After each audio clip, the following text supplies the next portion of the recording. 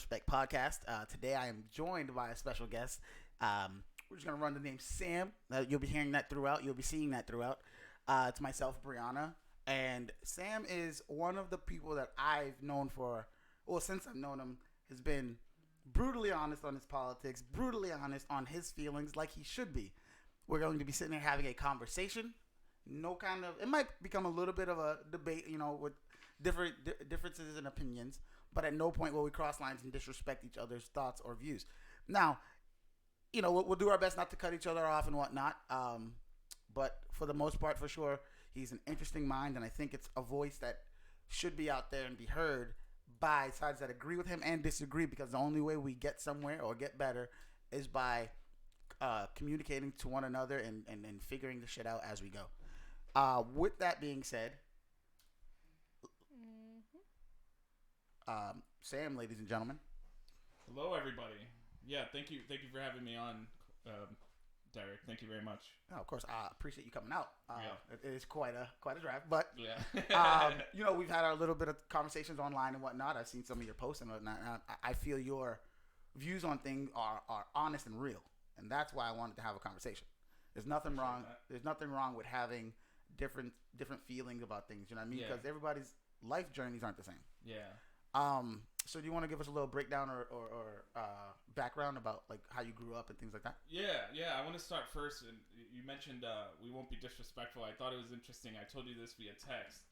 It's interesting you call it with all disrespect, because I feel like in today's culture, it's like disagreement is disrespect. Like automatically, it's like you can't disagree and be respectful in the disagreement. It's like if you disagree, it's disrespectful. Yeah, but so I'd like that you like just break the barriers down, and you're just like, we're gonna be disrespectful if that's how you feel about it, but we may be disagreeing, or we may be agreeing. I think we'll probably find a lot of things we agree on. Well, I think what I like to try and do is what do you call that? Emulate honesty. I just want to be as real to myself as I can be, and I think that shines through conversations and things like that. When people see or hear realness, that you just know it's honest. Yeah. And that's why I said you mean what you say and you stick by that shit. Yeah. And with the name being With All Respect, we don't have to sit here and argue. You know what I mean? Like you said, a difference in an opinion is fine. Right. Us growing up, when you had a difference in opinion, we might have handled it a little different than now. But now, because they go on the on the computers and talk on the keyboards and shit, where we didn't do that back in the day. Yeah. You know what I mean? Things were different, where if you had an issue, you had to hit it head on. Mm-hmm. At the same time, it's different because we had that time off. Mm-hmm. After school, we wouldn't, unless you seen the person, you wouldn't have to deal with that shit. Mm-hmm. But now when these kids go home, now the bullying's online and shit like that. Right. But let's lead into who is Sam? What gave us Sam? His mama. Yeah, my mama. No, I grew up in Chelsea just like you did.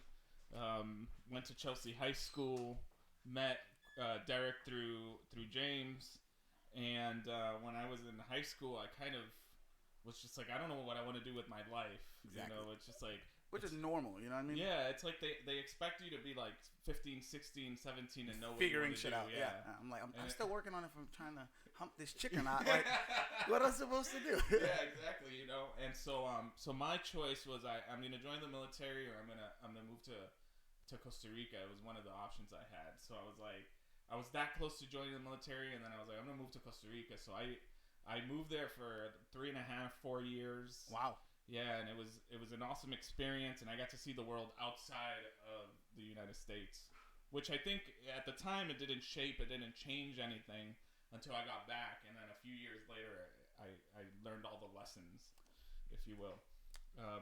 So how was your journey? Like, how was the culture shock or difference in America and Costa Rica? Everybody asked me, like, what's the culture shock like? Dude, I was just so excited to be somewhere else. I bet, yeah. Yeah, it was like, I was taking everything in, like it was just awesome. And so I didn't really feel the culture shock, except, like, maybe people would point out, like, my accent wasn't perfect. Yeah. They could tell I wasn't a native, it's like, and then I'd be like, so how do you say this in Spanish, Like, so that's kind of how it came about. But since we'll be talking about politics, a lot of the reason why I left was I didn't feel like I belonged in the United States. I didn't feel like an American. I felt like as a Hispanic, I didn't fit here. Okay. Right? And then when I got to Costa Rica, as much as I was taken in, a lot of people would be like, well, you're still American. And it was just like, at some point I felt like I didn't fit there either. So you had no choice but to be an American. So here's the funny thing. Because I just resonated with exactly what you just said. Yeah. Looking like me, I feel the same. I feel like my mentality has always been different than people who look like me. Mm-hmm. But at the same time, I didn't fit the narrative or whatever standard they wanted for people who might have had a similar thought process. Right. So it's like I wasn't represented on one side, but at the same time, my creativity and thought process was different than the side who I identified as. Yeah. You know what I mean? But at no point did I let that deter me from being me. You know what I mean? I might have been a little bit on the quieter side or just goofy like I had told you before. But I still had that same or similar process of working shit out or in my own mind. You know what I mean? But that's crazy for you to have thought like it's either military or Costa Rica. Yeah, because I was like, dude, I was a crappy student.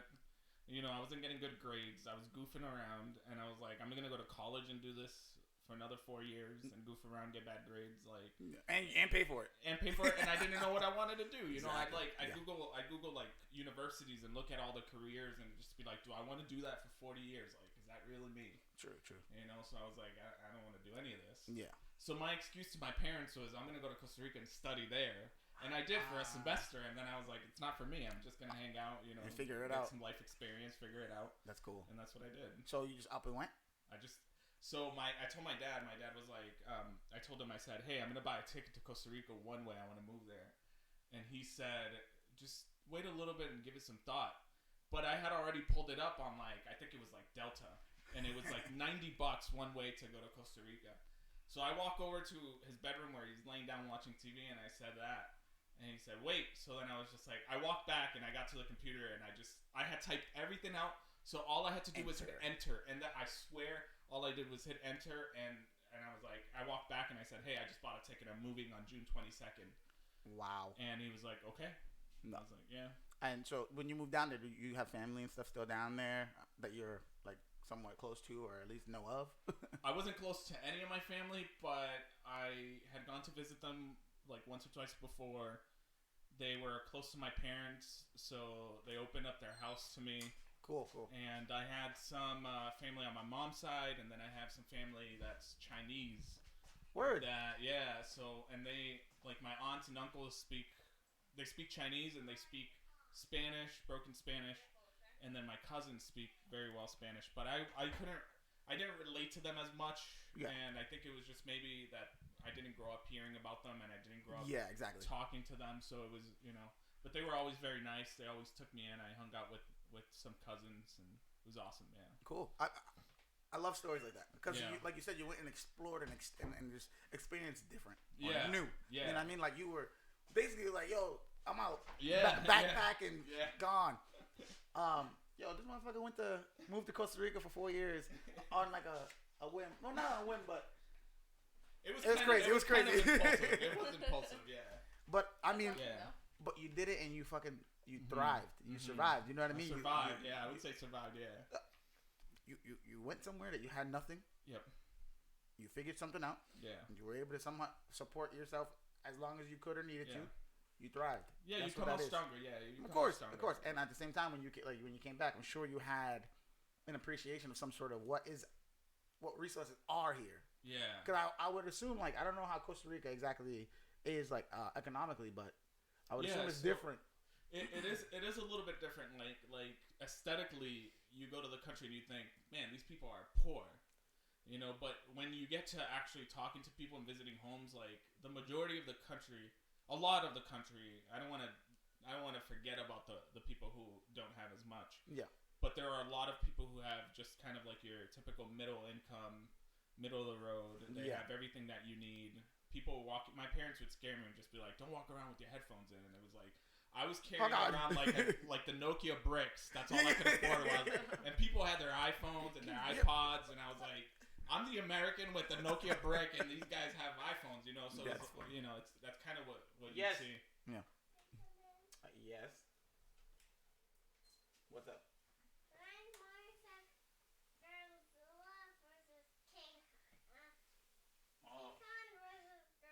Godzilla? Yeah. Okay, Mom, we're doing a podcast. I'm going to need you to give us a minute, okay? Alright, thank you. Let me know when you're done. You got it, boss. I would say totally King Kong. I'm going Godzilla on that one. I'm sorry. I'm going Godzilla. So, let's kind of like... What happened?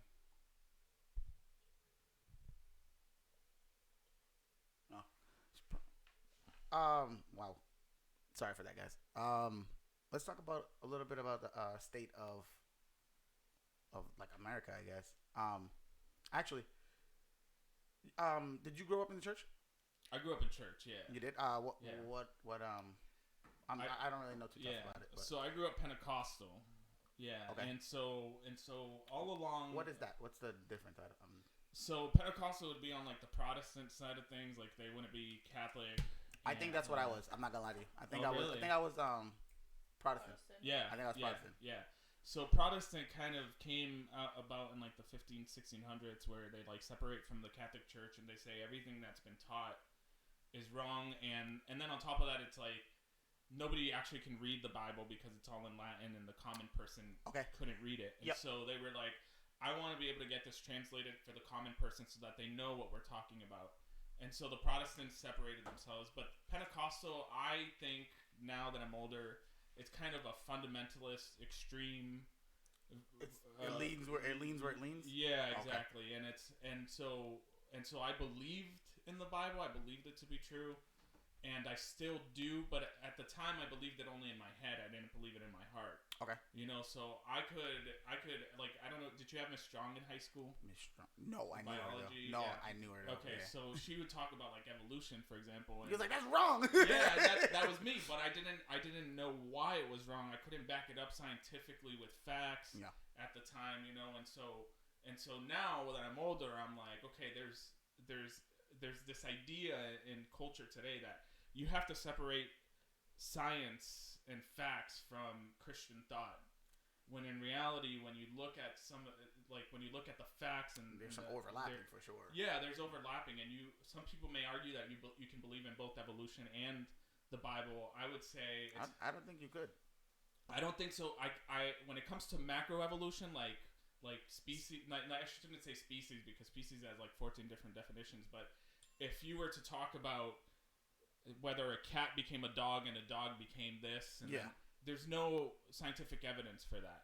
Okay. Right? So we can argue like there's different types of birds who have adapted over time to their environment, but there's no scientific evidence to say that a bird became from this. Yeah, exactly. Okay, I got you. Yeah, so because it was like a thing that I always had seen and I kind of not live by, but I kind of see is that it says that science was made to always disprove religion. Right. Whereas common argument, yeah. Yeah, I mean, whereas can there not be a little bit of both? Like, I mean, there's times where in the Bible that like references the I don't know if it was like the dragon or whatever that came out of the water and shot fire or whatever it was. Oh, so that would be we would argue that would be a submarine. No, it would be poetic. In a sense, so a little bit of exaggeration. Yeah, and my version of Christianity, if you will, I believe it to be true, actually teaches that's historical. So it's talking about the Romans in 70 AD attacking the Jews in Jerusalem, and you look historically. And can we say Jews? No. No. Okay, yeah. So it's actually talking about like actual historical past. Events where like the typical mainstream American Christianity is talking about like the future and the end of the world, and it's just like this doom of like. So you're more on like the historical side of it, or the overall. For that particular part of the Bible, it would be the historical side of it. Yeah. Okay. Are there things in the Bible? I'm sure like that you, like you said, your mind was there, but your heart wasn't. Yeah. So was it hard for you to continue like going to church and things at certain times? Oh, when I turned 18, I was like, I got a girlfriend and. You know, to be honest, I wanted to have sex. Yeah, and it was bad, you know. You was 18. So I was like, what do you want from me? So I was like, I'm leaving, and I told my parents like that I'm done. How often did you go to church? Like, if it was on a given week, what Dude, it was Pentecostal church is like brutal. It was like Tuesdays, Thursday, Fridays, and then Sundays was a 5-hour church service. So it was like, wow. So you was in there for a while. I was in there for a while. This was all through high school, dude. You know, so it was like. But you know what that taught you? It taught you discipline. heavy. You know what I mean? Like to dedicate to going to something, and you probably were a little bit on the active side, right? Like while there, you made it the best you could, right? Yeah, I learned from my dad. Like he would tell me all the time, like I could work double shifts and we'd own a house by now, but I want you to know God. That's the most important thing for me. Yeah, you know, so that always stuck with me. Yeah, you know. Yeah. You think that was part of why you accepted it as much as you did? Knowing it meant something to them, or to him at least. Yeah, and I think over time, like somehow in my heart, I believed it was just it was real, and I know that probably sounds biased. No, because that's the thing, and it's your life. You know, just like we're talking now, it's like you've experienced something.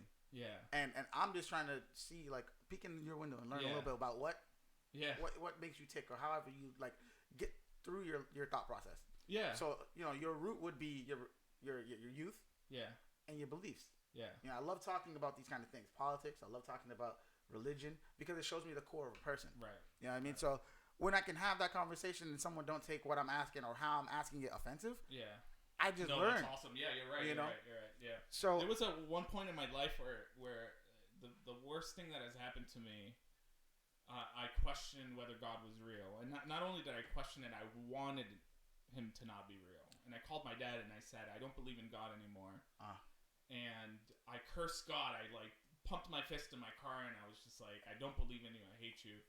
And deep down inside, as much as I would say that out loud, it was like something in me was just like, nah, you can't let go. Yeah, he's real. You know, and I understand that's not the experience, and it's not a good argument for the existence of God. I really do believe that's not a good argument, because you can't say to somebody like, hey, my experience is I've experienced God, I feel him, therefore he must be real. It's just like somebody might say like, well, I don't. Well, just as sorry to cut you off, but just as easy as they can say I don't, you do. You know what I mean? Yeah. And this is coming from someone on my end. I'm not a religious person at all. Yeah. But at the same time, I do want. I'm kind of the guy like say it's all done, said and done, right? And God comes down. I'm like, oh shit, he was real. Yeah. That's me. I'm gonna be that guy. Sure. Oh shit, they got it right. You know? I'm just like, and I learned that from James. Like, to be honest, he was like, I would never turn anybody away from a conversation like that. Mm-hmm. And I think like I kind of credit my thought process and mentality a lot, honestly, and open-mindedness to James. Mm-hmm. Because he was just so different when we were growing up. He was different. Yeah, I mean, that was kind of how I would describe him. He was different. Yeah. So I just feel like off of him, I learned whatever I learned. I just so happened to be like more active in like sports and things like that. But to the end of it all, is like the sports were just kind of a pastime for me, where it's like honestly, I honed somewhat of like of a skill to be able to like self-analyze and things like that. It's almost so bad that these motherfuckers tell me you just know how to cut people off. I'm like, no, it's just I need to be able to function without whoever or whatever. Yeah. So when it comes to like church and whatnot, if you had that moment where you were like, this is it. Yeah. I'm done. I don't believe. And then you still somehow, hey, no, it might be real. Yeah. That's your truth. Don't ever try and mold to whoever's saying. Yeah. So my thought process was if God is real, then I need to understand it logically. Okay. And do you feel like logic and religion can be hand in hand? Yes. Really? Absolutely, yes. Okay. So my thought process was if God created everything and God is truth, which he claims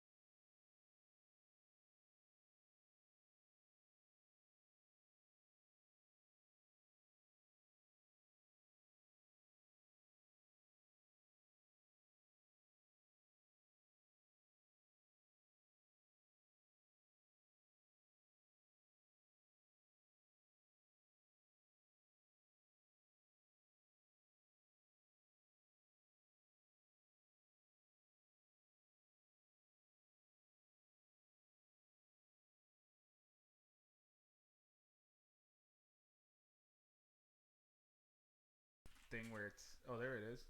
There it is. How about now? Yeah. See, there it is. But I don't know mic how check, long mic it check. was just out. Was it working before? Yeah, because I checked it on purpose. How long was it out, guys? I have no idea. Because Vilma just messaged me and said she can't hear anything, but I just checked it maybe like not even 10 minutes ago. So and hopefully it was there. Yeah, it's fine. Oh, sorry. But look, it's not there again. Mic check, mic check. Yeah. Let me see.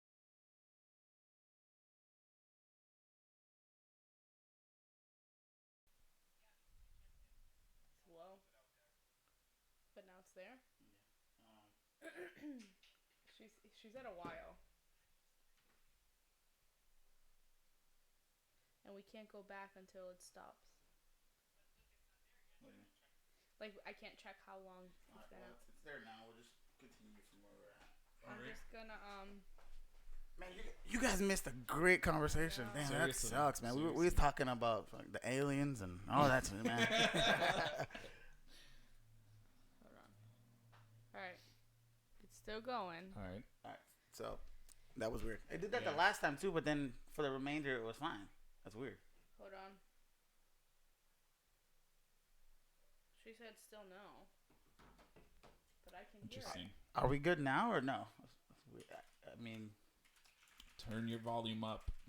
these rockers on the side of your phone. Check your phone. Because I just checked mine. It was clearly working. Yeah. That's weird. It's very low, though. Are we good now or no? Yeah, I got audio. Let me just turn it. But why did it, like, why is it doing that? I have no idea. Like, did something happen here? Where? On this thing. Properties, it's there. Okay. No. Alright. Dude, I can hear it. Yeah, I can hear Fine it too. Yeah. It's on the. What, they got iPhones? Yep. You got an iPhone? Yeah. He got an iPhone too, so It's very quiet on speakerphone. yeah. It's very quiet, but I turned it up and I don't know why it's not as loud. Like in here, I can hear everything. Yeah. All right. So I mean, we'll just run it that way, and then I'll probably try and fix it. Rebecca says it works now. So. Okay. Okay.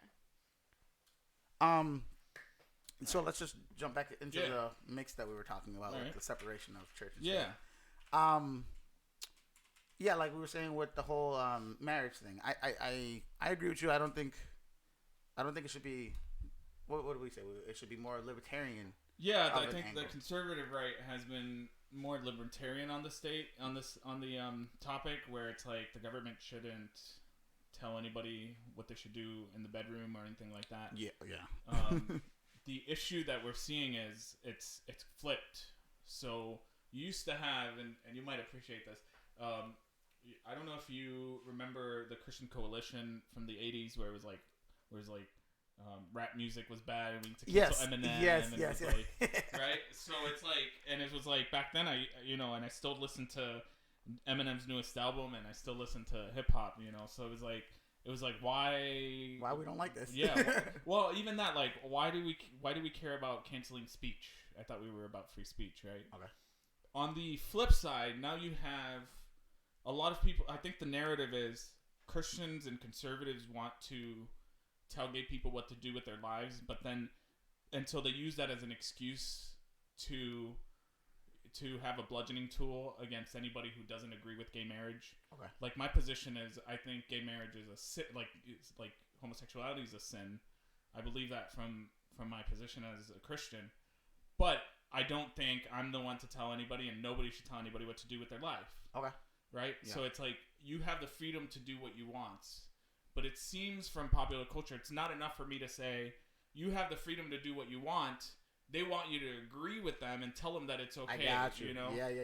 It's like if you look at George Orwell's 1985 book, he talks about a guy who's getting tortured, and in the book, he talks about, hey, he's being tortured and he's being told by Big Brother, you have to say 1 + 1 = 3, and he goes, no, 1 + 1 = 2. And so he's tortured, and he's like, no, 1 + 1 = 3, say it. And so he goes, you've taken my family, you've taken my house, you've taken everything I've owned. You have to say 1 + 1 = 3. And so he's like, I'm not going to do it. So finally he's had enough. And he goes, all right, 1 + 1 = 3. And so he goes, well, thank you for saying that. But you still believe 1 + 1 = 2. So we're going to torture you some more. Continue. So I think that's where the left is at right now. It's like it's not enough for them, for the conservative and the libertarian and anybody on the right to say, we don't want the government to interfere with your life. They want you to agree with them. They want you to say what we're saying. Right, exactly. So it's not even a matter of your opinion. It's a matter of just conforming. Exactly. Okay. Now we're talking about the right. You being of a different race, than whatever you want to label it. I'll say light skin, but I'm talking about white people. Yeah, I'm talking about white people. Do you feel at any point, do you feel like that ever came up in your life, like, or at least up in mass? We were talking about growing up in Chelsea. Yeah. When I grew up very, very left. Okay. Before we started recording, I was telling you about how I moved to Costa Rica. Maybe it was after we started recording. Yeah. Right. That was probably just before, right? Yeah, just before. So crazy story. Yeah. So I moved to Costa Rica and I left because I didn't feel like I belonged in the U.S.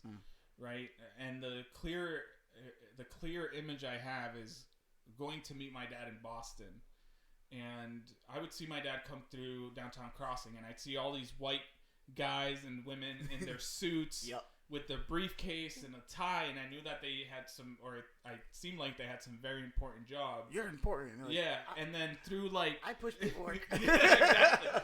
But I thought these guys must be lawyers and they must be making a whole lot of money. And through the crowd, as it spread open, I'd see my dad in his handyman uniform, where I knew he was making close to minimum wage, and I thought that's who I'm gonna be, and I'm never gonna be the other guys around me. I'm never gonna be like these white people. Okay.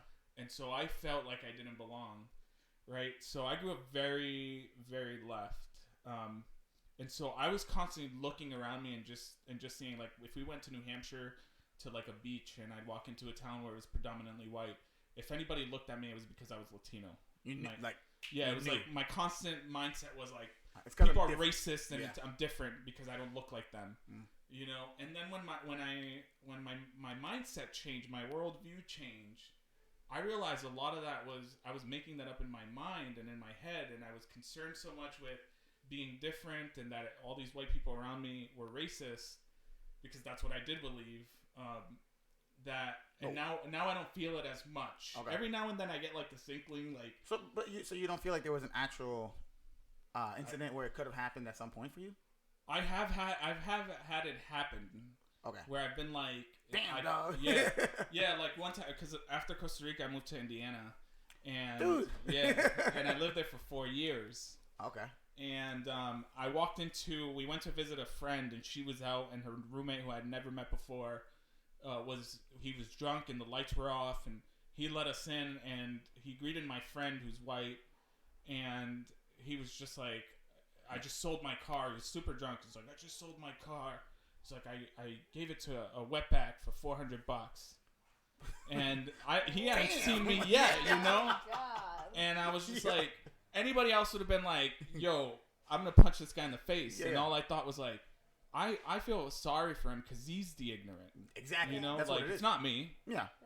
So I've had recently in Chelsea, right behind my parents' house, maybe 3 months ago, I was driving and as I was coming out from behind the CVS in Broadway, there's an alley there, and a lady was crossing the street. She came out of nowhere, and she flipped me off, and I could hear her even with the windows up. No, she didn't. She was like, "Stupid spick," and I was just like, "Fuck you!"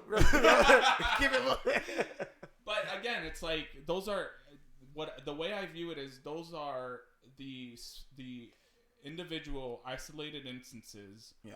Where people display their racism and their ignorance, but overall, white people are not racist. Not in 2020. So what I will say, I mean, I can't put I won't put the race on the conversation or what you just said. I think the overall sense is that people aren't racist. What we live in currently is systematically put in place to keep people in place. Mm-hmm. And that's people that look like you and I. Now, I will say, with hard work, you do sometimes get that rare case where someone makes it big. Most of the time, it's in some sort of an entertainment field. But personally, right now, I cannot tell you somebody who looks like you or I that is a CEO or a CFO or anything of a Fortune 500 company or whatever in Boston. I can't. We cap somewhere, and that's what happens. Now, given sometimes you might see that person make their way up and become an executive of some sort. I do not feel that we become the chair of things. You know what I mean? I think it was recently Puff Daddy tried to buy the Panthers. Mm-hmm. The owners blocked it. Mm-hmm. It wasn't even the NFL that blocked it. The other owners blocked it. Why? Dark. Yeah. Oh God. It's like, okay, maybe it fixes itself. Yeah, you just go right here to the left. The light is on this wall. All right, fix itself. It paused itself for whatever reason. This one here? This one. Yeah. Quick break. His mic is actually Fix that. Oh yeah. Are you done? Not No, yet. we're not. Go ahead, mommy. Back up. Is that oh, maybe that's what it was. What, on him? Yeah, I No. kept like playing with it. Oh.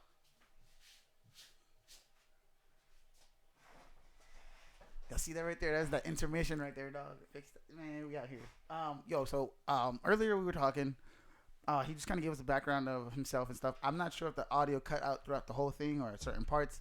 I will go back and look and fix it. I will be posting it on the YouTube again, hopefully with the audio fixed. Because the way we're running it through a program, I should be able to pull it back up. But hopefully you guys are liking the conversation and whatnot as it's going. We're literally just talking kind of just like core values and stuff that make people kind of tick.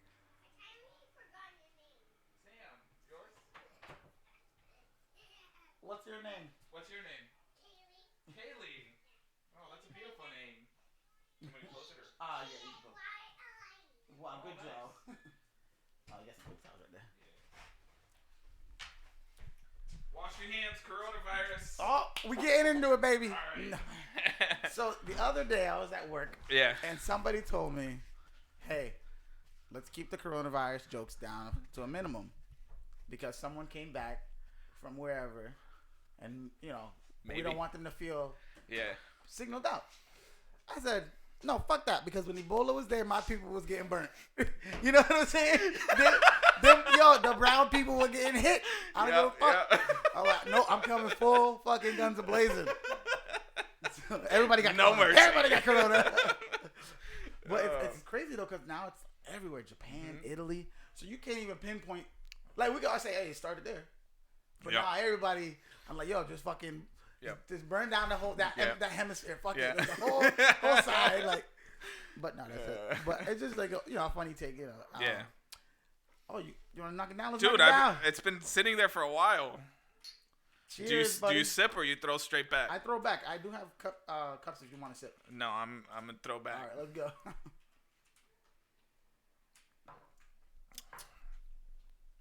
Ooh. That's that Jack Apple. Yeah, that's nice. Buddy. Yeah.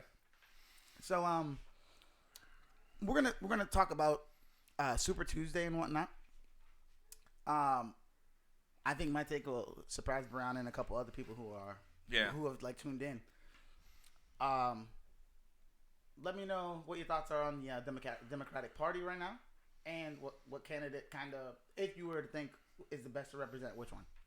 I think the candidate that I thought was best on the Democratic Party side Bloomberg. No, not even there anymore, dude. No? Like she was out like a while back. Tulsi Gabbard. Okay. Yeah, she was. I thought the most reasonable out of all of them. Mm. She was okay with being a capitalist and wasn't afraid of being straight up. Yeah. So, so the funny thing is, recently I think it was a New Hampshire debate. Leading up to it, everybody like Joe Biden was just like, Bernie is a democratic socialist. I didn't call him that. He called it. Yeah. I remember. And then the day of the debate, they were like, does anybody have an issue with the term democratic socialist? And I thought Biden's gonna raise his hand right now because he's been claiming this the whole week. Yeah. And he didn't. Nobody did. Nobody did. It was So, like they all complained. Pete was your Buttigieg talking point? complained about Bernie not being electable because he's a Democratic socialist. You know, all these people complained about it. Nobody said anything. Nobody raised their hand. You know, so but I think my fear is as a Trump supporter, which is fine. Yeah. Fuck you. Which is that Biden is the hardest candidate to beat, and I think that he can actually beat Donald Trump. So I'm gonna say I think Bloomberg and Biden are the most that pander to the demographic they're trying to get. Which is what? So Bloomberg is definitely shooting for the black. He has blacks for Bloomberg. We all seen those fucking weak ass campaign media. Yeah. And I also feel like Biden is trying to do it because when he announced all his stuff, he was doing it through black churches and whatnot. Mm-hmm. Now, don't get me wrong. I understand and I feel and I know people can change firsthand, right? But when you start signing things like the 96 crime bill, actually come up with that, and I'm supposed to just think that the rhetoric that you had from back then just changes overnight. Just like with Trump, I have the feeling that I can't accept what you say or feel because how to bat and how raw and angrily you went at the guys from the New York thing, the Exonerated Five, or what do they call them? Exonerated Five. No, the other name. Central Park. The Central Park Five. You took out newspaper ads that now would have probably been like $1.5 million to say like those monsters need to go. That's fine if that's your view and belief, but you have to realize you stand on a certain platform. You have to carry yourself a different way because you do reach more. Now, your opinion is your opinion. I agree 100%. Say what you feel, but those are conversations you have with those around you, in the sense where it's an open dialogue. To just throw it out there could be poisonous. You know what I mean? Just like how when Hitler threw out his things, and I'm not comparing it to him, just saying it. Sure, yeah, no. He just threw it out there. We heard it. Oh, damn, no matter what. Yeah. Now that's the same reason I have an issue with Hillary Clinton. Okay. Because she went to bat and said that they're what she said, animals, and what was the other thing she said? Yeah, some fucked up shit, and I was like, the black people need to stop thinking. She was saying that about Black Lives Matter, right? Yeah. Black people need to realize and stop doing this thing where you just think that the Democratic Party is the one for you because everybody needed to just not vote Republican. Right. No, the Democratic Party used to be the fucking ones that were racist. Well, see, do people not know that there was a swap at one point? I actually don't believe in the swap. No, and I can explain why. Okay. But before I do that, I think this is a really good point. Like, if you tell somebody, yo, that person over there, that person's a racist. Yep. And he wants to see people like you down in the dumps as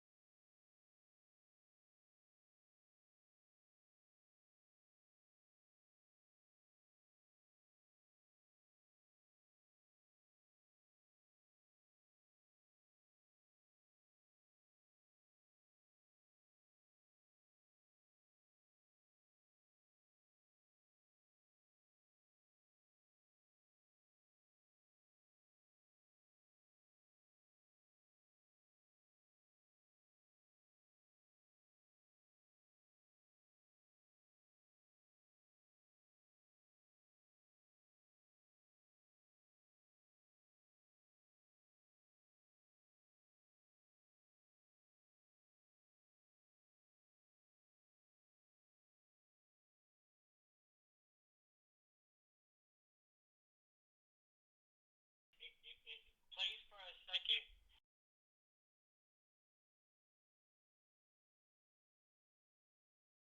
Audio plays for like 5 seconds and then it stops. Yeah, so it was like working, but then it stops working. Right. if you don't like the microphone, it's gonna take down for like maybe 2 seconds. Really loud in their ears. Oh, sorry.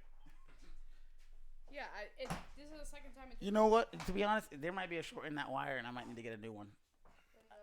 Yeah, there might be. I'm not sure. We can always do this and then do it again. Yeah, we may have to do it another time, but. Are you gonna tune in? All right. Off the phone. So just let us know if it happens again.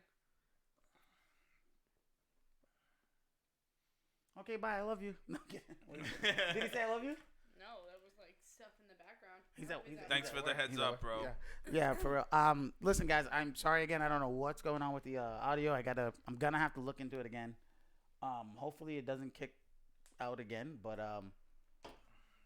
we were having some good fucking conversation again. I know. Fuck. We may have to do this again, brother. Yeah, I'm down to do this over and over. So, back to we were talking about the whole. I don't even remember how the Democratic Party is trying to use that as futurist, almost like censorship. Yeah, speech censorship. Yeah, that's what political correctness is. You know, it's just so fuck the political correctness as a whole. I think, and I said this to you earlier before we were on air. We have to get rid of the whole bipartisanship. Mm-hmm.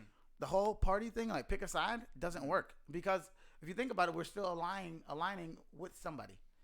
Rather than let's work together as a whole to get some shit done and make things easier for everybody, right? Now, does that mean you tax bigger companies more, things like that? That shit comes later. We have to figure that out. But right now, we can't be having these kids going to school hungry. Can't be having these kids in school for 8 to 12 hours or whatever it might be hungry or eating a fucking cheese sandwich. But inmates are getting 3 square. Right. Like, you know what I mean? For me, and a lot of people don't agree with this, but I always say, we got to make sure the youth gets it first.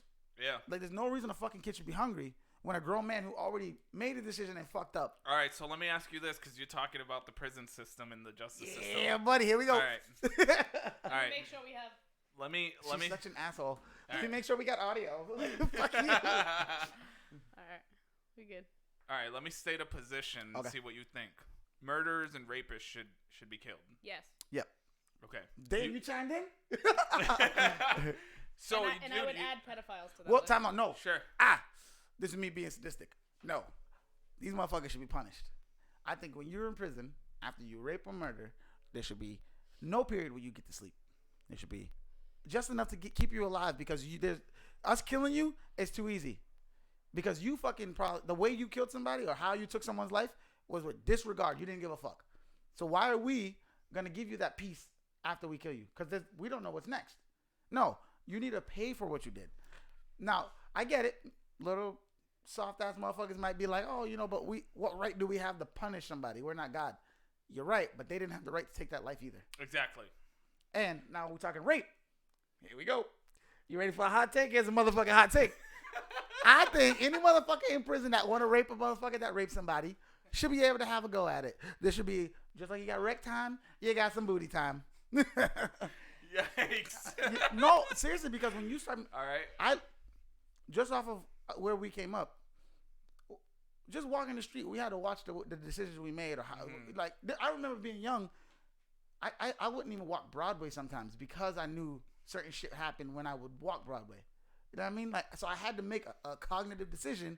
Derek, you ain't walking this way. Go this way. Yeah. So just like you decided to do whatever you did to whoever, you need to pay for that shit. See, this is where I get back into the politics of things, right? Yep. The argument is often the police are the issue, and I think the training is the issue. Is the hood in the hood like, and really when you think about Chelsea, it's not that hood. I think it's not. Chelsea's that a bad. good mix. So it's a good mix. Yeah. I would say so. But when this was like I was 18 years old. I was walking home from working at Walgreens in Revere. Okay. I was walking Broadway home to Bellingham Square. I got jumped. Shut the fuck up. I did. Of course, got jumped right? by 3 dudes. After you made it out of high school, no issues. Like, fuck. Yeah, exactly, dude. I had just made it back from a vacation in Costa Rica. I had maybe like 12,000 colones, which equals to like $24. They wouldn't have done anything with it here in the U.S. And $2. And they saw me. I was on the phone with my girlfriend at the time, and they saw me talking on the phone, distracted. And I made it past the corner. I saw 3 dudes behind me, and I thought, run. Mm-hmm. And just as I was gonna take that impulse, he got me from behind, hit me right in that like sweet spot where my knees went out, and I dropped. Fuck your equilibrium. Yeah, dude. Bit. Yeah. Damn. Rocked my world, dude. Yeah. And they jumped me. All I heard was let go of the phone, and then they went into my pocket, took my phone, and beat me up for like an extra 10 seconds, and then bounced. And all I thought back then was, I used to call my dad when I used to get out of work. I used to ride the bus from downtown Boston to Bellingham Square, and then I'd walk like 2-3 blocks. And I used to call my dad and just be like, "Bye, come pick me up." And he'd be like, "You gotta grow some balls, kid." Well, damn, yeah. I grew balls, and look what happened. Shit. This was after I got robbed, dude. So my biggest fear wasn't a cop coming after me. I got you. My biggest fear was, the guys in the hood who were trying to make a play, who potentially could have looked like you, or someone who should have resonated with the struggle or upbringing you could have had. Exactly. I get that angle, but we don't talk about that angle enough. No, we don't. And the issue is like you call like in the unfortunately fortunately, and I don't know if unfortunately or fortunately, but we don't have a term for a Hispanic who makes it out of the barrio, makes it out of the hood. Mm-hmm. In the black community, you have somebody like they would call him Uncle Tom, right? Which I hate the term. I hate the term. It's just like if somebody becomes a professional, they go to college and they become a professional and they speak in like they speak well. Yeah, they speak well. It's like you're an Uncle Tom, but it's just like you don't call an Uncle Tom who robs people in the hood and who jumps them and who makes it a. You don't call them what they are. An asshole. Trash. It's just like, why do you call somebody who's made a living for himself, but not the guy who's making it worse for everybody in the hood? Yep. An Uncle Tom, right? So the thing is, I think the terminology would be different. Yeah. But the Uncle Tom is more so like you said, like someone who just because I speak educated, you know, why the fuck did I go to school then? Mm-hmm. You know what I mean? Mm-hmm. I took what I sat there for however long every given day. I took that and I used it. Mm-hmm. But that makes me an Uncle Tom because either I'm Spanish or black. Right. We don't have this narrative with white people. Right. And we applaud or celebrate those who are detriment to getting better or being better. Because when you're trying, you was minding your business coming from work and somebody want to come and test you or come and take your shit. Mm-hmm. But everybody's like, haha, you caught a Vic. Why is that okay? You know what I mean? Instead, like you said, it's like, it's almost that, actually it is that crab in the barrel mentality. Like everybody want to be that real nigga. To me, and I don't know if that word bothers you, but no. To me, a real nigga is someone who go and handle business as in, I got to pay for this or fix this or do this. I got to make sure my family's right. Yeah. That's a real nigga. For me, like, because when I say OGs, my OGs were in their 30s and 40s when I was in my teens. Yeah. So I have like the old school, like a real ass gangster. Like they be like, yo, this life ain't what it's cracked up to be. Yeah. You know, and I learned from that before. But there's a lot of people in general that are out here. She's chiming. Yeah, because it cool. frustrates me a little bit. Because there's a lot of people out here that are out robbing. Oh, I hope you guys can hear us. Yes, they can. I checked it before I spoke. Go ahead. No, but there's a lot of people out here that are out here robbing people, and you don't know if that's the breadwinner for the family, and you out here robbing him for the last money that he was probably going to get milk, bread for his kids. Yep. Right. His baby needed formula. Maybe he's taking care of his sick parents. Like all of that shit. Right. Like we put in that work, so you out here trying to rob somebody because you're lazy as fuck. Right. They're not lazy because that's a physical thing. Lazy as fuck. You gotta be fit to jump somebody. No. At least you gotta get up and go do it. Hold on. Nope. Fighting somebody, I would give you that. Jumping somebody, that's a bitch move. And you time out. Yeah. Bitch move and we can fuck. I agree. But time out. You can't say lazy because they still threw punches and kicks. You know how hard it is to keep throwing punches. To keep throwing them? No. Stop it. What I will say though, as a whole, and I don't want to switch this rhetoric to be that we're attacking people that look like you or I. You know what I mean? No, we're calling out the individuals that decided to make a decision or choice. Yeah. That's what we're talking about. Yeah. So for everybody who likes to, and I fucking hate this, you're black. You should think this way. Yeah. No, the fuck I shouldn't. I should be my own individual because my individuality could be what changes the world. Yeah. If you're out there working, dude, and if you're out there taking care of your own. Yeah. However you're doing it, it's honorable. Yeah, you know, and that's the thing. to be honest, I used to fight those dudes. Those used to be the guys that I would fight. You know, I would fight the motherfuckers that were to be the bullies and shit. Mm-hmm. You know, and I always say that. Like, I have friends sometimes when they be dicks, I'm like, you're the kind of dude that would fuck up in high school. You know? Yeah. Huh? Yeah. You better? We're good, guys?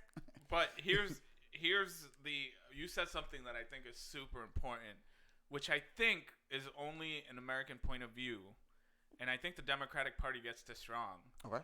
Is that you are the smallest minority. Okay. You as an individual are the smallest minority. And this was something that I had to learn personally. Was I constantly try to identify I'm either Costa Rican, and when I wasn't Costa Rican, I was part of the bigger Latino picture, and when I wasn't part of the bigger Latino picture, I was part of the non-white American picture. Why is that the new thing that's on the ballots and shit? I have no idea. You seen it? Yeah. You seen the switch? Remember back in the day, it was so easy. Yeah. You was either white, Spanish, Yeah. or black. Yeah. I think Indian was on there, and then other, write it in. Yep. Yep. Now you got Yeah. white, black, non-Latino. I'm Yeah, like, what the fuck is that? Yeah. And you have to specify, like, when I fill out applications, I obviously say white, but then I say Hispanic, Latino, and they're like, ma'am. I'm like, no, I'm fucking Puerto Rican. I went to vote this primary. Yeah. Because I was like, I want to get my vote out there for Donald Trump, you know. It's just, it's stupid. We voted yesterday. Yeah. Yesterday, right? Tuesday. Tuesday. So the lady goes, it's like, I'm in Medford. It's at the lobby of my apartment, right? That's what she did. No, so she goes, all right, what's your address? And I said, right here, 3610 Mystic Valley, right? I gave everybody my address, but whatever. Leave them alone, assholes. So she goes, what's your last name? And so I give her my last name, and she goes across. She goes, Jimenez, you know, and then Sam, and then she goes R, and she goes like this. No. I swear. And I was just like, you shouldn't be really? able to judge. Yeah. And I was just like, all right, whatever. And you know, I stuck my vote into the machine, and off it went, you know. But it's just like, they expect you. This is the biggest issue. The liberal left, like it's predominantly white. Mm-hmm. You know, it's predominantly white. Yeah. And they're the ones leading the conversation. It's like, as much as you want to say, like, it's the black and Latino voices getting heard. It's this is why we ended up with 4 white candidates. Well, at the same time, Democratic Party. This is why Bernie wasn't the one who represented the Democratic Party in the last run. Yeah. And so for me, a lot of the time when I go and like research some things, it might be like certain points of interest, right? Mm-hmm. I didn't know that just like right now, Bernie was the front runner. Mm-hmm. And then what do you see? All these motherfuckers drop out on Super Tuesday or just before and endorse who? Endorse Biden, yeah. Because why?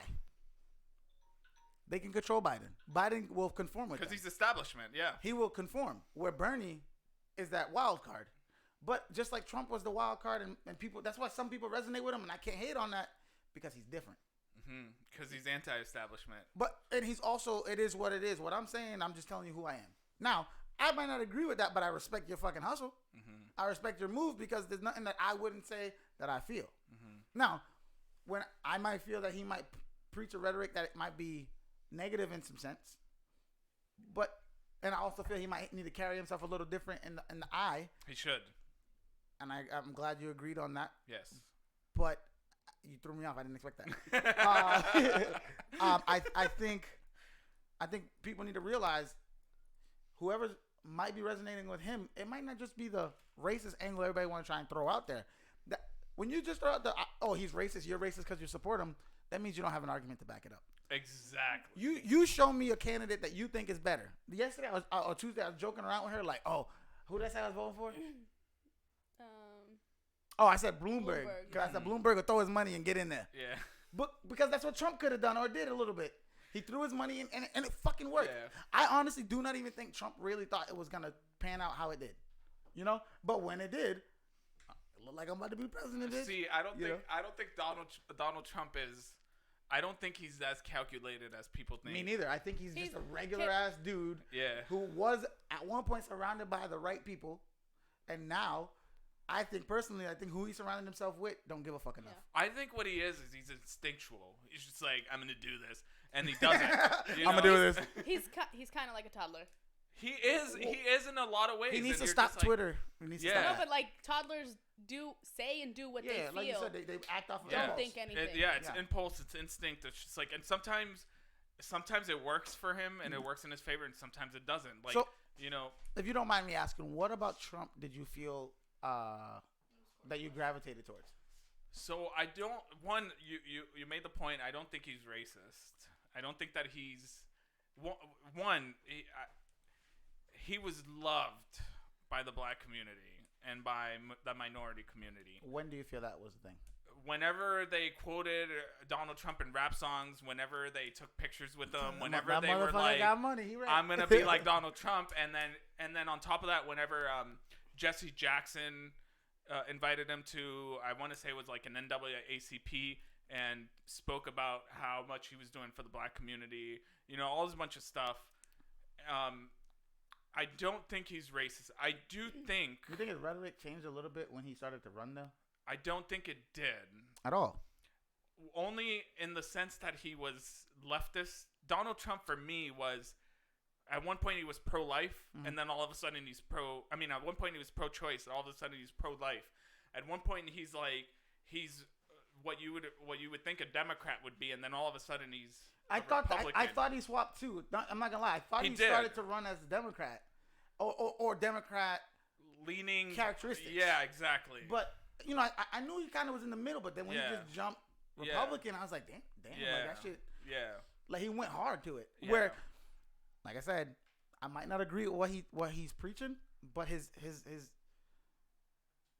realness to himself is why I'm like, oh, this motherfucker gonna get another 4. Yeah, I think he is. I think Biden can beat him. Do you? Yeah. What do you think Biden needs to do to make that happen? I think Biden needs to get checked for dementia, bro. I was gonna say, I feel like he's a babbling idiot sometimes. He's a babbling idiot. Like you heard him at, what was that? Was it Carolina? Yeah. When he was talking like, don't vote for the other Biden, vote for this one. Yeah. I said, what the fuck? Who's the other Biden? He's schizophrenic. Yeah. He's like, my name is Joe Biden and I'm running for senator. If you don't vote for me, that's what he said. Yeah. Oh my God, it was so bad. Yeah. There's like another one where he's saying, you know, the Constitution says, you know, God created everybody. You know what it says, and it's just like, no, I don't. Tell me. Yeah, you know, and it's that's you know, he needs to I think he needs to get checked for dementia. I really do believe the guy probably has some sort of, you know, he's getting at that age. Yeah. 2, he needs to somehow wrap it so that he doesn't have those type of gaffes. Like Joe Biden has always had the gaffes. Like I remember I actually thought they were funny. The Obama Biden memes. Motherfucker up. Yeah, those ones, those are great. Yeah, and he was just like, I think one time like Obama was giving a speech and the mic was still on, and he like finished and Biden comes up from behind him and you could clearly hear it in the mic. He's like, "Yo, you killed that." You know, and he was just like, you know, so it's like, that's Biden. That's a real ass dude. Yeah. But at the same time, like, you can't win when people think you're unreliable. You got these mental issues. Yeah. Maybe you're old. But at the same time, I don't know if everybody got the view that I have, but I feel like you are pandering. I don't feel like these are honest talking points that you will follow through with at the end. Mm-hmm. Just because you get my vote and get in doesn't mean you're going to do what you say. Mm-hmm. Now, do you feel that things Trump said he did? Yes. Can you tell me a couple things? So far, he's building the wall. He cut taxes. What wall is he building? The southern wall. In Mexico? Yeah. Last time I checked, there was no construction going on. There's construction going on. There's hundreds of miles happening. Can you check that up? Yeah. Is it new construction or yeah, new construction. Now I understand the argument. This is where I I just wanted to know. Sure. This is where I concede to anybody who says Trump said Mexicans are going to pay for the wall. Right? Let's forget that part for now. Yeah. The building of the wall is where I'm more concerned. Yeah. If it's honestly happening, okay. Yeah. But from the last couple times that I had checked, hundreds of miles have been happening. Yeah. It said 93 miles in December. Yeah, in just December, I think. But there's about like I want to say like in the hundreds already being built. Yeah. So I'm sorry to cut you off. Sure. Do you remember? I don't know if it was a meme or someone popped it up, but it was like some of the wall that he had constructed had fallen over, and the people who were Trump supporters were like, "Well, you know, these things take time to what's the word? Season." Like whoever the contracting company was. Like, so when that came up, I kind of found that like funny, but at the same time, it was like I was laughing more so because like Trump gives me things to laugh about sometimes. Oh, dude, I laugh at a whole bunch of the stupid stuff he says. Sometimes it's just like, this is incredibly stupid and it's hilarious. Yeah. And then sometimes I'm just like, he's saying the exact same things that push back against popular culture that a lot of people aren't saying, and it's hilarious. Yeah. You know? So you feel like the building of the wall is one thing he said, and he's getting it done. So he's moved the embassy to Jerusalem, which past presidents have promised and never did. He lowered taxes both on the average income earner and corporations. You know what's funny? I had this conversation with my boss, and he was just like, he's a Democrat, and he's complaining about the Trump tax cuts, and he's just like, well, now I more money in your pocket. Well, so here's the argument was, I can't deduct as much from my homeowners because of Trump's tax plan. But I was just like, you're a Democrat. You want more taxes taken out. So why are you complaining that now that Trump's new tax plan keeps you from deducting more from your mortgage? Why are you complaining about that? That's kind of contradictory, right? Mm-hmm. So he's done that. You know, he's cut regulations. We see what you say? For what? For what? For businesses. So under Obama, we had like billions and billions of dollars of regulations that become a burden on the business owner. So by regulations, it's like the government says you have to do these things. Oh, okay. Yeah, in order for you to operate as a business. To be open, yeah. Yeah, and so a lot of those regulations cause business owners to have to spend more money, which takes away from either creating more jobs or other profits that might lead to innovation and things like that. Okay. So by cutting those regulations, you give more money to individual people, right? The average middle income has increased by a few $1,000s, if I'm not mistaken. Wow. You know, so it's like there's a whole bunch of different things. The stock market's up. A lot of people want to say this was Obama's job, and he's the one that created that. You know, Obama was just like, those jobs are never coming back, and it's just like, well now they did. So who was wrong? Which jobs came back? So I remember Trump when he was first running. He said that he was going to bring back motor companies and manufacturing jobs. Yeah. Which ones did he bring back? So I don't know about the motor companies, but there's a lot of manufacturing jobs that have come back into the U.S. There's a lot of, and you can have her fact check me. Yeah. There's a lot of manufacturing jobs. There's a lot of mining jobs that have come back. I support, for example, the clean energy. Initiative. The clean energy side of things. The issue with the conservative side on the energy jobs is that the Democrat wants to do a full cut, like cold turkey, like I'm going to quit smoking today. Stop everything. Put it down. Yeah. Yeah. Where the conservative says like, you know what, we can transition there slowly. Yeah. You know, the mining job is harmful to the environment, but there are about thousands and the hundreds of thousands of Kentuckians and people around the United States that rely on mining. Is that jobs. What they're called? Huh? Is that what they're called? I don't know if I made that We'll up, take dude. it. Yeah. Because we'll call them Kentuckies. Yeah. We'll do it. We'll fucking do it. I'm going to run to the bathroom. All right. But I want you to continue to go on a couple of the policies. If you have a couple more you want to talk about. Sure, yeah. Don't be too long because I might run out. I'll be a couple seconds, but I need you to keep it going with the policies and ask them. Just give a little bit more on like their views on the Republican and Democratic Party. I will be as fast as I can. Wash your hands. Coronavirus. You never know. Yeah. So there's a whole bunch of different things that he's done, but I think the most important thing is this. This is my honest opinion of what the most important thing is. They made Donald Trump out to be the next Hitler. Yeah. They made him out to be the next dictator, right? So if Donald Trump was the next dictator and the next Hitler, he should be cracking down on media, not just calling them fake news, but actually preventing them from speaking and jailing anybody who opposes his government and doing that type of Hitler-esque type of policy. Yeah. And he's not, right? We look at Bernie as kind of like the anti-establishment, but I can guarantee you right now, if Bernie does not get the nomination, he's going to endorse whichever Democratic Party and candidate is nominated. Yeah. So you can say Bernie's anti-establishment, and he'll end up endorsing the establishment. Donald Trump, I don't think, would have endorsed anybody if he lost. He would have just took the L? Yeah. He would have took the L and just been like, whatever. You know, he is the anti-establishment candidate.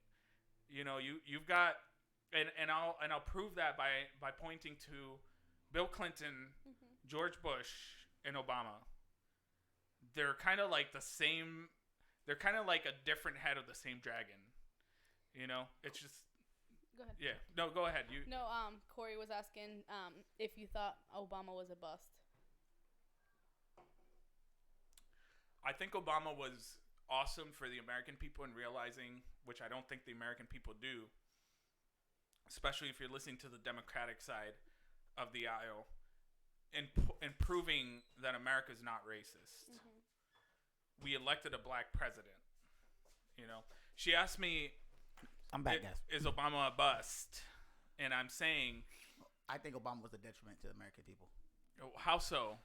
I feel like Obama made black and Spanish people think that it was a safety blanket of some sort, where now people feel like it's so swung the other way because of Trump being in office, where if you look back, it was nothing but white presidents before, and now that we picked another white president, everybody must be racist now. Do you feel like Obama was like the token black guy, and like no, not at all. I feel like Obama run and won, because he ended up going against Mitt Romney in the second term and John McCain in the first. So, in all honesty, he beat those guys straight out. I don't think he did. Either one of them were it like was like an overwhelming victory. Like he brought out the votes. Yeah, because like, I think the turnaround was so ridiculous, and I think that's what the Democratic Party is trying to get again. Yeah. But you're not going to see that again because everybody wants to identify. Oh, by everybody, I mean the majority vote that they're trying to get is the black and Latino vote. Yeah. Most of those people voted for Obama because he looked or related color-wise. Yeah. And that's not a reason to vote for something, but that's why I say he was a detriment or a negative in that aspect. Do I feel like Obama... But I think this was Obama was an opportunity for the white people to say... Hey, you got one. No. I want to give them the benefit of the doubt and say this is an opportunity for America to turn a new leaf and prove to the world we're not racist anymore. We've moved past our racist... history, our slavery, the thing that makes us kind of stick out. Yeah, we're and they believed in the hope and the change that he promised. At the time, I feel like people definitely bought in with the way that the alt-right and whoever else are trying to take on Trump as he supports us, and how fast people gobble it up. I feel like that's why we'll never get back to being close to a people. We'll always have the divide. And it's not saying Trump is causing it. Right. But people are using Trump's likeness to be that dividing. You know can I argue, and I want to hear your thoughts. Yeah. Can I argue a lot of the division came from Obama? Yes. Okay. I would say, how do you see that? For me, I think that the division through Obama was that everybody... It's the same thing, and I fucking hate this movie. I love the movie, but I hate it because... Are you saying American X? No. That's a good fucking movie. It is a good movie. I'm gonna grab another one. Go for it. I love the movie for what it was. I hate what it was in the pulp culture sense. The Black Panther. I don't think I watched it. It's a phenomenal movie. Now, the reason why I hate that movie in the sense of pulp culture is that's when you've seen Black Pride or proud to be African American. Black Pride. Okay. You know what I mean? You had people going to movie theaters in dashikis and shit. Whereas wait. Black Panther, the superhero movie? Marvel movie. Yeah. I love that movie, dude. What? A good fucking movie. Yeah. But I hate what it was for pop culture. I thought we were talking about Black Panther like there was a movie about the Black Panthers. Yeah. We also could dive into that a little bit if you want later. We can, yeah. No, but I thought Black Panther. No. I was talking about the Marvel movie. Yeah. And isn't that funny, though? You went political in a sense where that could have been a political angle. Well, I'm talking about... It is, but I don't care. I'm like, this is a superhero, dude. I love this crap, you know? Dude, I'm fucking all in superheroes, you know what I mean? Look, I got a fucking Joker Nike shirt on, baby. But I feel like the Black Panther movie, for me, just brought out a false sense of black or heritage pride, right? Yeah. Because it took a movie about a made-up place in Africa for you to go and look into your heritage or buy clothing of your heritage. Look into the real Africa. You know what I mean? But where for people like me, black was already beautiful. Yeah. Your hair is already beautiful. Yeah. Your skin tone. Yeah. You know what I mean? All that stuff is. I love that. What makes you is you. Yeah. Right? And I tell her this all the time. I'm like, I fucking hate what it did to black people. Now, Obama was more on like that pendulum swing where black people were like, now the government's for us. Mm-hmm. But the things he did weren't. He locked up a lot of black people too. Mm-hmm. You know what I mean? And he deported a lot of Latinos. Yes, he did. And that's what I'm saying. We got to stop with the whole conversation that I'm not going to say Obama was the worst thing for black people. I mean, he had things like initiatives and stuff that helped black people. Mm-hmm. So did Michelle. But what I will say, we as a people need to stop with the whole the Democrats are for us. No, I need to take this individual. What you're saying, does it resonate with me? Does your agenda push my agenda? If it doesn't, I'm backing off of it. I'm not voting for you. Yes. That's why I say we failed Sanders. It's okay to vote in your self-interest. Yeah, well, that's what you should do. Okay, because if you're, I think in life, I think the way your thought process goes, I don't think it's a matter of when you get there. I think, or how you get there. I think it's a matter of when. Yeah. I think with life experiences, your thought process changes. Like just the same thing. Like you have a child, then you learn like different kind of like feelings towards like something else. Where as to, I never played football. Like I played sports, but never on like an official team. Mm-hmm. I never had that sense of like we are all the same. Yeah. Where you had religion. Yeah. In religion, you guys, we all believe in this, and we're gonna build. I see what you're saying. Okay. I never had that. Okay.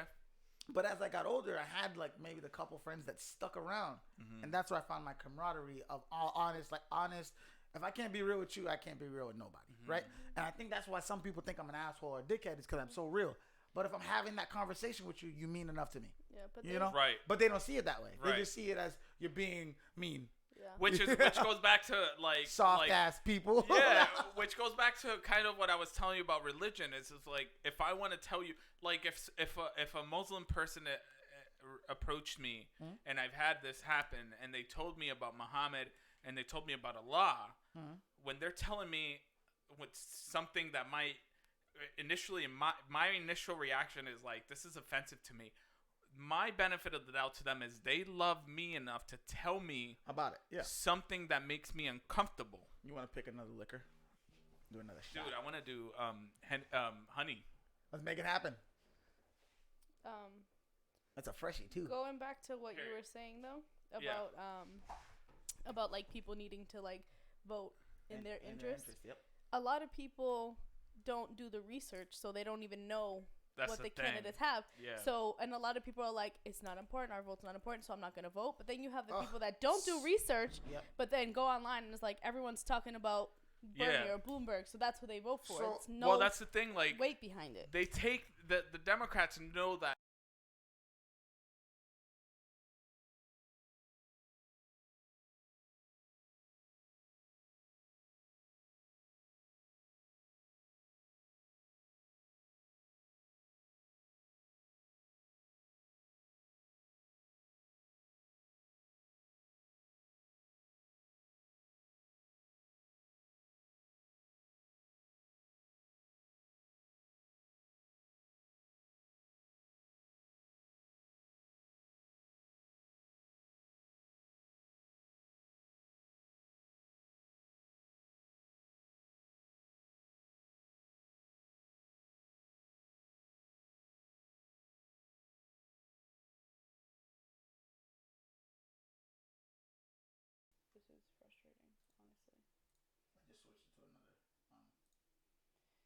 Is it back? It's back. Hopefully it don't. I switched the port, so we should be okay. It's still so Brianna just showed me a video, and in the video it showed. Can you close that one? I'll close it. So in the video it was, Corey, shut up. It's almost too good for technical difficulties. Listen, man, Nick, motherfucker, you in here with us all the time. This shit never happens. I don't know what's going on. So anyway, so this guy and this girl were walking down the street. the video cuts into this guy being. Did it show them walking? No. So it was just just cuts him in. saying, yeah. So him and the girl was recording. She was saying, we were just walking down the street. The guy is saying, why did you stop me? And it's a guy in plain clothes has his arm up against the guy's chest, pushing him up against the wall. It's running across like this, across his chest. Yep. So this is the video from earlier. Yeah. So he's telling him, and the guy who's up against the wall is like, "Who are you? You know, I don't know who you are. You're saying you're a cop, but you haven't shown me a badge." Like, just basically trying to figure out what the hell is happening. He's like, "Why'd you stop me? What was I doing?" And so the cop is still going, "Nope, show me your ID or do this and do that." You can't really hear much of the audio. But then the guy pulls out his taser, and so he looks like a kid. He looks like a young, he might have been in his 20s. Yeah. But he was like, or tall as shit. Like one or the he other. he just started yelling like, "I don't even know why you stopped me. I don't know if you're really a cop." Like, so then I guess the cop called for backup. A swarm of cops Yeah, they came. just like it was quite bunch. a bit. It was quite a bit. It was like Little a much? minimum of 7. Yeah, it reminded me of getting jumped. Yeah. I was like, And he was seriously, because they were PTSD beating on him. kicked in. Yeah, they and were beating on him. And he was skinny. He wasn't Yeah. like a freaking like beast ass. Mind, freaking hold heavy. on, mind you, it was New York. It was New York. He had his Timbs on. Before you ask, he could have stomped a couple cops dead ass before beat. you- So the cops come running and they immediately just slam him on the Who was ground that? I and start counted punching. 7. I told you. Damn. And because the 8th, the one that like pulled him over or like stopped him, ran away. Cop? Yeah, you see him running out. Oh, in the really? The one who I made didn't the catch initial that. stop? Are you fucking really? kidding me? He ran out. He crossed the street, and the other guys came, slammed him, and you just see punches. It Everywhere. reminds me of the hip hop police back in the day.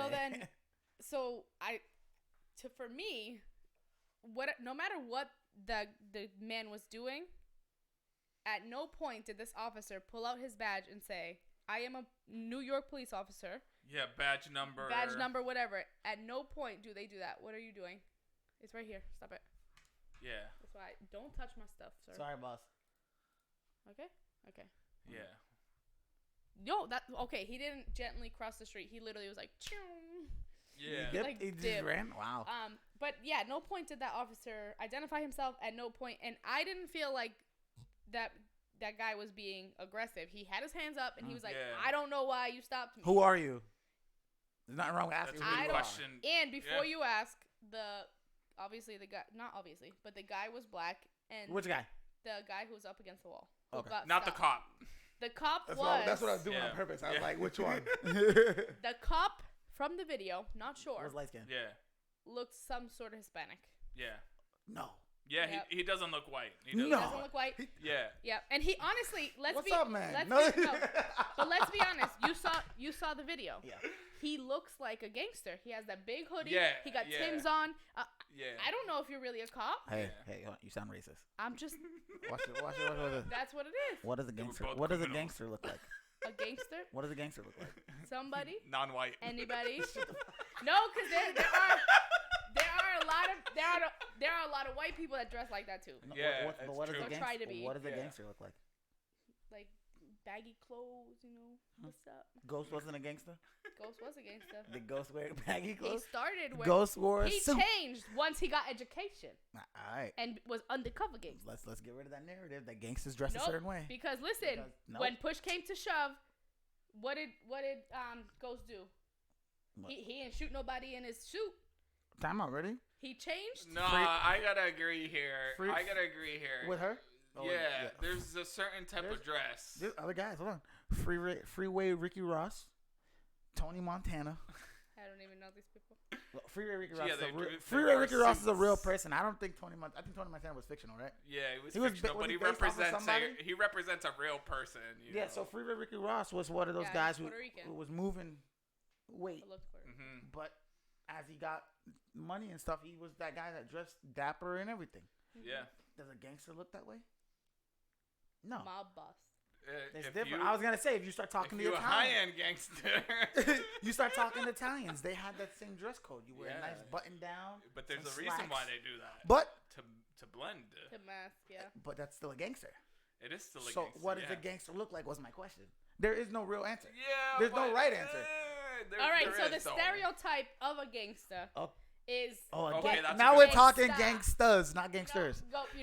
I don't use the ER. No, okay? no ERs. Heard, I don't do it. heard. Don't do it. She's funny. Not this white person. Not that.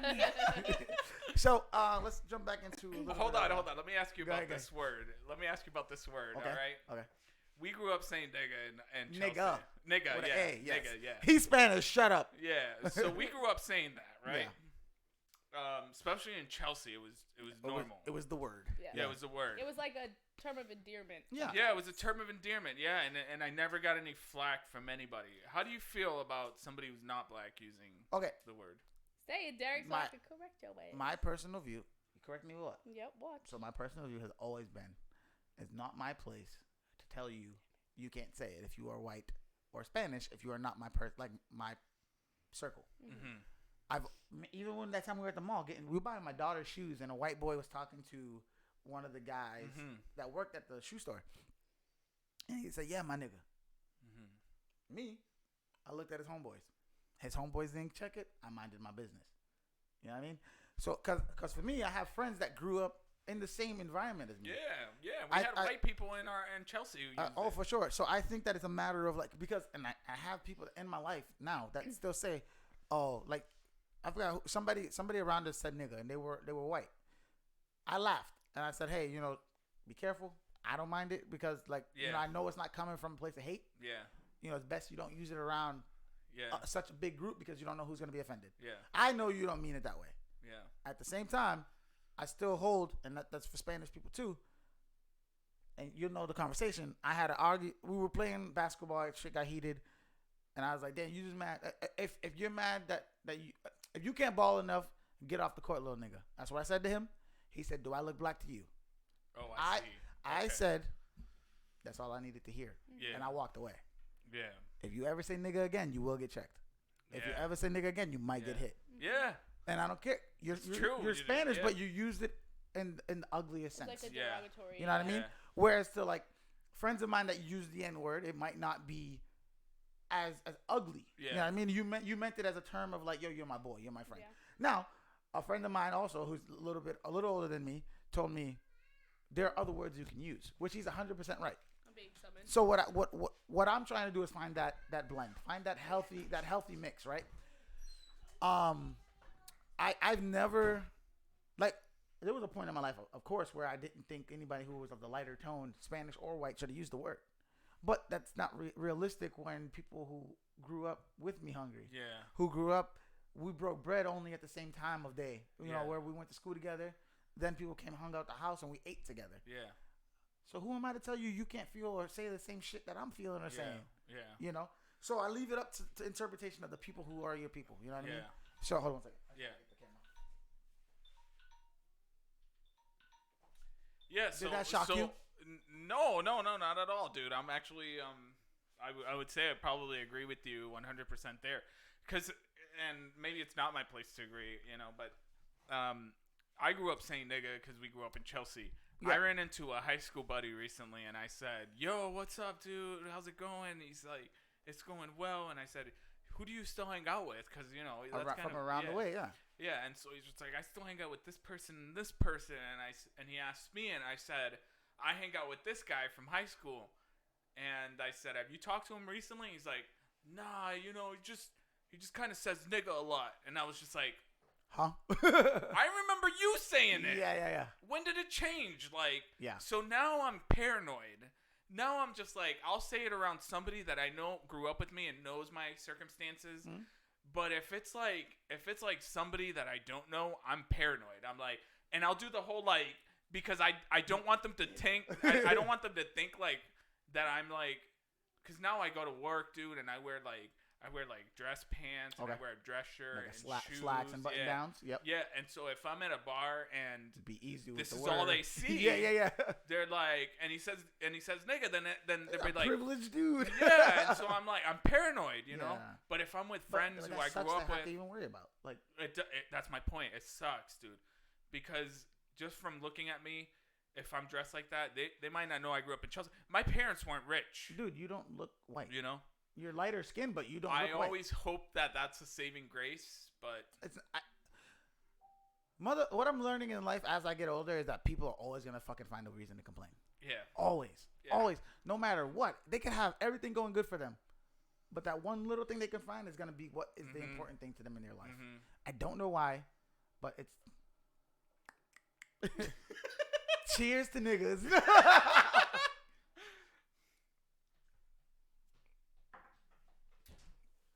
So, like you were saying though, and I'm glad you said it this way because it's the same thing I said about Trump, and I didn't know if you felt that like you could understand or see where I was coming from. You felt the way about it because of your job, where you might not throw the word around because you don't want no one to feel or think any way of it, which you're not wrong, right? But what you're speaking on it on such a minute level where it's like it's your day to day, right? Whereas when Trump says it, or not says it, but like things, he's on such a high fucking platform that reaches so many.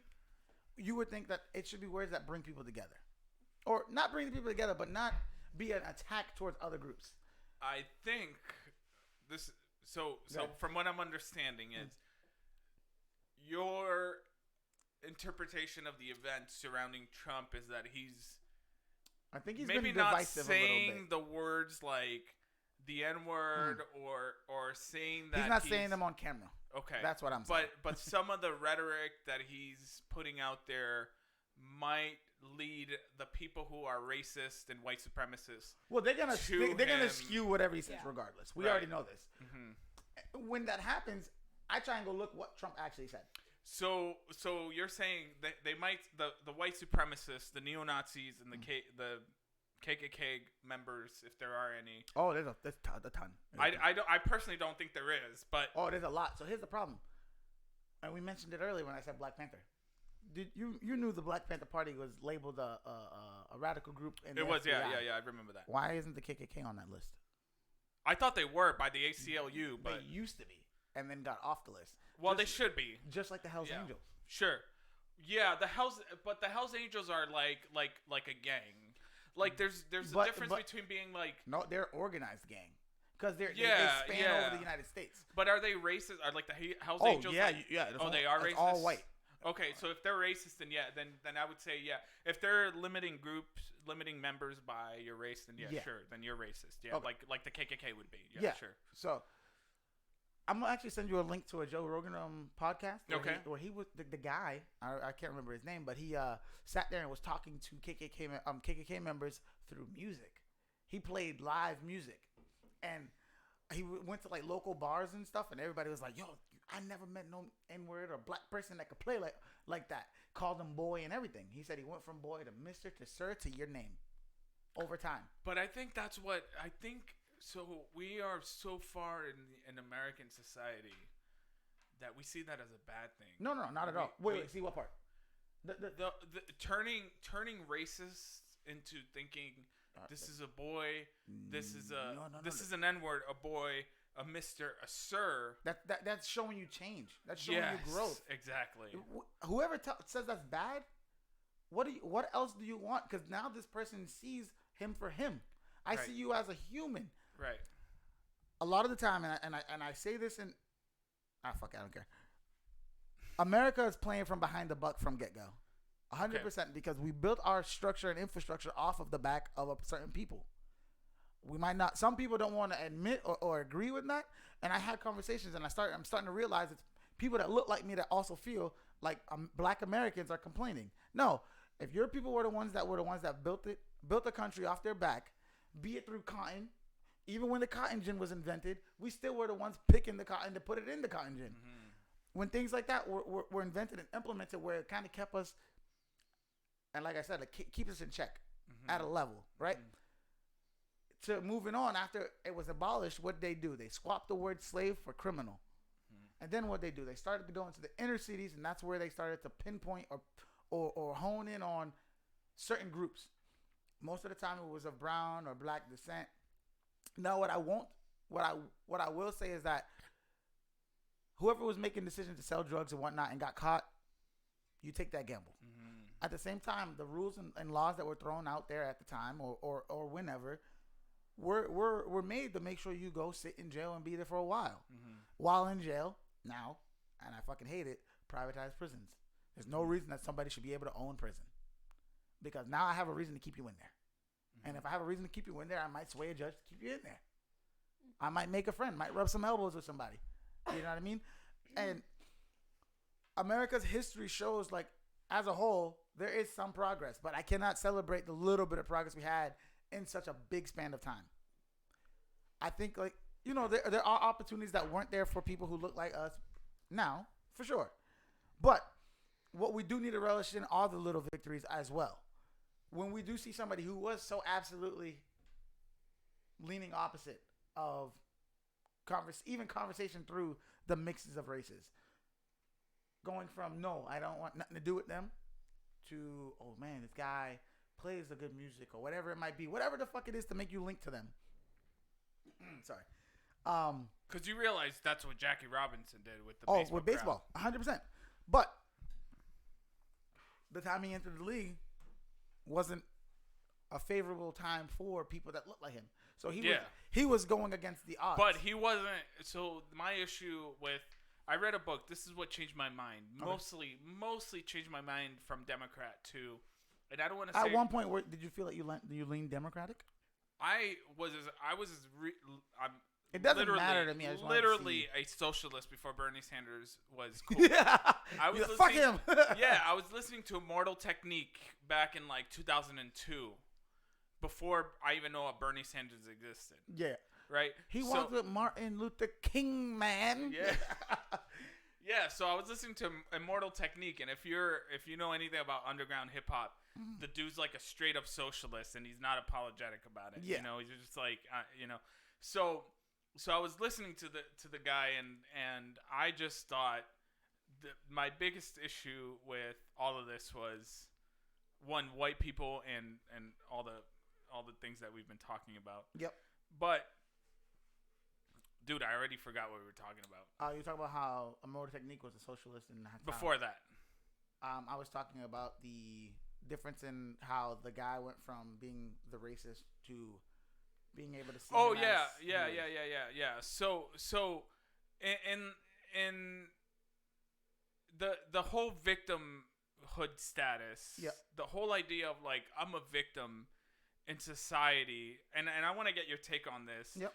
Because my idea of I was a victim to systematic racism, like I mentioned to you, and you can kind of get the idea of like I mentioned my going to meet my dad in Boston and seeing all these suits walk by with briefcases, and in between the crowds as they split open, I saw my dad coming in a handyman uniform, yeah.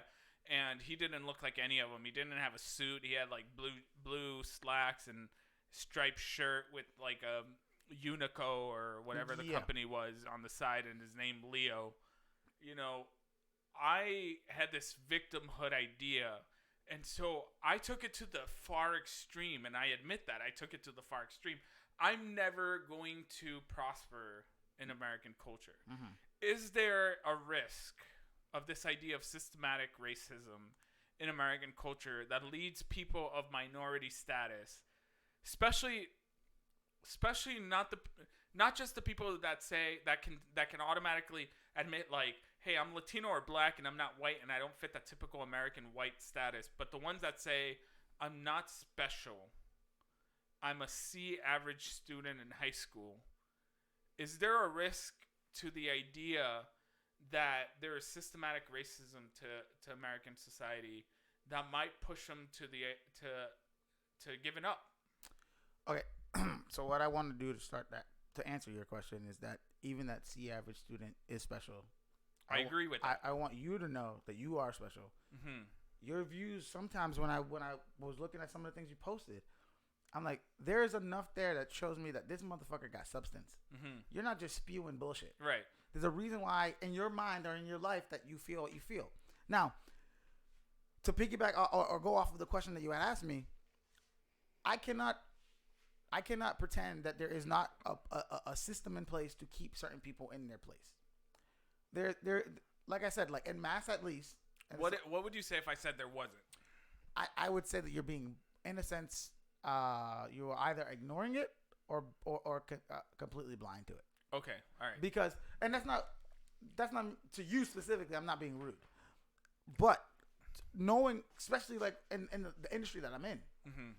I can outcook some of my bosses As a culinary guy. Yeah. But I know that I don't get to be, and I don't want to be behind a desk pushing paper. Okay. But at the same time, if we were going to go on specific skills, like you say, the best man for the job, Mm-hmm. I know where I should stack up. You're the best man for the job. Yeah. Sometimes, I mean, there's guys that I've seen, I'm like, fuck, like, where'd you learn this technique? Or how? Yeah. And it'd be like, they didn't even go to school. They just learned it as they went. Yeah. Which is fine. I cannot pretend that there isn't a system in place that makes, not a cap. Well, it is a cap where it's kind of like, I feel like I can't become more than. You know what I mean? Oh, hold on. Sure. Sorry. 1 second. I'm sorry. While you do that, I'll respond to my wife. Yeah.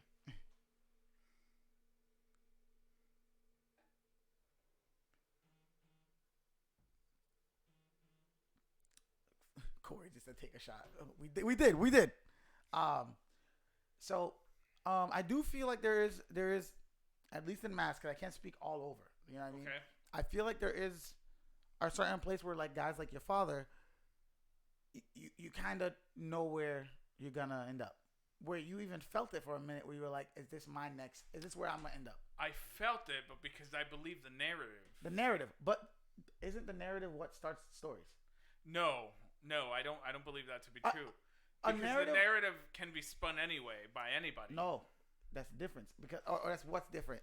A narrative, or if a narrative is being spoken, means this is how the story is going. Maybe you yourself said, I acknowledge what the narrative is. I want different. No, I said I thought that's what the narrative was. Okay, so the same thing. What I thought the narrative was, I don't like it. I'm going to find my way and how I can best change it. Right. To fit what I want to do. Right. Right. Not a lot of people think like that. Not a lot of people. No, I agree, and that's my biggest concern with the minority culture is I want blacks and Latinos to feel empowered.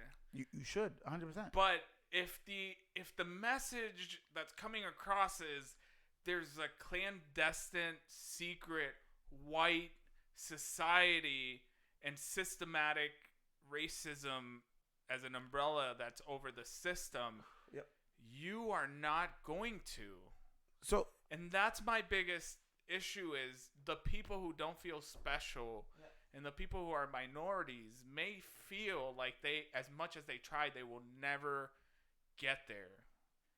And I think the conservative principle, the conservative talk behind all of this, I mean, let's look at just the primaries in Super Tuesday. We were talking about that. Yep. We ended up with 4 white presidents. The candidates. I mean, white candidates. Yep. When we were looking at the Republican side, we had 2 Hispanics, 1 black guy, and Donald Trump. True.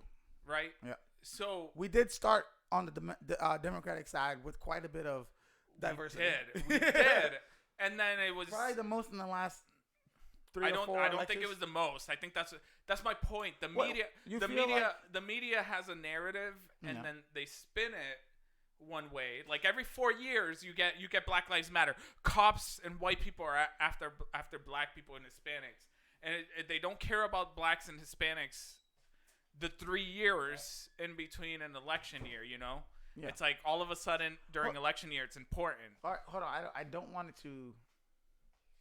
I don't want the way we're talking to deter from like major issues like black, like the whole cops thing.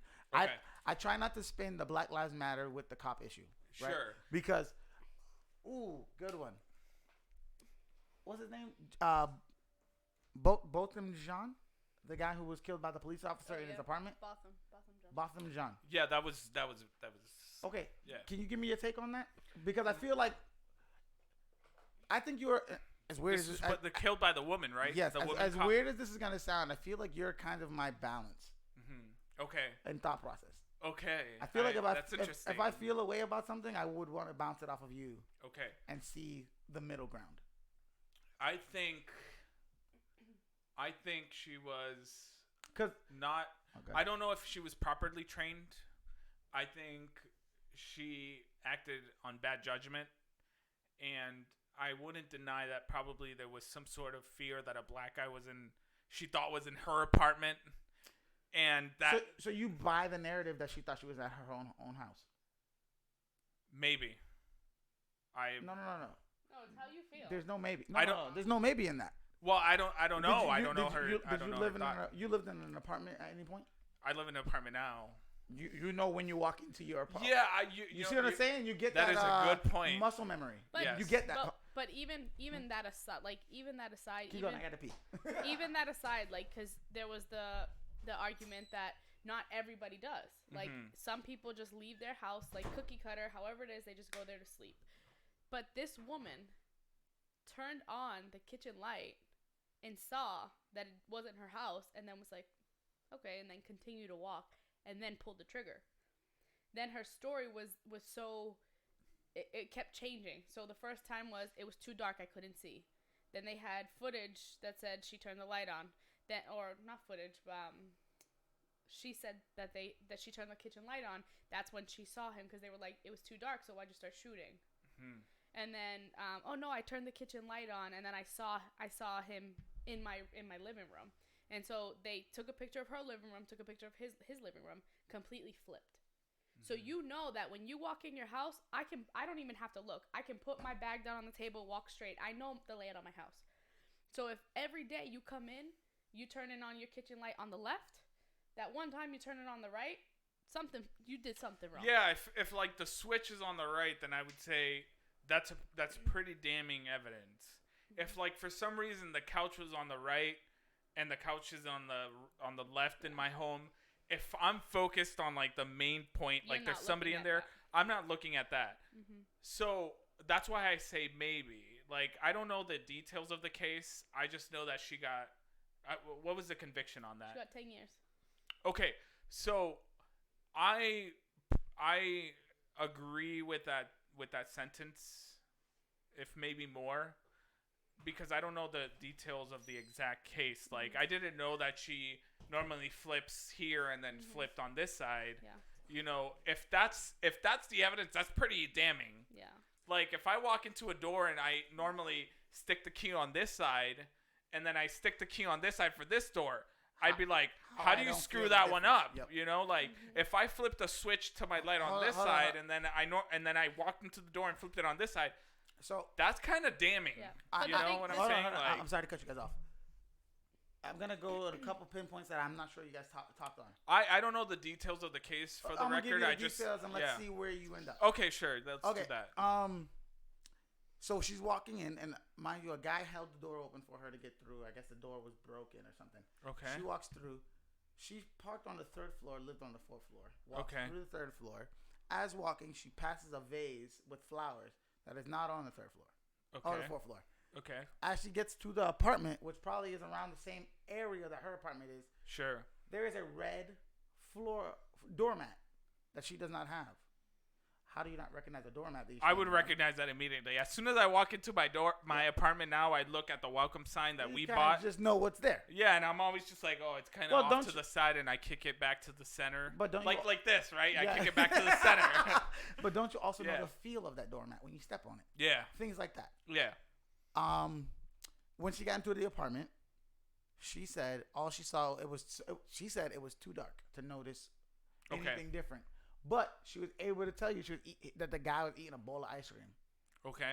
So if it was dark, how do you know he's eating ice cream, not cereal? That's a good point. This reminds me of the movie with the 12 jurors and the one guy. Yes. Yeah. What was the name of that movie? 12 Angry Men. 12 Angry Men. Dude, we read that shit I read that the first 3 years of high school. Yeah. But I'm just saying that there's a lot of things in the trial itself that kind of should have showed you, hey, you want to leave it up to human error, okay. But at the same time, wrong is wrong. And there were multiple times where she should have, by instinct, felt or known, this is not I don't have a mat in front of my door. Okay. You turn the kitchen light on. That's a good point. How do I know you were eating ice cream and not cereal? That's a good point. And in either case, why would somebody in my house be eating my food? In their drawers, sitting on a fucking couch. Yeah. First, and on top of it, you would know the layout of your apartment. If your couch is on the left side or the right side, you would know the smell of your apartment. But even all that shit aside, because she kept saying, Oh, it was an honest mistake. Honest mistake. I didn't. Hi, Remington. Remy. Where she fucked up Yeah. is she's a cop. Mm. Cops are trained To notice the details. but For sure. but to notice the details. But their first instinct is to You notice how we talk about a black case and she gets involved? yeah. Go ahead, girl. Because- Go ahead. Defend us. Gotta give so she stopped giving him CPR to talk on the phone and text her little side boyfriend thing. Apparently, the dude was also a cop, and They were messing And they were around. messing His around. wife. He was supposed to leave his wife for her, et cetera, et cetera. But However, I don't All know. right, I don't all know. right. Hold on. based on the evidence you've just quoted. If anything, I'll also send you some of the articles that Okay. pulled that information. Sure. So It's you can really- see it. yeah. She sounds guilty. yeah. I But so know she- I know only about her Yep. about her family, like which I think was the most amazing part of the story was her family. His family. I think it was his brother, who's a Christian, was like, "I forgive you," and gave her a hug. Yeah. I have an issue with that. Okay, but that's about as much as I know to the extent of the story. Okay, yeah. When you guys state the evidence that you have against her, just the evidence that you guys have given, she sounds guilty to me. Can I ask you a question? Sure. And this is a personal question, so I Sure. don't know if you're gonna take it Okay. like too aggressive, but is there a reason why you didn't look into the case? The reason I probably didn't was I was busy. Not that I don't care. Yeah. I care about I look at a lot of the cases that happen around this stuff. Yeah. Um So this specific one, you probably just weren't able to yeah, look into as much. yeah. Okay. No, because You're invisible, Dirk. I'm invisible. Yeah. Oh my god. It's like That's magic. Bro, you're a gangster. vampire. That was dope as shit. You're a vampire, bro. make me go away again. That was cool. No, go ahead, finish. That was creepy, bro. It was very creepy. So I and this is not a shot on you because, like you said, you might have other things going on, and you like when we talk, you definitely are well versed in some of the other issues that are a thing. I feel like a lot of the time, the narrative for a lot of people that don't look like me is that they don't look into things because the people aren't of their descent, and it's not saying you overall. I feel like you know enough, or at least have a thought process on a lot of the shit that's going on. Be it black, Spanish, white, Asian, or whatever, you at least know a little bit of everything. Not too long ago, maybe it might have been last week, I had a conversation where we were talking about the little boy that was on that Netflix documentary. Gabriel Fernandez. Did you watch that at all? I didn't watch it. I couldn't watch it. So back in 2013.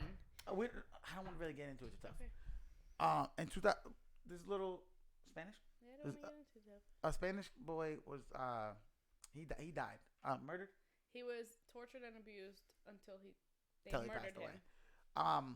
So me and a coworker that I worked with, his mother and her boyfriend. So do you remember? I didn't really remember the case until you Yeah. started telling me a little bit about it, and I was like, oh shit, I remember he was getting burnt by the guy who burned him with the cigarettes and shit, and then they would put him in like a fucking cubby. What? When he was bad or at night. Every time. So they would put him in a cubby, and then he ended up passing away from the abuse and shit. Now, No, you choked him. no, he choked him to death. The kid ended up getting abused to death. Basically. Now, me and a coworker were talking about it. He's Spanish, so Okay. I don't know if he had more stakes in it, but he definitely had a little more information. But we were talking enough. The conversation is all I asked for. Let's talk about it because that's how we fix shit, right? And a coworker of ours who was light skinned came up and said, "Oh, I like the color blue," and just Light threw skin white. whatever you want to call it. He came over and said, "I like the color blue." Just threw it out there. I said, "Yeah, cops are blue," and he got defensive. I said, "Just like you got defensive, that's how I feel. Because not only am I a black man or a man that is not white, I have a child. Okay. So for me, it's layered." Now, so what's the connection? Because I'm. So this is what I'm saying. I waited until me and him had a one-on-one time to be able to tell him why I went the angle I went. Because the way you just threw out how you dismissed the issue is just as bad as bad as accepting whatever the fuck is thrown in front of you. If we're not talking about things, we don't fix things. If we're not talking about things, how do we progress as a people? Okay. Now, I told him, you got to realize, and for this, I'm pretty sure, like you said earlier, there were times in my life where no matter what I did, I always, for whoever it was, all it took was one other person that looked like me for me to always just be another nigga. No matter how far I come in life, it just takes one person that looks like me to go do some dumb shit. That's how they are. Right? Now, when I told him that, he kind of like went into himself and thought. And he said, Derek, like, yo, I didn't mean it nowhere like that. And I said, listen, I know that because I've had conversations with you. At the same time, us being dismissive or ignoring things is just as bad as being complacent with them or accepting it for what it is. Now, in this conversation that we're having about both them, Jean, if we do not nip it in the bud, we will see a repeat, 100%. Now, for it to be, was it? I think it was like 10 to 99 years that she could have got. 10 to 99, yeah. No, 1 to 99, and for us to fall on 10, that's a problem. For the judge to take into consideration, and she said this on record, I do not think Botham Jean would want her to rot in prison. I think he would want her time to reflect and then become a better person off of that. I do not want to hear that. No, because she fucked up. She made a mistake and took a life. Yeah, I would say that's kind of messed up to speak for somebody who's not there, say this is what they would want. Now, especially when you're the person who took that person's life. Yeah, that's not okay. An argument. You know what I mean? Yeah, that I would make. And I'm glad you can see where I'm coming from on that. Now, and I sometimes I feel like I'm being unreasonable, but for you to say you could see somewhat where I'm coming from, I appreciate that. Yeah. Now, when you start to see, like you said, the brother got up and hugged her. Mm-hmm. Tell me another case where you see a white person go hug a person that's not a white person. They don't let that happen, right? They stop it. No. You're the plaintiff. You're the defendant. There should be no communication between the two. Mm-hmm. Why the fuck is the judge hugging her and rubbing her hair? Why is the plaintiff rubbing her hair while they're talking? They gave her a Bible. Did they? Remember? Oh, yeah. The judge they passed her a Bible. Now, I know this might be different for you because, like, I know you do have your religious core. Mm-hmm. Do you feel let's try to remove your religious beliefs. Do you feel constitutionally that that's okay? Do you feel what's okay? That the judge that they would comfort her. Oh, I see. Do you feel that's all right at any level? No, because it kind of shows biases. Yes. In a sense, right? Of the judge. Absolutely. The judge is supposed to kind of, and this goes for anybody who's practicing law, unless you're a defendant. You're a defendant in the case, or you're the prosecutor.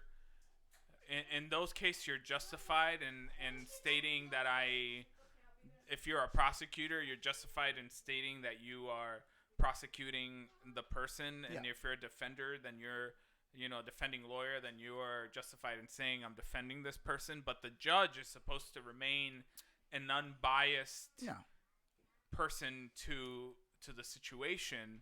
So I can understand where you're coming from in saying the judge shouldn't have taken a stance and comforting or supporting somebody. I'm good. Yeah. But the issue is, in that situation, I think the judge might have done wrong because, and again, this all comes from a perspective of a libertarian. The judge is in one way, she's a government official. Yes. And so is the police officer who was her. So she's bought this goes on to support the idea of a libertarian where government should not govern itself. People should police people. People should police the government. I agree. With the exception is the Democratic Party, who says the government should govern itself. That's going to be an issue. And the fear that the libertarian has is, at any moment in history, it can favor us and it could also be against us. Mm-hmm. So I don't care if the government is leaning in a way that supports us. I don't want it to go there in case someday it turns against us. Okay, yeah. Right? So I would agree with you in saying the judge probably made the wrong decision. Now, the brother, on the other hand, of the victim, he let religion who demonstrated what Jesus' forgiveness is in forgiving her. Now, there's a difference between saying you shouldn't go to jail and I forgive you. He's saying forgiving is for yourself. Forgiving is for me. Yes, exactly. Right? Yeah. It's like you got a shot here, right? And you got a shot right there. And it's like if I don't forgive, it's like filling this up and drinking a poison to myself. When I become bitter, the only person it affects is me. Yep. Right? So the brother is like, I forgive you. Now, I'm releasing myself of the bitterness that comes with you murdering my brother. Yeah. And she, as a person, should have that conviction. You using the word murder is all I needed to hear, because that means that you yourself see and know what it is. Or what based on the evidence that you both have provided to me, seems like murder to me. What I will do 100% is I will send and I will post on our page is all the information and links that we had found. Okay. That showed the mishandling and things of I think what deliberately showed me that she did not care about what she did is the fact that you are a police officer. You now realize that you just shot a man who is in his own home. You stop doing CPR to text. No, she literally just called. She texted him and said, "I fucked up. Call me." Oh yeah. Okay, yeah, that's pretty damning. In any court, I don't care where you're at. No. But if you send a text message, dude, if I was in self-defense and I sent the listen. She's texting. Let me change going downstairs. So she left the whole scene. She left the room? Yes. Oh, I didn't know that. Let me change this around. Go ahead. I have a license to carry. I don't have anything on me in case you're worried. No. I have a license to carry. I personally, I'm all for it. Yeah. Okay, good. Like I want to go get my license. You should. As I think I'm in a red city. I think I'm in a red city. Where are we? Haverhill? I think it's a red city. I can find out for you. I believe it is. I think we might be yellow. Lawrence is red. Oh, okay, maybe. Because when we were in North Reading, we were gonna get it. This is my biggest argument for the right to bear arms. It is the greatest equality for women to be able to carry a weapon. Yeah. Because biologically speaking, as men, we are stronger physically. Yeah. But if you look at the statistics, often the women are better shots than men are. So it levels the I got a better shot than you. Stop it. The equality between men and women in shooting a weapon. Okay. But anyways, if we were talking about self-defense, right? The biggest you talk. So you like to shoot? I love to shoot. Dude. Let's go shoot one day. Dude, I'm down. Yes, I'm down. I like him. Dude, I'm down. Seriously. Let's make this happen. Yeah. All right. So. Wait, am I invited, or is this like? Anybody. Oh, see, look at the woman trying to interject. You know what? Yeah. I'm shooting myself. But if you talk to any self-defense lawyer, anybody who knows what the laws are for self-defense, the most important thing that happens after you shoot somebody for self-defense is what you say. Yes. After. Because that could be either incriminating. If you shot somebody in self-defense and the very first thing out of your mouth is I messed up. Even if you were in self-defense, you're losing the case. Yeah. That's true. You're right. So when a government official, a.k.a. the judge, looks at a police officer who messed up, a.k.a. the female officer in this case. Do you remember her name? I don't remember her name. No, I chose not to remember her name. Yeah. That doesn't help. That is pretty damning. Based on what you've given me, that is pretty damning evidence to prove. Geiger. Oh, Geiger, yes. Her name is something Geiger. Amanda Geiger. To prove that she is in the wrong. Yeah. Right? So what I don't want it to seem like in the long run is I don't want it to seem like we are only pinpointing a certain aspect of the case. We tried to bring up as much as I tried to bring up as much. Amber Geiger. I tried to bring up as much of the case that I could remember. Mm-hmm. But like a lot of the stuff that they brought up that stuck out to me were things that you would realize as you physically touched, physically felt, or smelled. Like if you did it, you would know the layout of your apartment. Right. You know. Right. Now, what I wish they did was release her the layout of her apartment, because her couch was on the left and his was on the right. There is no conversation to be had. I mean, honestly, really, if I walked into my door, Good. if I walked into the door and there was a dude eating ice cream on my couch, I might be concerned, but I'd be like, get out. Yeah, give me a bowl. You know, like it'd be a completely different story if he was like, if he was going through my drawers and looking through my wife's jewelry and being like, this is what I'm picking. But if he's eating ice cream, sitting on the couch, I'd be like, dude, get out. What are you watching? Is it Dragon Ball Z? Because I'm sitting down. Yeah. You know, and it's easier to say in hindsight, but I feel like because of the job that I do, I immediately go to mental illness. Yeah. Yeah. But that is not an excuse. No. I'm in a just saying. sense where I get it, there is a valid argument for it.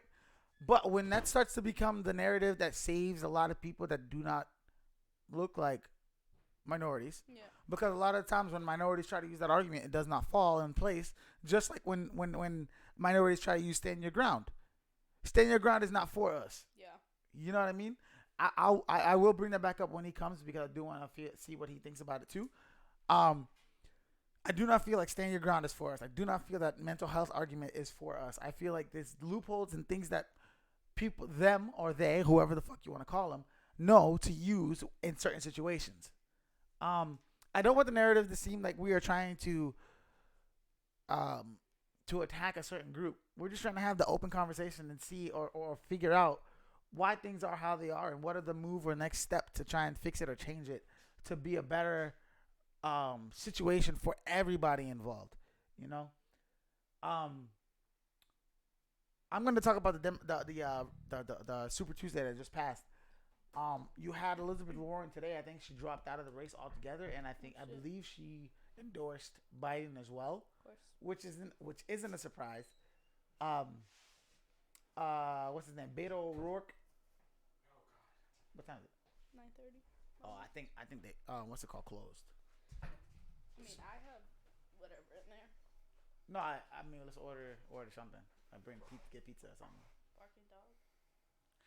Can I ask you a question? Of course. All right. I'm not saying I'm there yet. Yeah. I'm not saying I'm there yet. I just want to get your take. Yeah. Based on the evidence you've given me, I would argue, based on the evidence that you've given me, that it's murder. Yeah. Okay. Mm-hmm. Now, what is aside from him being black? Is there evidence? Is there any evidence that defaults you to racism? I don't think, for me personally, I put it as a racist case at all. Okay, so you would just say that maybe she was just not maybe 100%. For me, I would say a bad police officer with poor skills. No, I wouldn't even say a bad police officer. I would say that you had poor judgment the whole time. Judgment. In the field that you're in, there's no room for that. Okay, so but the argument was in the media that she shot this guy because he was black. That's the media. Therefore, racist. No. I wouldn't even call her racist because of that. I will say that she is conditioned because of what we see every day. Just like I say, it's a systematic thing in place for people like you or I to cap. There's a system in place that shows us that, or the demonization of people that might look like you or I, that you guys would stab. What if I told you statistically, we can people like you and I are more likely to commit a crime? Yeah. Oh, I know. Would she be justified in believing that or no? Not? You mean unlikely that we wouldn't do it? No. That likely we would be the perpetrator of a crime. So by numbers, because of the color of our skin. Now, but that's demonization. Is it though? But if it's based on a statistic, would you say that's demonization? Do you see in media white people being thrown out there for kidnapping, rape, murdering, eating people? You don't see it. I think so. When you look at like even when the you times look at serial killer rate, they are most likely to be white. When you look at, I agree with that, but I will disagree. Serial rapists, they're most what likely I will to be say white. is, when someone comes or when someone goes and shoots up a school, most likely to be white. Do they deem them a terrorist? They should be deemed a terrorist. Do they? I don't know if they do. You're right. In media, maybe they never deem them a terrorist if they look like you or I or a Muslim or whatever Middle Eastern, they will deem a racist immediately. Can I be a devil's advocate? No, wait. Let me give you this last one. Okay, fine. You tell me one time in the media where they said immediately that same day the name of the person when they were white. Oh, this is my issue. With every single each time. shooting, you Every never single hear time. the name first if they are white. Yes, every single time. You never hear it. I think they do, and this is my biggest issue. They want to make sure no one's dad is a lawyer, no one's dad is a politician, no one's dad is a judge. Can I disagree with you there? Yeah, 100%. Okay. Here's the issue I have with the media. I think they should never disclose the name, and I think they do too quickly. Dangerous. Yeah. Okay. Because here's what happens: if you're Samuel, I'll use my example. If you're Samuel Jimenez, no last name. All right. I tried to save you. Go ahead. If you're Samuel Jimenez and you think, if I think to myself, I'm gonna go blow up the school, and then I look at CNN and today some kid shot up a school. And then his name's out on the media, and everybody knows about him. You become infamous, and you get that copycat Then I'm syndrome. just like, you know what? I can get my name out there too. Yeah, no, it's true. If I just shoot up 30 kids, I'll get my name out there too, and I'll get my agenda out there. Not only am I gonna leave my name out there, I'll leave a reason. And so they type out, you leave a note there, and it's just like, this is why I did this. And if you're a white supremacist, you're like, I hate black people. This is why I went into a black church and I shot it, like the kid that went into a black church and shot it. Was it in Georgia or something? Or I think it was in North Carolina or South Carolina, something like that. I remember he was going to go to the college, but they stopped at that church. Yeah, and this is the worst part about that shooting, dude. He walked into a black church, and a whole bunch of like the attendees there who were all black, they prayed for him. And they spent time with them, and they talked with them. Oh, he sat through some of the... through some of it. Wow. Dude, they showed him the love of Jesus Christ. And he still shot them up.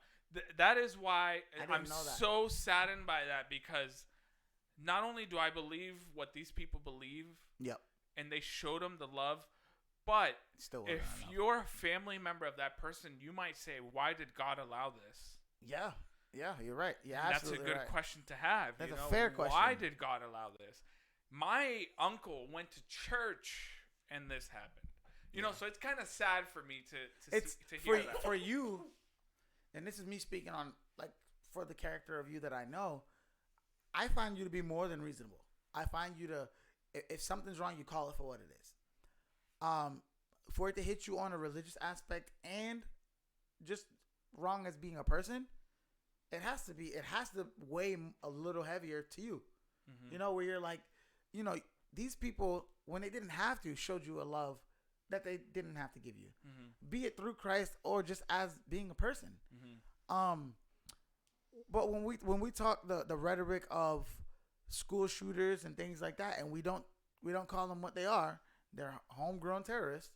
When it's not thrown out there in the media just as heavy as someone of a brown descent or whatever is thrown out there, there's a problem. Be it through CNN, be it through Fox, NBC, or whoever else.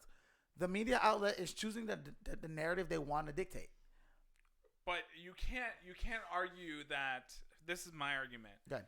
CNN, MSNBC, the New York Times, the Washington Post, I believe, Huffington Post, Vox, they all lean to the left. Okay. So you can't argue that they're not putting a name out there if the person's white. And then also saying that they're hiding. I can argue that they don't put the name out right away. Okay. There's no media outlet that puts the name in the first 24 hours if the person is white. Well, let me ask you this then, if that's your stance. Does CNN, MSNBC, the Washington Post, the New York Times, I want to say the Washington Post, but for some reason... I think it's the Huff. The Huffington Post, but there's a Washington Post sometimes give you that little... Yeah, you're right. Okay, bit. Do those lean to the left or not? Yeah.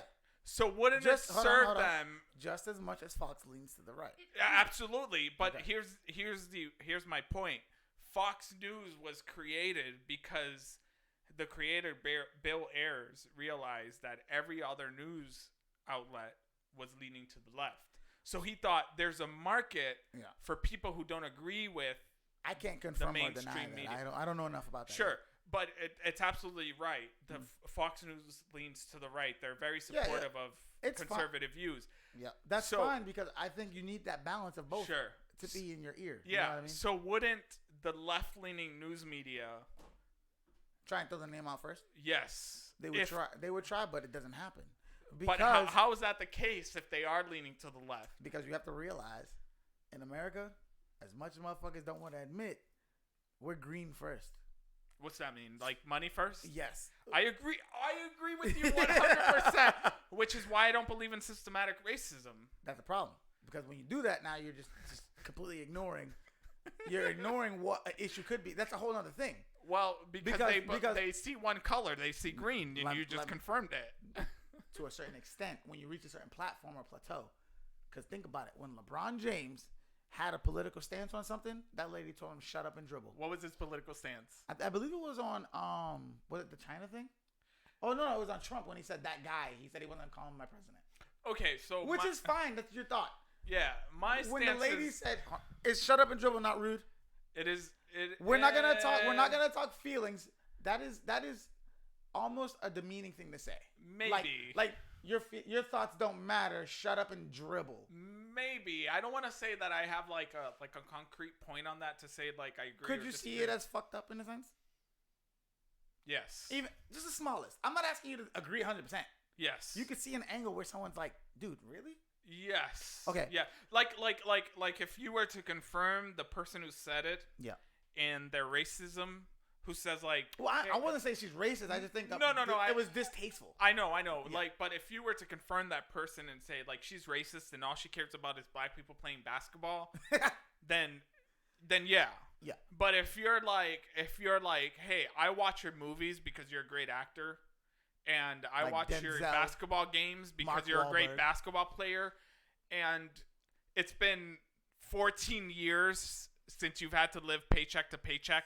And now you're lecturing me about socialism. I might not want to hear that. I don't care what you have to say. Like Jim Carrey saying like, hey, I believe in socialism while he's wearing a $1,400 jacket and like hear your bullshit. hundreds of dollars in shoes. It's like, I don't care what you have to say. Yeah. You know, like when Leonardo DiCaprio's talking about global warming and he's got a $20 million home. And then he's got to warm that. I don't care what Leonardo DiCaprio has to say. Yeah. You know, he doesn't live like I do. Yeah. So what I will say off of that is that. So is it racist to say like shut up and act to Leonardo DiCaprio? I think it's distasteful. I think for you to try and diminish somebody's thought because of what they do for a living. Okay, that's a good point. It's diminishing. That's a good point. What I will say with the whole for me is like the capitalist end of it is that once we start to see a certain amount of green and percentage of money that you do make. I feel like America starts to forget some shit. And when I say America, I mean the media. Because you got to think, our narrative overall, where we all hear or see the same thing, is through the media. Mm-hmm. It's true. So with LeBron, when that whole thing came out with the whole shut up and dribble, you started to see Black Twitter. You started to see Black Lives Matter and all that. Right. Say she's a racist and all that stuff. Was she white? She was white.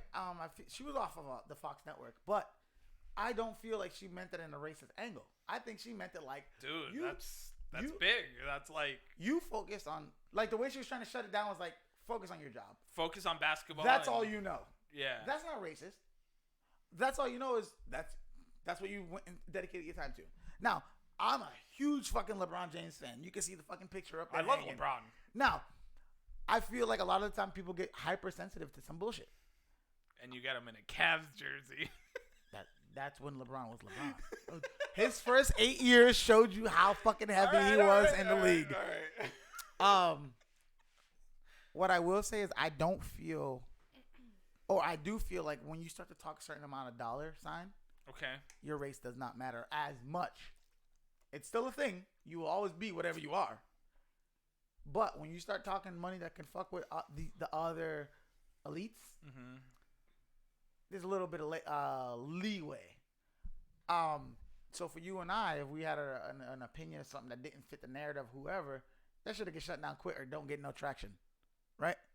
You could be talking about something that is the most righteous or just thing, and you're 100% right, but it doesn't go nowhere. Why is that a thing?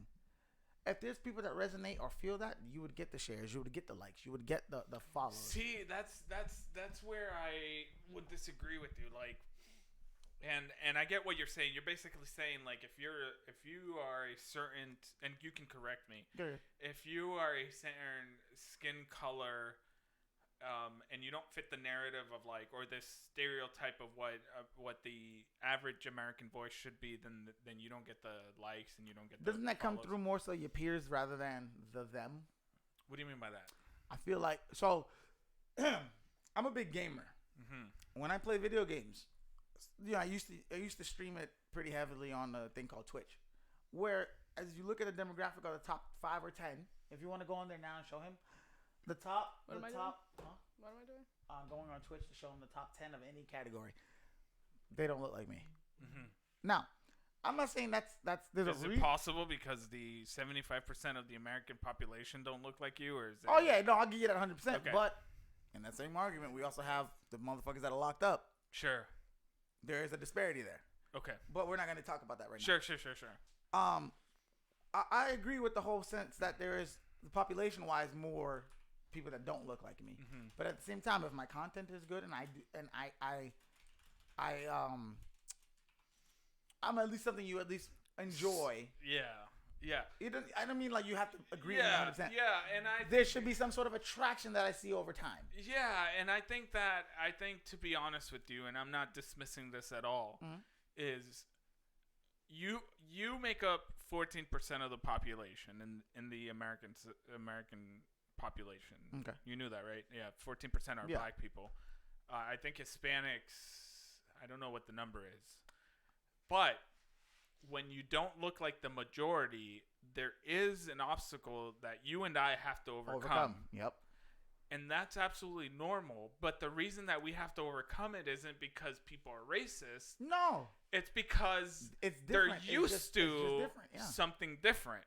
See, that's the thing. But I'm glad you said it like that. I'm glad you said it like that. Yeah, but saying that it's because of racism. Yeah, that's not an argument. No. That when somebody who is black or Latino, they're average and they know they're not special, they internalize that like I did when I was in college. I realized I'm not going anywhere. And you can take it to the far extreme where it's a detriment to your personal life. Mm. You created a narrative, an idea of this horrible, clandestine white man. And now... Was that not thrown on us as well, though? I think it was thrown on us by the media and the public school system. That's all I'm saying. Yeah. I think that's where we got it the most was school. Public school system, yeah. Now, for me personally, knowing kind of just the little bit of interactions that we had with our minds, mm-hmm. I hate the fact that you feel that you aren't special. No, I do now. Good. I didn't then. That's my my concern is the person who does not feel special and who is also black and Latino. Yeah. May take that and run with it to the far extreme.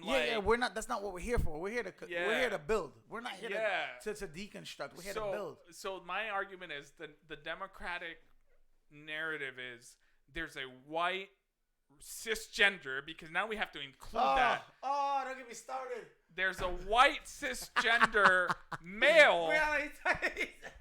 Listen. There's a white cisgender male patriarchy society out there who's clandestinely meeting where you don't know, in secret, trying to keep you down if you're black, Latino, transgender, homosexual, or a unicorn. Mm-hmm. And they want to keep you down. So if you take that and you follow that rabbit hole down to the very ultimate conclusion, you might think there is never any opportunity for you.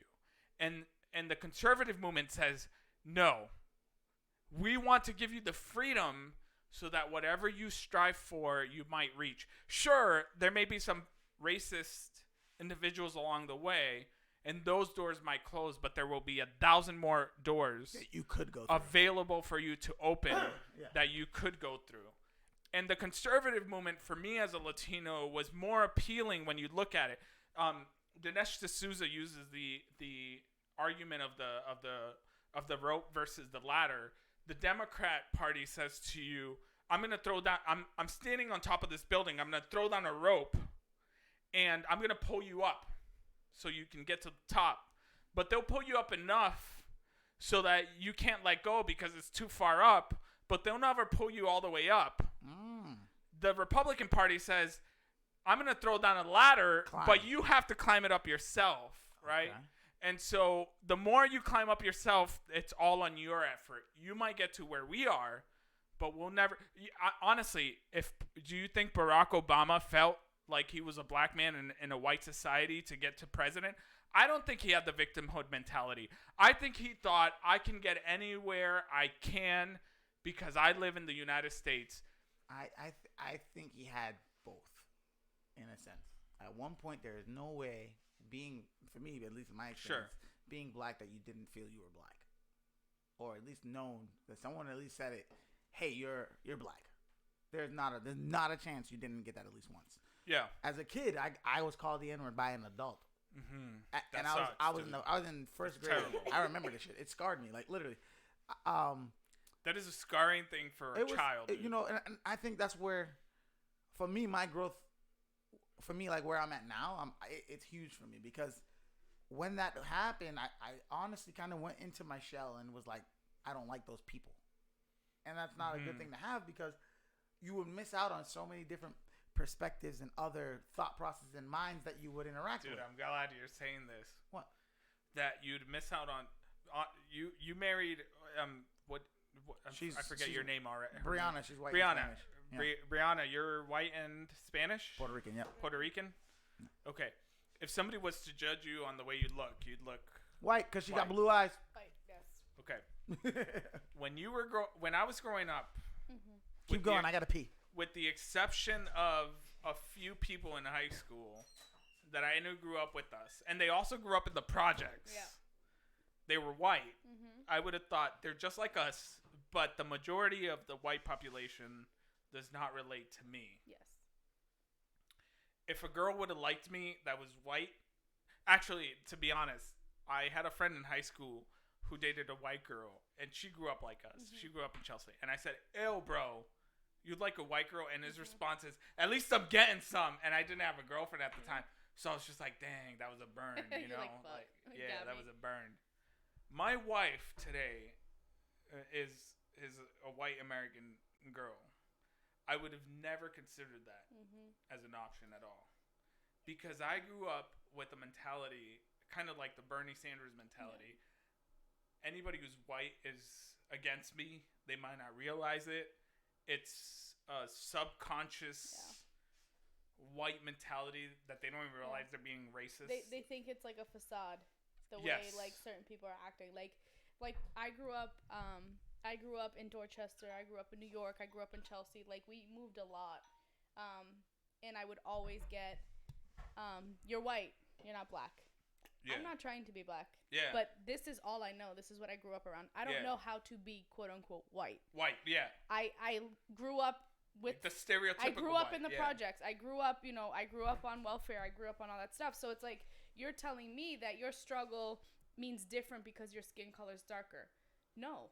You might have different struggles, but we had some form of struggle that was the same. Yeah. So am I acting black? No. And to me, I feel like that's a little racist on their part in the sense that you're stereotyping yourself. Yeah, I agree. You know what I mean? You're saying that because I'm acting a certain way, I'm trying to pretend to be you. No, this is who I am. This is who I've always been. This is what I grew up in.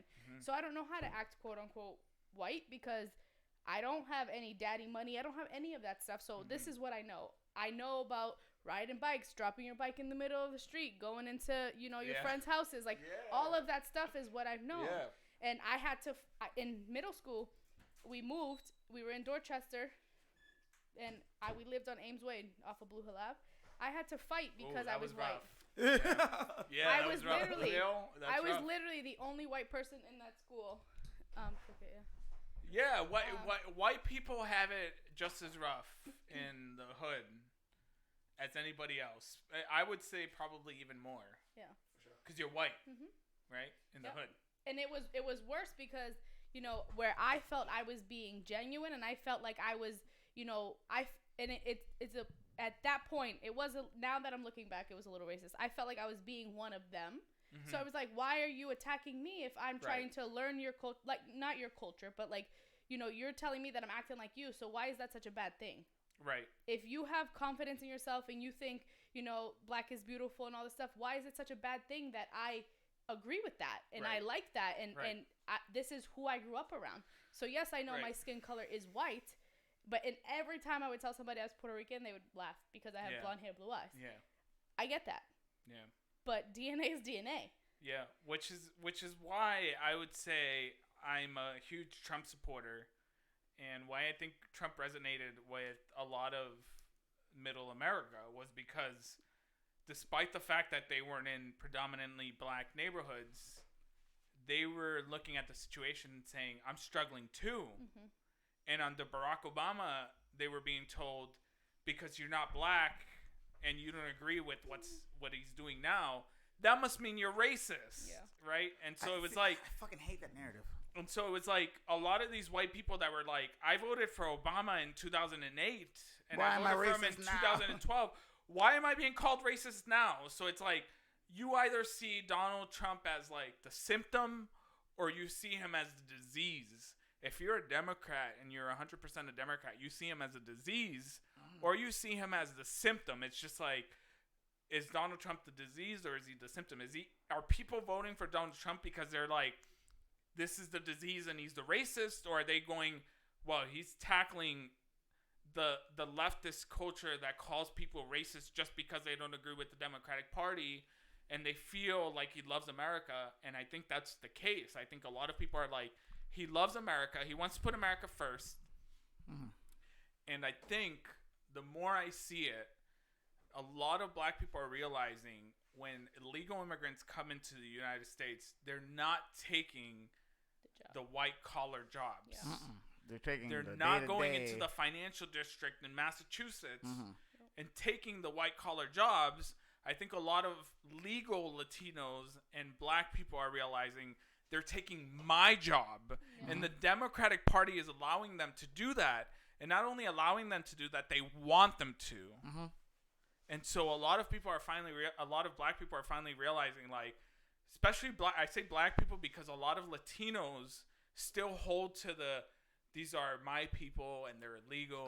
My God. I'm so glad you said that. It's weird you said it too, because today I was talking to a guy. He's Jamaican, I believe. Mm-hmm. But I was telling him, he asked me why he had an issue with somebody who I think was Spanish of some sort. And another Spanish guy came over and took the defense of the Spanish guy without knowing what happened. Yeah. And I was saying, listen, this isn't a matter of you being wrong in this sense, because you said the guy didn't hear what happened. So all that shows you is that there is a loyalty of some sort. Mm-hmm. Now, we could be talking on a personal level in this situation, but like you just said, a lot of the time, Spanish stay with Spanish if something is something they want to tackle. Right. Yeah, but you do not see that in the black culture.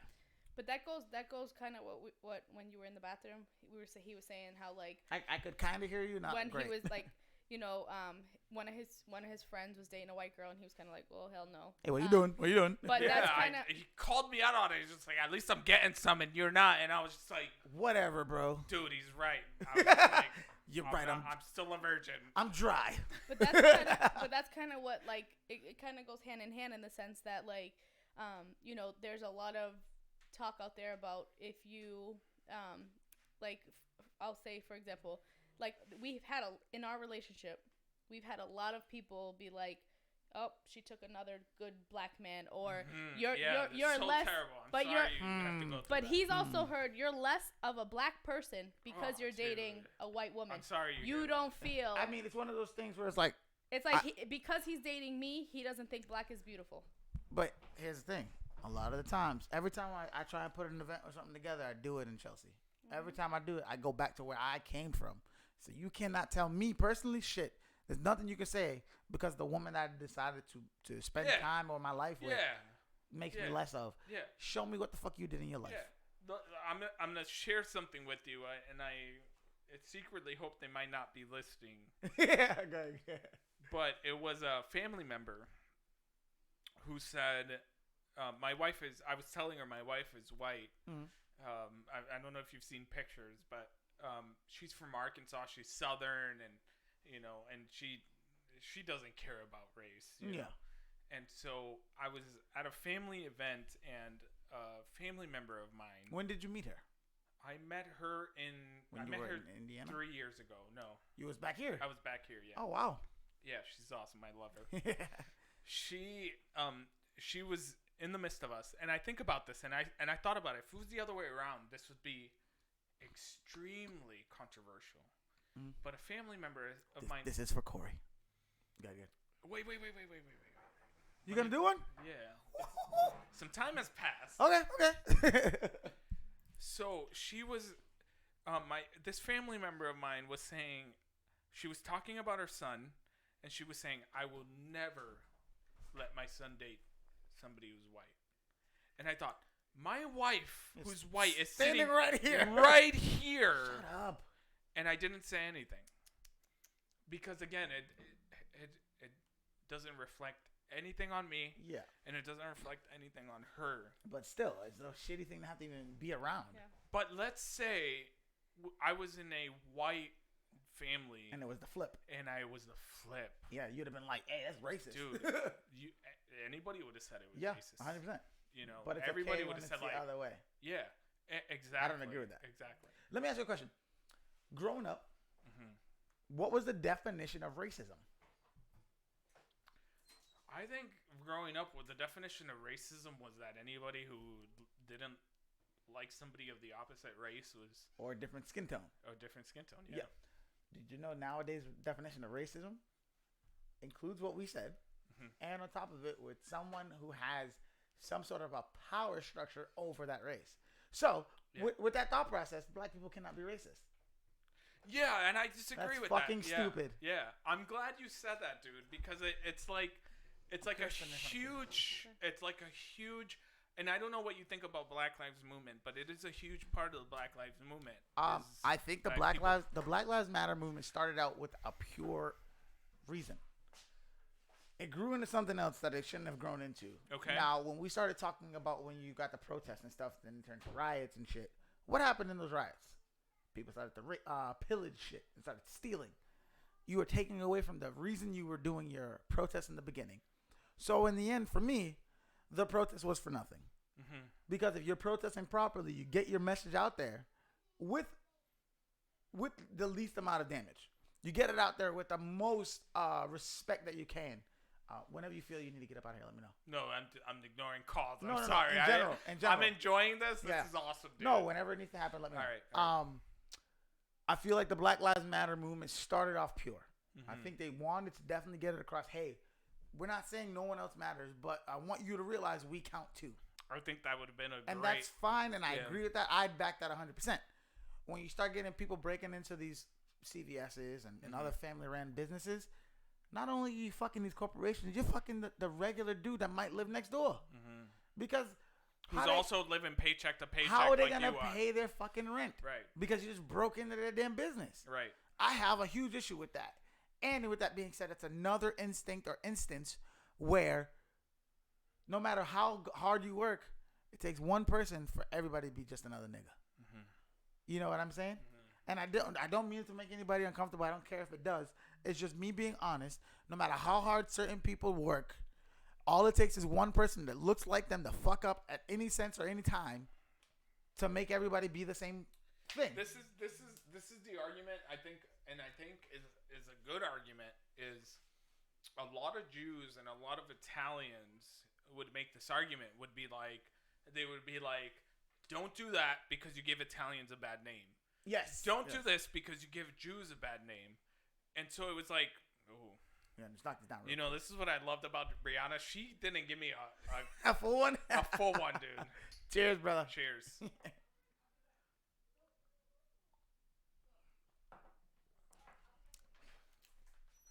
Dude, back in the day, I used to chase Jack Daniel's honey with Dr. Pepper. Oh, good. Dude, awesome. Yeah. It's all sweet. I'm not a soda drinker no more. I gave it all up like really? 15 years ago now. I'm trying. It's going to be the hardest thing in your life because it's sugar. I'm trying. I still eat breads and sweets. It's so bad. I went from regular Coke to Coke, like Diet Coke or like Coke Zero. Yep. But I can't give up. From there, I haven't made the progress into like no Coke at all. Into water. Yeah. I don't blame you. Yeah, but I love water more. Yeah, no, I think you'll get there eventually. It'll kind of happen, or you'll even out where it's like some soda, but not as much as before. Mm-hmm. Sometimes you just gotta take the smaller victories. You know what I mean? Like giving up bread and pasta is fucking ridiculously hard. I'll never give up pasta. I'm not rushing you guys, but I'm gonna go chill with her for a few because that's fine. Yeah, that's fine. We're gonna probably go for a little bit more. Yeah. And then when he's ready, are you cool? I'm chilling. I don't want to rush. We're having a good time. I think we're having a good time. You know. Yeah, you can do what you gotta do. I'll just maintain this as best I can. Derek, touch it and then set an alarm. I'll touch. 25 minutes. Do you guys want me to like order deep food? No. I'm good. Thank you very much. Set an alarm for 25 minutes. All right, enjoy. Dude, I think we should. If that's okay with you, dude, I'm self-inviting myself for another session. Dude, for sure, man. As much listen, just like we had communicated before, when you feel you're ready to come on again, we'll make it happen. All right. Like I said, I do this myself. I produce it. We do it all on our own. All right. And like I said, I think the conversation is the beginning, like the starting point. Mm-hmm. You know, as many conversations, as much as we can have it, where it might be differing opinions. How many times in this conversation alone we agreed on some shit? We've agreed on a lot. You know what I mean? And so I think it's a matter of the betterment of people, and I want to say American people. We can't speak on the world because we don't know the other people's issues. Mm-hmm. Now, I don't know if you follow boxing at all. Not that much. Have you heard of Deontay Wilder, the heavyweight? I heard the name. I don't know anything about him. So Deontay Wilder was the heavyweight champion of like three. I think he had 3 different belts, and he fought Tyson Fury, who had 2 belts, I believe. Okay. They fought. Deontay Wilder lost. The amount of celebration that he lost from American people pissed me off, in the sense that those same people got mad at Colin Kaepernick for kneeling. You want to talk about national pride? Okay. Tell me a time in any sport. Wait, go back. Go ahead. Okay. What's Deontay Wilder is I think he was born in New Orleans or somewhere south. Okay. But he's homebred American. Okay. Loves America. Loves the opportunities and shit that he got from America. Even fought for the American Olympic team. Okay. Tyson Fury is he's not English. He's not from England. Okay. But he represents England. Okay. Now, a lot of the people who supported Tyson Fury are American. Instead of getting behind the man who's born in America, who's fighting for America, you get behind the British. Is the British fighter. white guy? He is white. I mean, the British guy white. He is white. Yeah. Now, my issue with this is all the people who said Colin Kaepernick, Eric Reed, and all those people kneeling is unpatriotic. Okay. Now you're talking about your national pride. Okay, so let me ask you this: what is the evidence? Because this is my first question. Go ahead. First and foremost, when somebody says this is about race, what is the evidence that defaults you to race? What defaults me to race is that Deontay Wilder was nothing but a patriotic human. He was proud to be American. He was happy that he had every opportunity to provide for himself and his family. His daughter has a rare disease of some sort. I think it might not be rare. It might be MS. Okay. It might be something it's like that. It's still rare. But he was able to go and provide for her because of what America put in front of him. Sure. For you to have not only that hero story, but to be American and be proud as a black man to be American or a minority to be American, and for America not to get behind you, but you go and shun a guy who said, yo, these are some fuck-ups on the guys that are supposed to regulate law. Yeah. How do me as a person not be like, yo, let's call it for what it is? Why are you quick to get behind a Conor McGregor who's from Ireland? Why are you quick to get behind Tyson Fury who's from England? Why are you quick to get behind Khabib Nurmagomedov who's from fucking Dagestan or some shit? Mm-hmm. Not disrespecting, but fuck it. Mm-hmm. Why is that a thing? But you don't get behind a black American fighter who was born in America. Now, I don't want to dismiss the question. Okay. No, I just want to see your. But are white fans in the NFL prior to Colin Kaepernick kneeling? Yeah. During the national anthem, were they not behind Colin Kaepernick? Nope. You don't think they were? Not at all. They were. You don't think they were? No, fans because of Colin Kaepernick. They might have been. Cam Newton and nope, all the other. Not at all. and I said this in a couple podcasts ago, actually. Okay. I do not feel there has been a time. Let me correct myself. There's 2 instances where I know. You don't think people love Michael Jordan and No, that's what I LeBron was gonna say. James? No. You don't think people love Jordan, LeBron James? Jordan for sure. LeBron James, no. I can see why people don't LeBron- like him. LeBron dude. is so split. He fakes fouls and. That's but fine. I think people do love LeBron James. I really do. So all right, let's go. I think he's a great player. Let's go on instances. Okay. Michael Jordan, yes, 100% behind him. Sure. You know why? Because he dominated his era. Muhammad Ali, even then when he dodged the draft, 100% still loved him. Evander Holyfield. He dodged the draft and he was a Muslim. He was part of But what do they call it back then? The Nation of Islam. Yeah. But nonetheless, he still had. And American people still loved him. He still had a backing because his work ethic and what he put forward in record. Yeah, but we're talking about years, bro, decades. But we're also talking. And you're saying that in 2020, right now, Colin Kaepernick did not have a white supporting base. No, he didn't. Okay. I'll double down on the Deontay Wilder thing. Deontay Wilder was undefeated. Okay. So you want to talk about dominating an era? Okay. The dude was 11-0, and professional. Yeah. He had not 11-0. He was 40-0 or 44-0. The dude's a beast. The one guy. From what you're saying. Yeah, the one guy he didn't knock out in the first fight fought him again and knocked him out. You see what I'm saying? Okay. He went and got that knockout. Yeah.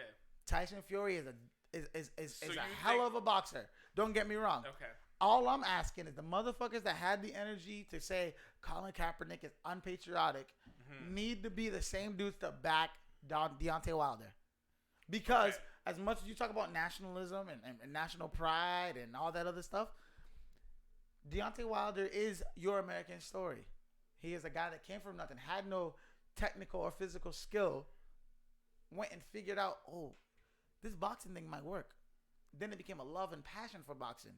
Then it became, I could turn this boxing thing into something I could provide for my family.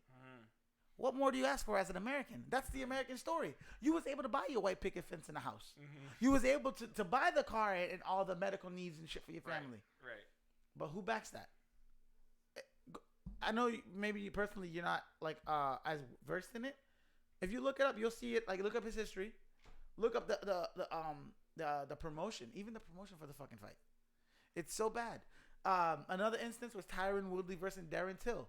Tyron Woodley was born in. Can I interject real quick? Yeah. I'm really glad that you're saying this stuff because I think Facebook has the issue with Facebook is, and if you're listening, this is the biggest issue that we have with Facebook is. Oh yes. Why? Because he's Spanish. You bring the salsa. Yep. Thank you very much. I'm dipping in the salsa. The biggest issue we have with Facebook is they have algorithms, right? So they know what you like. Yeah. So you're reinforced with the idea that you like. So if you're reinforced with knowing how black people or minorities are disenfranchised or maybe not liked even though they're at the top of their sport, for example, like the example that you're giving, correct? Same thing with the NFL, like you said. Yeah. I think the NFL you might get that, but I won't get that. Because you're right. I'm not necessarily following those stories. So I get to hear them from you this time around. You know what I'm saying? So I think it's important, for example, for us to do this more often because I get to hear maybe the opposing side. I used to be able to hear that stuff because Facebook knew that I was in favor of hearing that stuff. Okay. You know, and now not so much because they think they know. It's funny if you look up what Facebook thinks you think alike. Yeah. My suggestion is they think I'm conservative. You know, and that's, I don't feel you're conservative at all. I feel like you almost lean independent in the sense that you don't have a side you lean to. I think you're honestly already at the spot where whoever fits your narrative. I would agree, and I would agree so in the sense that this goes back to the same thing. But hold on, I'm sorry. But because you said Trump, I did say Trump. You're racist. No, and that's what I kind of liked about when I was thinking about coming along and talking to you about this was your name was with all due disrespect, right? And so I thought sometimes when you're a Trump supporter, people automatically go, "Oh, you voted for Trump, you're a racist." And so you're kind of like, like when Hillary Clinton said all Trump supporters are deplorable, a lot of us were just like, "Well, I guess I'm deplorable." Bitch, you murdered people. Yeah, and it's just like, well, I guess I'm deplorable, so I'm a deplorable, and you kind of embrace the term like I'm a deplorable. So when people are like, hey, you're disrespectful for disagreeing, it's just like, well, I'm going to embrace the term, and with all due disrespect, Yeah. And it's just like, I guess I'm disrespectful now, and I'm deplorable, and I'm racist, All I ask is, as people, is you be straight up and honest with me, and if you decide not to be ready for what comes with it. You know what I mean? Like, if you make a decision in life, there might be some ramifications that come after. Just like me personally. And I'm speaking on some shit.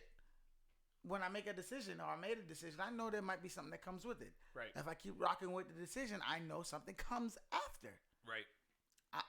When it comes, do I deal with it? However, I know it's coming. Right. So, when people start to throw out the whole racist narrative, I feel like they don't have an argument. If there's no reason I shouldn't be able to sit down with you and ask you what appeals for you for Trump. I should be able to ask you that, and you tell me, and then say, "Oh, okay." Lower taxes, as long as a border wall, less regulation. Where was his economy? Lowest unemployment rate for blacks and Hispanics and women in the last 60 years. I'm gonna also throw out there though. You got to remember, during the Obama administration, Obama early dealt with the end of the Bush administration, which would be the war on terrorism and all that kind of stuff. Do you feel the media portrayed that in a sense where it was in a tasteful eye that Obama did the best with what he had? I think if you're talking about Fox News, well, overall, it's fine. Let me put it to you like this. Bernie Sanders has been a socialist, a lazy socialist who has never produced anything since the 1970s when he went into Congress, and the media has never asked him, "What are you doing?" a question. Yeah.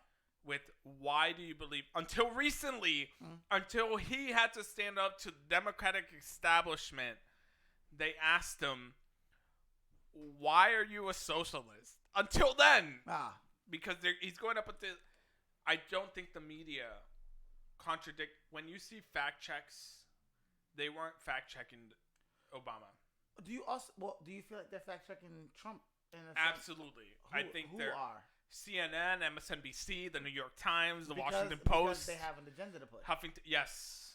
Do you feel like the other media outlets had that agenda to push at all? When 1 out of 17 with Obama, no, when 1 out of 17 college professors vote Republican, 1 out of 17 vote Republican. That means the other 16 out of 17 vote Republican.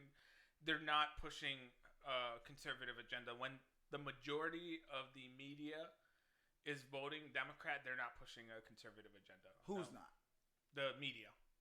The mainstream media. And by mainstream media, I don't mean Fox News. And yes, I do think Fox News is biased. I'm going to tell you 100% right now, Fox News is conservative. They favor the Republican side of things, but they're at least honest in saying we are conservative. Up until Donald Trump, we had CNN saying we're unbiased. And Donald Trump was the first one to say, no, you're not. You're fake news. That's what he said, right? He did. So finally, we're seeing CNN, MSNBC, the New York Times, the Washington Post, and all the other Huffington Post, Vox. We're finally, as Americans, we're finally able to say, if you're an honest American, you say, I'm going to get news from 2 different sources. The Blaze, Daily Wire, Fox News, Breitbart, who's a conservative side, and I'm going to get a liberal point of view, CNN, MSNBC, Huffington Post, Vox. I'm going to get both of those and make my own opinion. Up until recently, we haven't had that, dude. True. So a lot of the times, let's I want to ask you a question. Do you feel that there are times where the media may spin what Trump says? Yes. Do you also feel that Trump does say some dumb shit? Yes. So you can see as the regular American who might not follow politics, yes, enough see what the media is trying to spin. Absolutely. Now, without a doubt. Do you feel Trump is too accessible? Like, what do you mean by that? Through Twitter and all that kind of bullshit. Yes. You think he should be on that same kind of standard as like Bush before? No. Clinton? No. You think he should be somewhat more available? He should be, but he should be more selective as to what he says. Okay. Do you think that comes down to his cabinet? Or him as a whole? I think it comes down to...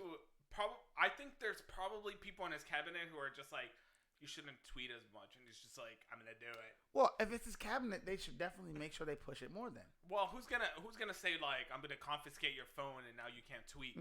I think it should be more so that the cabinet as a whole says, you're not doing this. Well, you can't really...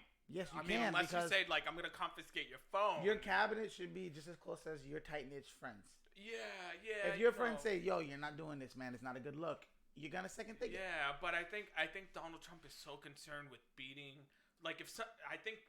This is my honest opinion. Yep. Donald Trump is petty. I love it. Right? Uh-huh. Donald Trump is petty. Like if somebody was just like... If you had Donald Trump's personality, you were like, yo, Derek... Yo, Derek is like this type of guy. Mm-hmm. Donald Trump is a petty type of person to be like, yo, Derek is like too skinny. Remember he pushed the whole shit about Do you have any allergies? No. Do you want some rice? Sure, I'll take it. Was it Biden who was like rubbing the little girls? Yeah. He was like, yeah, Biden's a girl toucher. I was like, yo, you can't say that shit. Dude, I shared it. No, one more, please. I shared an article today that was like sancocho or what? Dude, this looks like some Puerto Rican food, bro. It actually was a Puerto Rican lady she works with who made it. Dude, I shared an article today that was like Joe Biden grows a mustache so that he can smell hair 24/7, right? Because he's weird like that. But that's the other thing. I don't agree with the right when they say that Joe Biden... What, is it sancocho or regular soup? So Anya made it. She made it. It's like a beef stew. It's quick. Yeah, no, it's she good. Said it's not her best, so don't judge her, but... No, she did good. Oh, this is amazing. You know... Sorry. You guys want hot sauce or anything? No. I'm chilling, baby. When the media was attacking Joe Biden, I felt like I'm a Trump supporter, and all of a sudden I have to defend Joe Biden. Because it wasn't on a political stance. Because I'm like, Joe Biden's not a pedophile. The guy's... Exactly. That's his personality. What's that motherfucker's name? The dude who they said was going to, like, blackmail people who just committed suicide in jail. Jeffrey Epstein. Epstein. What do you think? It's fun to look at the Jeffrey Epstein conspiracy theories that the Clintons killed him. It's heavy, right? It's heavy. It's heavy. I want to say that they didn't. What? He flew with that motherfucker 16 times. But it's because I don't want to die. True. Okay, fair enough. Let's leave it there. Let's leave it there. I don't want to die either. I think the Clintons are free. They did not commit this. Listen. Hold on. Let's stop talking about it because you done gave out your address. My IP address is on this bitch. We both gonna disappear. Yeah, dude. Yeah. So, I feel like personally, I don't agree with a lot of Trump's narrative. At the same time, when I speak to people who do, I appreciate your views and objective through as much as I feel my own. Because I don't feel like everything should be the same fucking thoughts. Mm-hmm. You know what I mean? If we're all the same, then what's the point? Mm-hmm. You know?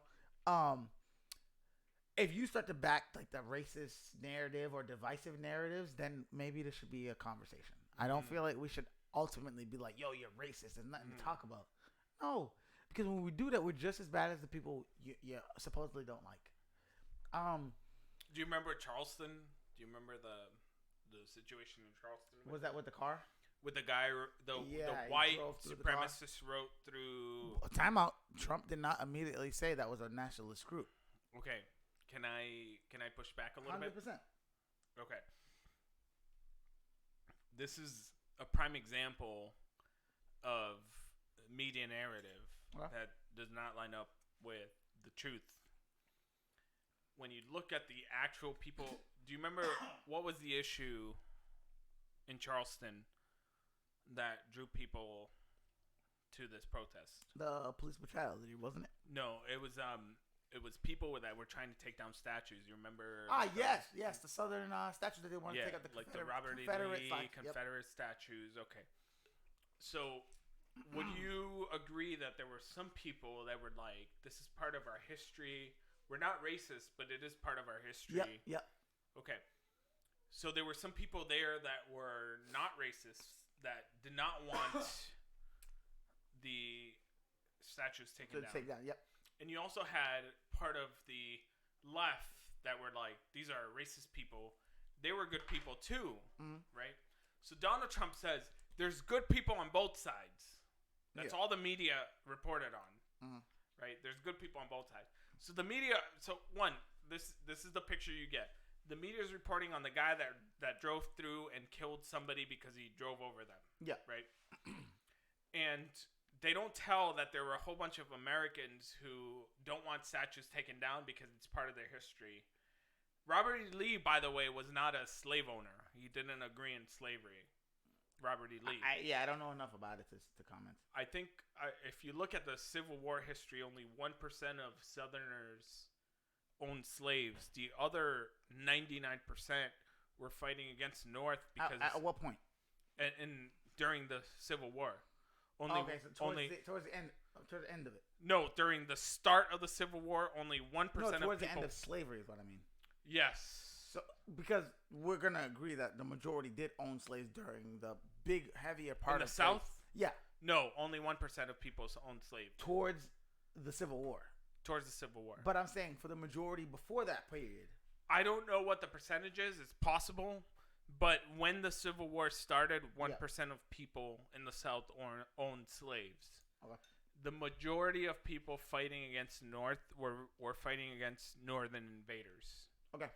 So we're talking about a whole different type of mentality. Like you're not taking our land. Yeah, it would be like I'm a Massachusettsan. Like, masshole. Yeah, I'm a masshole. I'm not an American. I'm a masshole. That's how people thought about themselves back in the day. I'm a Virginian. I'm a Kentuckian. I'm a North Carolinian. Yeah. You know, that's how they thought about themselves back in the 1850s. My space is my space. Yeah. And it's true because Massachusetts versus South Carolina, we have different mentalities, bro. Oh, for sure, because we come up different. Yeah. Yeah, I agree with that. So, and that's how they thought about themselves back then.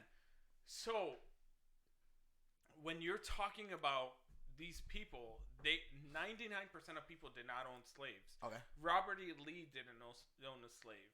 At no point, or at that point? I don't know at no point, but at that point he didn't. Okay. All he knew was he was in favor of abolishing slavery, but he was called to fight for his state. And he was I want to say he was a Virginian fighting for Virginia. So, and he was a general. Sense, yeah. Exactly. So you have these radical leftists, which I sympathize with, and saying we need to dismount these statues. And you have a whole bunch of Americans who were like, there's no need to do this. We recognize the wrong, but this is still our history. But this is still our history. Okay. And Donald Trump says there are good people on both sides. And then he says these words, I condemn the neo-Nazis. Did he say that in the same speech? He did say that in the same exact speech. And if you're listening, you can look up the speech right now. He says, I condemn the neo-Nazis and the white supremacists. Mm-hmm. And he has said this over and over in different speeches. Okay. I condemn the neo-Nazis and the white supremacists. And I'm doing this because this is what he does, right? Yeah. And the media's narrative is that he has never condemned white supremacists and neo-Nazis. This is the narrative CNN, MSNBC, the Washington Post, New York Times, the Huffington Post, Vox has portrayed to the American people, is that Donald Trump has never condemned white supremacy and neo-Nazism. And yet, if you look up in YouTube right now, Donald Trump condemns neo-Nazism and white supremacy, you will find clips over and over of him doing I this. can agree. He did. I can say at least once that I saw, at least once. I don't know if it was before or after the whole statue thing that went down, because from what I don't know if I'm recalling it wrong, but he definitely didn't say it that day. He had a whole statement that was stated, and then maybe a day or two out, he made the I don't want to say recant, but he definitely said, "Hey, I do not acknowledge or align with these people," because they started to push that narrative. The whole alt-right started saying, "Yeah, he didn't say nothing about us. He's with us." Just because he didn't say nothing, silence is just as bad as complacence. I agree. And Trump said, and this isn't me taking a side, but right is right and wrong is wrong. Trump did say, "I do not align myself with the neo-Nazi or the alt-right." Right. And for that, after he said that, they completely, the alt-right changed their direction. Right. Now, when I say change their direction, Exactly. they stopped with the political shit and was like, "We got who we got. Let's make our next move." Started to hit the NRA. Started to hit home buying, all that shit. Now, do I think Trump has anything to do with that? No, I don't think so. Well, but at the same time, I don't know what he has his hands in behind the scenes. Sure, and I think there's a healthy skepticism of anybody in government, which as a libertarian, as a conservative libertarian, I would encourage you to have. But if you look, and you can Google this, is Richard Spencer. Have you heard of Richard Spencer? He's the neo-Nazi American. That's the one who spazzed out on that interview, or not interview, but he had like a rally. Yeah. It was like, they're trying to stop us from being proud of being white and all that shit.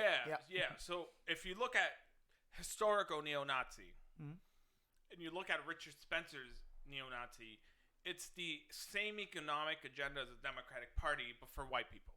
It's universal health care. It's welfare. Only for a specific group. Only for white people. So it's completely against the limited government. It's completely against the anti-regulation. It's completely against the freedom of the Republican Party.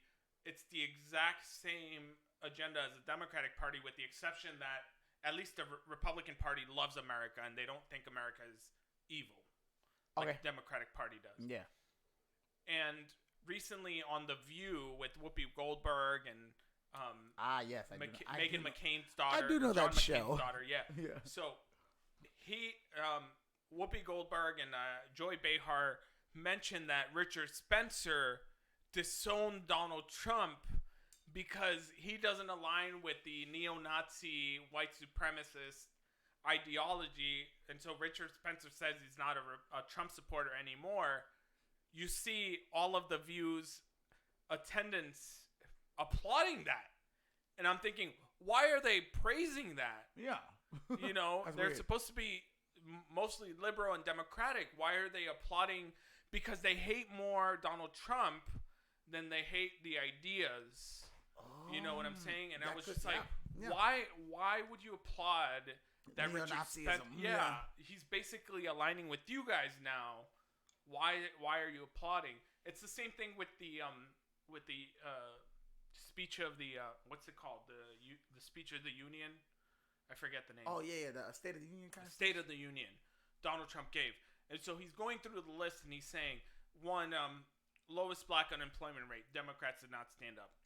I thought they were for lowest unemployment rate for black people. Yeah. You know, and then they claim Barack Obama was the result of that. They should stand up. Lowest rate for Hispanics, unemployment rate for Hispanics. They should stand up for that. Do you not lowest Asian unemployment rate? They should stand up for that.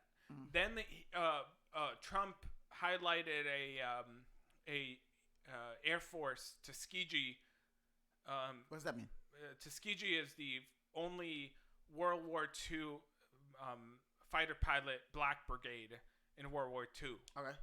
He highlighted one of the guys, and he said, "I promoted him to general something something," and the Democrats didn't stand up. And I'm Is just he like, still alive? "He's still alive. Yeah, he was Okay. there.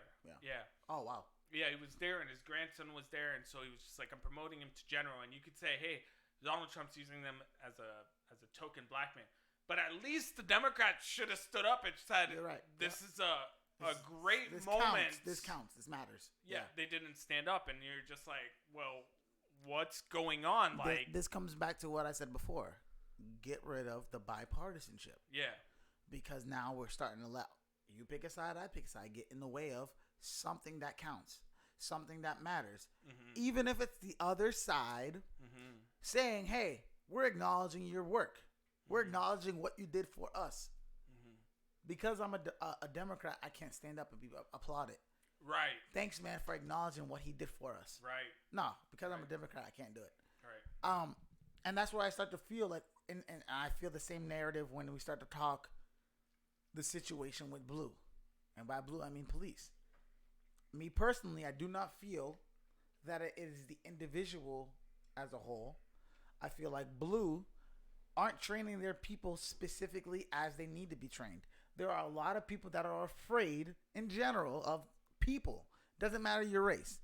Those scary people should not be a police officer. You should start looking into guys that come back from serving in the military because they serve to protect this country. Right. Those are the guys that if you put them in a suit or whatever and tell them, "Hey, police the streets," they'll make sure that crime rate is down. They'll make sure that any fucking dumbass like argument or issue is resolved without a death. Right. Those guys don't pull first because they know they're not in a dangerous situation in a sense like being overseas. You know what I mean? So I feel like those are the guys that should be the first ones on the list to become police officers. Now, if you work in a civil district, where you take the civil service test, they jump to the front of the line. In Massachusetts, that's not the same in every state. Is that true though? It is true if you work in because I've tried to become a police officer in the past 3 years. Yeah. The civil service test comes around every 2 years. So in between the years where I haven't gone to a civil service exam, I've tried to do it in a non-civil service department. When you are in a civil service department, you jump to the front of the line if you've been in the military and you served in the past. See, I respect that and I appreciate that. I didn't know that was how it was in Mass. What my biggest issue with it all is when you start to see a police officer that handles the situation wrong, and people say, "Oh, because this cop was white and the victim was black, it doesn't matter," or the guy goes on administrative leave. Right. No, it is not a matter of race in this issue. It's a matter of blue. Right. Because just as much as the government's gonna protect the government, the police are to protect the police. Yeah. You know? And I feel like you being a person that has a license to carry, you have every right to that. Just like I have every right to that. I don't think it should be up to a police chief to tell me, yeah, you can carry or can't carry. Yeah, I hate that. I hate that about Massachusetts. Because just like the judges that sit on, or even the senators that sit on their seats, they're doing it for 20 plus years. Go back 40 years. Go back 50 years. Now we're starting to talk people that were impacted and affected by the end of slavery. You know what I'm saying? Yeah. So your mentality is skewed in a way. So you see black people as or not even black, minorities, as a specific kind of person. Yeah, and a lot of police chiefs are exactly that age. Yeah. Where, and I feel like even judges that sit on the seat now that rule, some of those people might need to start to get rolled out and become a fucking a liaison, where maybe we reference your opinion or your thought, rather than you're the one who sits on the makes the decisions. Because now we're leaving it up to interpretation of man. I've always said America's laws are just.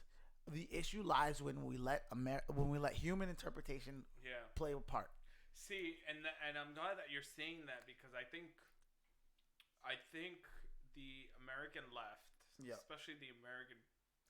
Okay, in our conversation, where do you think I lean?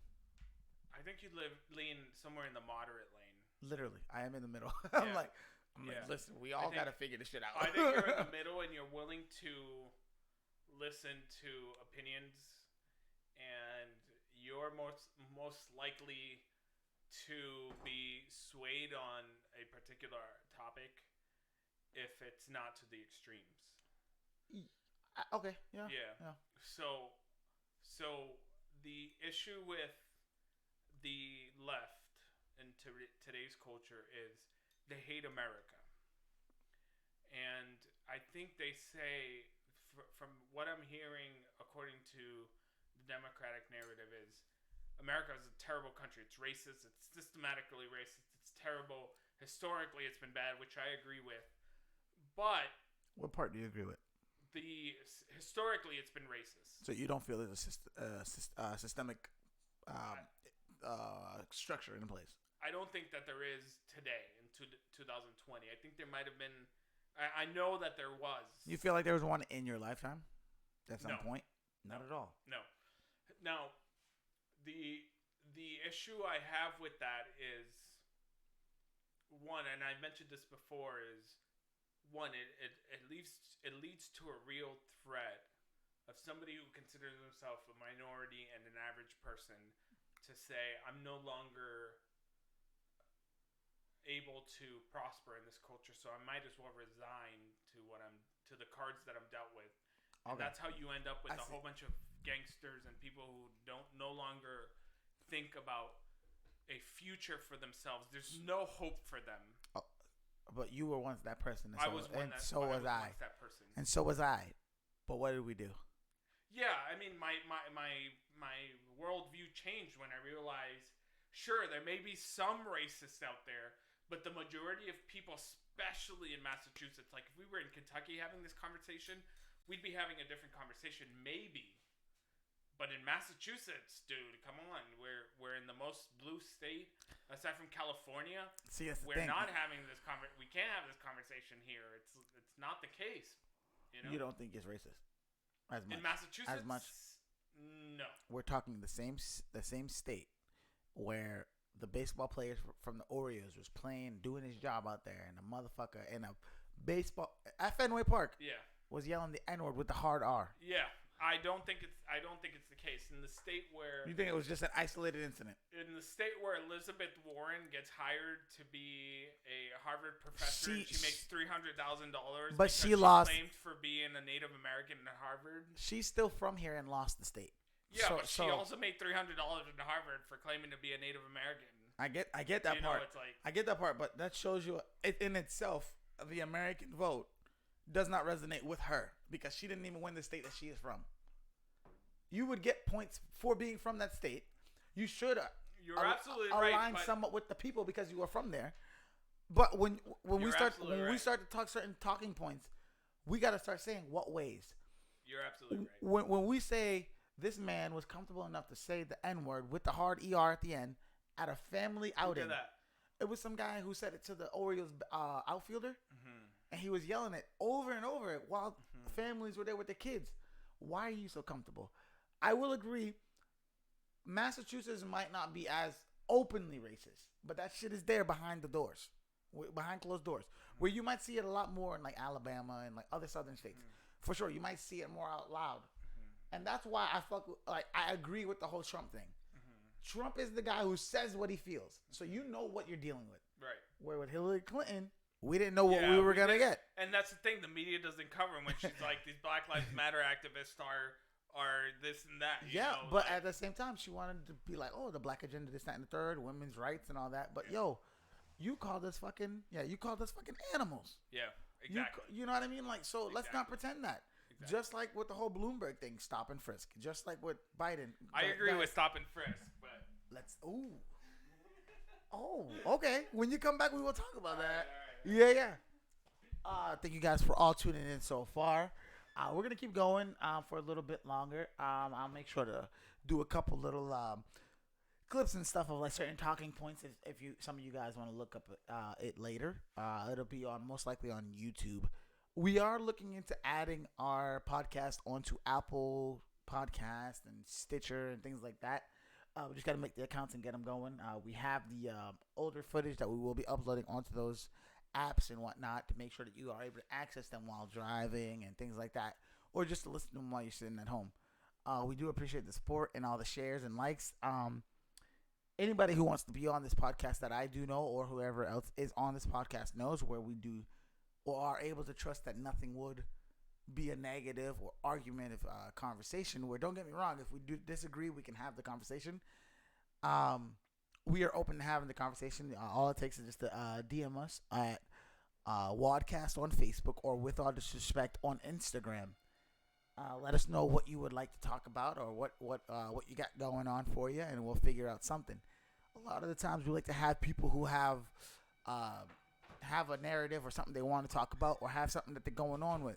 I had a friend on here who had his own basketball agency going. I got a friend who's coming on soon who has his own clothing line. So we're trying to just get everybody's conversation out here, everybody's narrative out here, and just do the best we can as people, as regular day-to-day people. You know, that's the whole thing about this podcast is I want you to know that I'm a regular guy. I go to work 40 hours a week. I am trying to better myself and open up my own businesses and things like that in the long run. We will be talking about Bloomberg and the stop and frisk right now. That was a very interesting thing as you walked out. So you agree with it? Overall, as a whole, or pieces of it? Depends. If the media narrative is that the cops were just stopping people for being black, this is the media narrative. No. If the media narrative is that you were just being stopped for being black and Latino, then that sounds like a terrible thing, right? You're just you're just coming home from work, you've put in your 40 hours, and you look black, and so the cops stop you, and you get frisked, and it's because you're black, then yeah, that sounds like a terrible thing.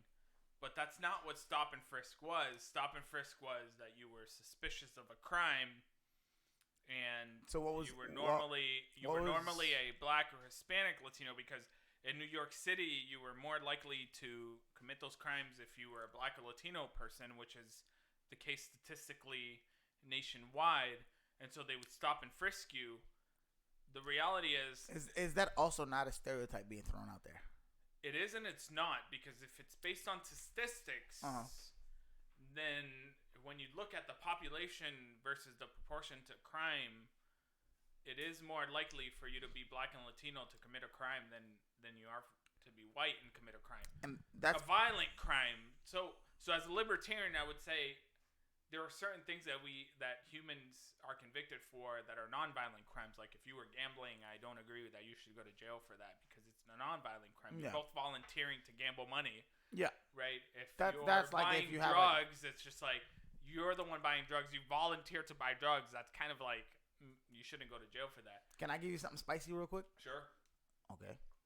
Fuck y'all. The Me Too movement. Okay. A lot of those women that are coming out now off of these NDAs that they signed, got their money and got their check. Did a lot of them not see some sort of a gain after sleeping with whatever producer, whatever business mogul, whoever it was? Did they see that? Yeah, of course. So, is that also something you could claim as rape when you saw a gain at the end of it? Or was that a transaction? That was a transaction. You couldn't say to a prostitute, "Hey, I paid you money to have sex with me, and now you're calling it rape." So no, you can't do that. And then you signed away on an NDA. I'd much rather not be insensitive. I don't want to say that people who maybe had sex because they found no other way to make it into prosperity or celebrity status. I don't agree with that. Is prostitution. But hey, listen, if you made an agreement like, hey, this is a chance for me to maybe make it into a prime role in this movie. I know if I sleep with him, I might get this starting role. Yeah, it is in a form. It's a transaction. Now, I know a lot of people will. I mean, some people will be upset with it, but it is what it is. That's how Hollywood works. That's how sometimes selling drugs works. If you don't got the money, you give me something else. Yeah. You know what I mean? Now, personally, I feel like, and I personally like to err on the side of caution. Mm-hmm. At no point should we turn a man or woman away who feel like they were raped. Mm-hmm. Now, when it comes to things like that, well, you signed an NDA and you got paid. That is the payment you got is for your silence. Mm-hmm. The payment you got is for you to agree that's what my pussy or my ass was worth. Mm-hmm. You know what I'm saying? Mm-hmm. As much as people and might you could have negotiated. You could have been like, "Hey, he's offering me $100,000. I think I want $250,000. That's not enough. I fucked the shit out of you. I need $500,000. Yeah. You know what I'm saying? Yeah. Now, at no point am I disregarding the women that were literally like the man forced themselves on them. But when you willingly left the party with him, when you willingly went into his bedroom, when you willingly put that in your mouth and whatever else you did, and then you willingly signed that NDA and got that check willingly, I don't feel sorry for you. 100%. As I don't care whatever I get in the long run out of this. Now, what would you say to the left who's like, you're a male and you would never understand? What do you say to them? I would say be careful what you say because you don't know everybody's story. You don't know who got whatever done to them when they were young. Okay, so what does that mean? You don't know if other people came from being like as a male, if you were a child. Yeah, like you don't know as a male because at some point you're still a child. Mm-hmm. You don't know if someone forced themselves on them. You know, at no point. Right now, I'm not speaking on myself, but I do know young men or men now that were young boys at the time that got stuff done to them by male or female. So what do you say? Because this is the argument that's used by the left, who says you don't know what it's like to be abused because you're a male. You don't know what it's like to. You can't talk about abortion because you're a male. You can't talk about racism because you're white.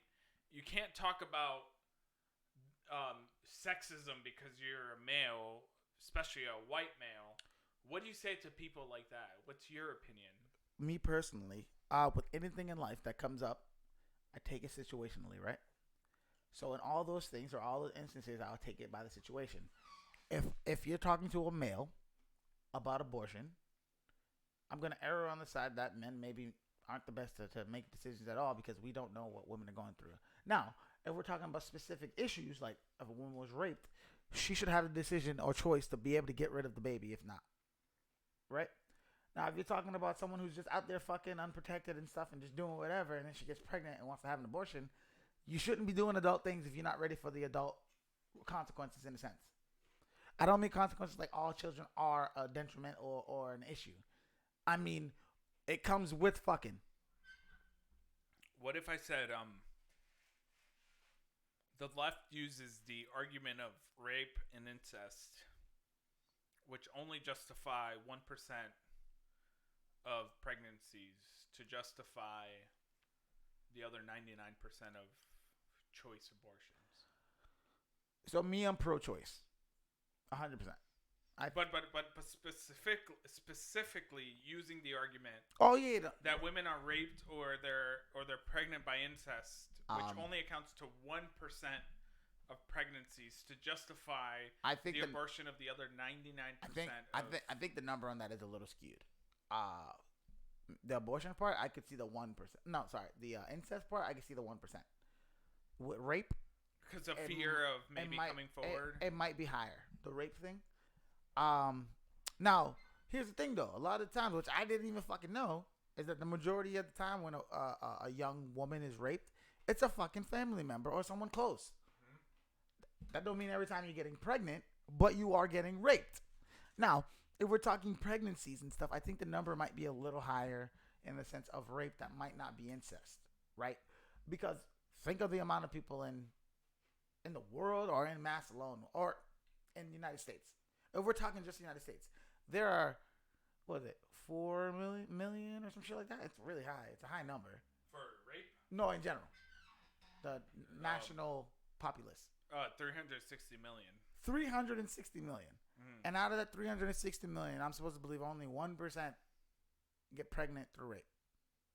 I could agree with the 1% through incest rape, but rape overall, no. Because there are too many guys that I know have certain mentalities that, oh, she wanted it. Mm-hmm. Right? There are those college kids. There are...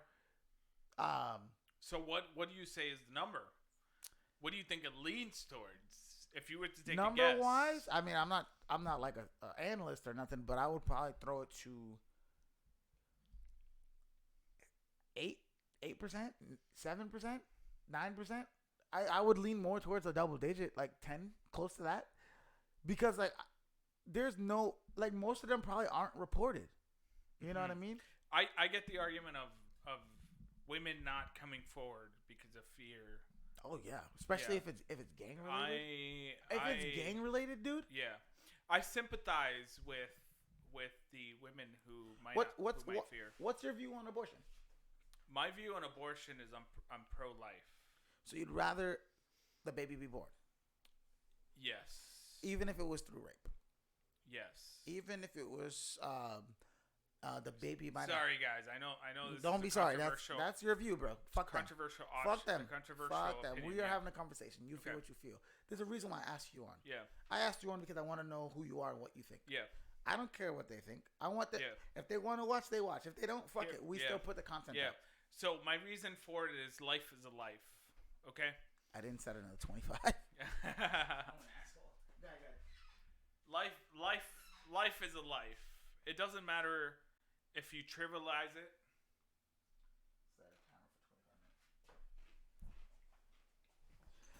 Do you feel like that's part of your religious upbringing? Yes and no. Where's the no coming from? Because I'm part of a Facebook group called Are You for Pro-Life? I want to say that's the name of it.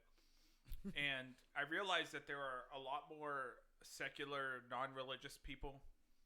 Or not a lot more, but there's just as many secular, non-religious, pro-life women and men out there that don't necessarily agree with my religious reason for pro-life. Okay. And the argument is basic. Scientific evidence proves that life begins at conception. From the get-go. From the get-go. And murdering a life is murdering. Do you feel life. that? I do. So you feel like once it's conceived, not even a matter of the cells being, what do you call that? Not curated, but.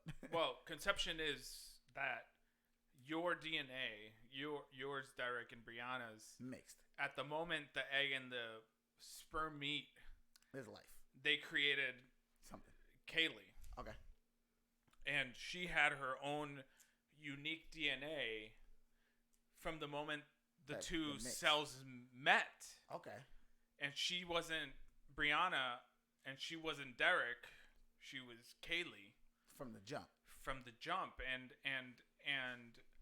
if you were, I mean, even at a certain point, she has her own unique DNA, you know, and it's like, I see what you're saying 100%. So it's right. You know, what you're saying is right. I think in this issue or instance, I don't think people can pull their own feelings out of. I think it's a moral issue. Where if somebody, and I don't think they're talking about. I agree, which is why I make the position I'm pro-life. Yes, but I don't think people take the let her be her. For me, because Kaylee has a name and Kaylee has a life and Kaylee is a person already. Right.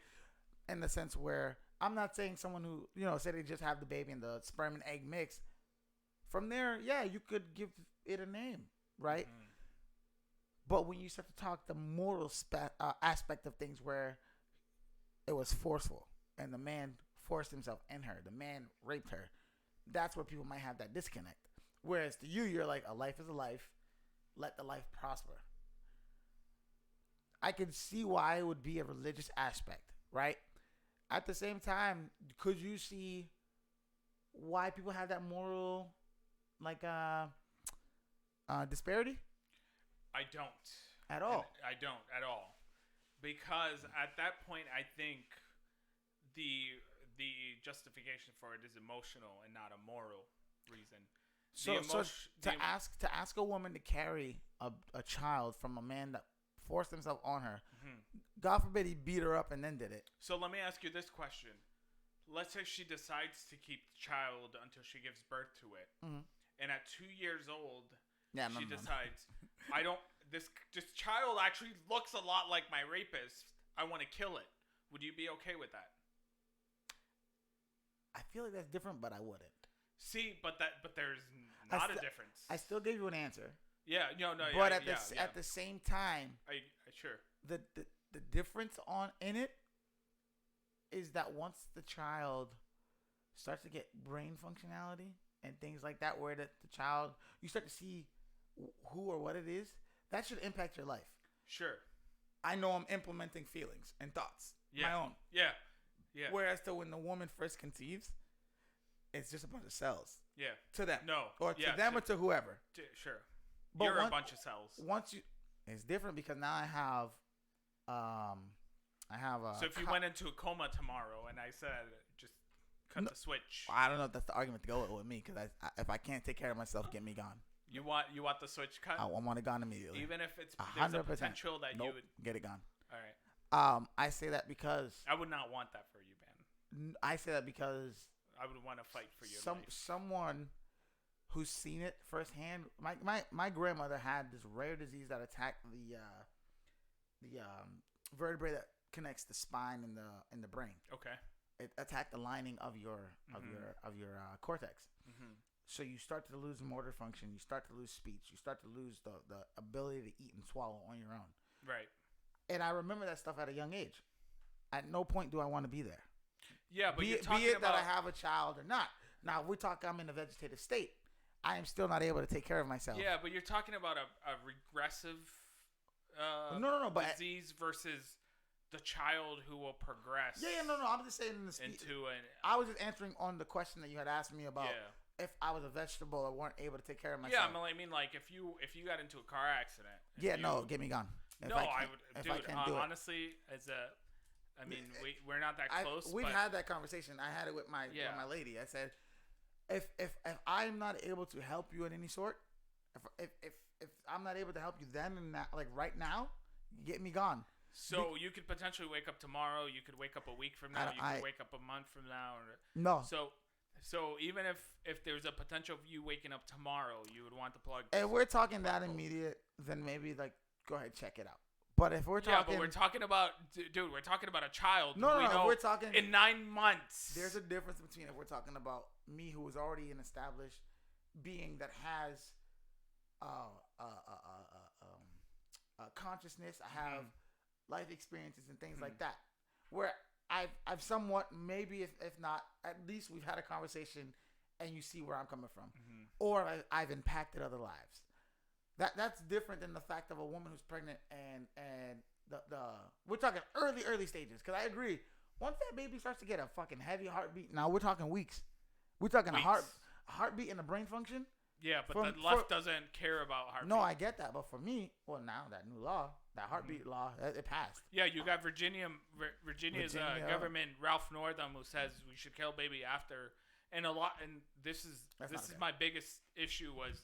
A lot of the articles that were going out there was, no, he's not saying that at all. And it's just like, all you have to do is look up the YouTube video. And he's saying, you know, if the baby's born, I'll put him to the side and we'll talk to the parents and figure out what we want to do with them. When he's talking about the post-birth abortions? Yeah. Yeah, that shit was real. I don't give a fuck. No, I saw it. Every single Democrat candidate is willing to subscribe to the idea of abortion up until 9 months. The only thing that separates the baby is whether he passes through the vagina canal or not. No, see, according to Democrats, I get what you're saying, but at the same time, I feel like that is a narrative that the right might be pushing. Because I'm not. I mean, in general, sure. I'm not saying you specifically, but there's no way we could say as a whole that the whole party agrees with the fact that 9 months is the incubation or time period. At the same time, when we start talking of people, you start thinking of a life, what makes you a human? Brain function and a heartbeat. That's what makes you alive. I don't think that's the case, but overall, like I'm saying, like scientifically, what keeps you alive? You got heartbeat, your brain works, and your lungs. Mm-hmm. Those two of those are involved. Or all of them are involuntary. I think what makes you alive. So this is interesting because consciousness does not mean you're alive. Exactly. Plants are alive. Exactly. And so I took a. Time I can't use the argument no more. I want to say 3 months ago, I took a biology 101 in college because I traveled. I moved to Costa Rica when I was 18. I didn't go to college. Yeah. So now I'm making up for the time that I lost, and so I'm in community college now, and Excuse me. Try to play catch up in a sense. Yeah, I'm trying to catch up, and it's the worst because now I have a wife. I work full time, and then I go to school after work, and I take So what time? 9 to 12 classes. What time? I go to North Shore Community College. So right now, Monday I take a class Monday is from 7 to 10 o'clock. Tuesdays I take 6:30 to 9:15, and then I have an online class. A little bit after. Yeah. Shit. Yeah. So you have to go to campus, or you doing it from home? I go to campus, 2 of them, Monday and Tuesday, and then my third class I do online. And you go right after work? I do. Ugh. Immediately I go after work. So it's tough, dude, because I got a wife who would love me to see you. who would love me to come home, but not only that, but to also to help out to do laundry, to do dishes, to cook, and all that other stuff. Oh, you be chefing it up? I try as much as I can, you know. Okay. If she's watching, she's gonna say no, I don't. No, he doesn't. So I was taking a biology class, and the very first chapter of Biology 101 was life comes from life only. Right? That was the first sentence of Biology 101, which immediately led me to my Christian thought was this makes evolution absurd, which is the idea that do you believe in evolution? I do believe in microevolution, not in macro. So the idea that something came out of nothing, and then all of a sudden, boom, the Big Bang Theory is here. It's just like, that's absurd. Yeah. Well, even in the Big Bang Theory, I don't think they threw out the whole nothing from something. They do. Or something from nothing. That's the thing. It's the Big Bang Theory, they definitely said that there were micro organisms and stuff, just like right now they said on Mars. Like on Mars, they said they had the microorganisms that already existed. No, but the Big Bang Theory is the idea that the universe started with the Big Bang. No, right? So there was nothing. They said life as we begin to know it started from nothing. If we're talking single cell organisms, that's still a life, right? Yeah, that is a life. In your thought process. Yeah. Just because it don't have a consciousness. Right. It is a life. The consciousness is the life as we know it now. Yes. So before the Big Bang Theory, we would talk single cell organisms. No. How not? No. So the scientific consensus around this is there was nothing. Then the Big Bang Theory happened. Then you have a whole bunch of non-organic, in other words, non-living things. Mm-hmm. Then from these non-organic things, which we look at as the material world, like rocks and not plants, dirt, because plants are living. Yeah. Dirt, Then all of a sudden you have organic things. Yeah, which is plants. I'm not 100% sure that's how. Animals and birds, and then all of a sudden But hold on, when you start talking that, you're talking complex organisms. No, we're just talking about organic things, non-complex. I'm almost non-complex. I'm almost 100% sure that even in the scientific lineage that they speak on at least single cell organisms before the Big Bang Theory. No, the Big Bang Theory come first, and then single cell. It could be at the same time, but 100% sure because they also speak on the molecules of oxygen and things like that. How is that around if there's nothing there? Exactly. That's my point. It's not single cell and then Big Bang Theory. It's Big Bang Theory to give the rise to single cell. That's the. I don't know. I can't deny that. Exactly. Which is my contention is how does out of nothing come something? Okay. Right. It violates first and foremost the laws of thermodynamics. Yeah. Right. The laws of thermodynamics. One of them is energy does not create itself. Okay. Right. And then it doesn't also expire. Right. It doesn't go away. So it's like it violates the theory of the laws of thermodynamics. Yeah. So for me, and I don't know how we got to this topic at this point, to be honest. I think it just kind of came about. but it kind of, if we're talking about the laws of thermodynamics, it just doesn't make sense that nothing came out of something. I mean, that wouldn't make sense as a whole. I feel like that would be a big gap in the scientific law. You know what I mean? Where most of the time they're so adamant on proving or at least having some sort of a theory. I'm glad you brought up the whole abortion thing and we got your view on it. Oh yeah, we were talking about that. Yeah, you're right. No, I'm just saying. I'm just glad that you brought it up naturally on your own. Because for some people that's a very touchy subject. Mm-hmm.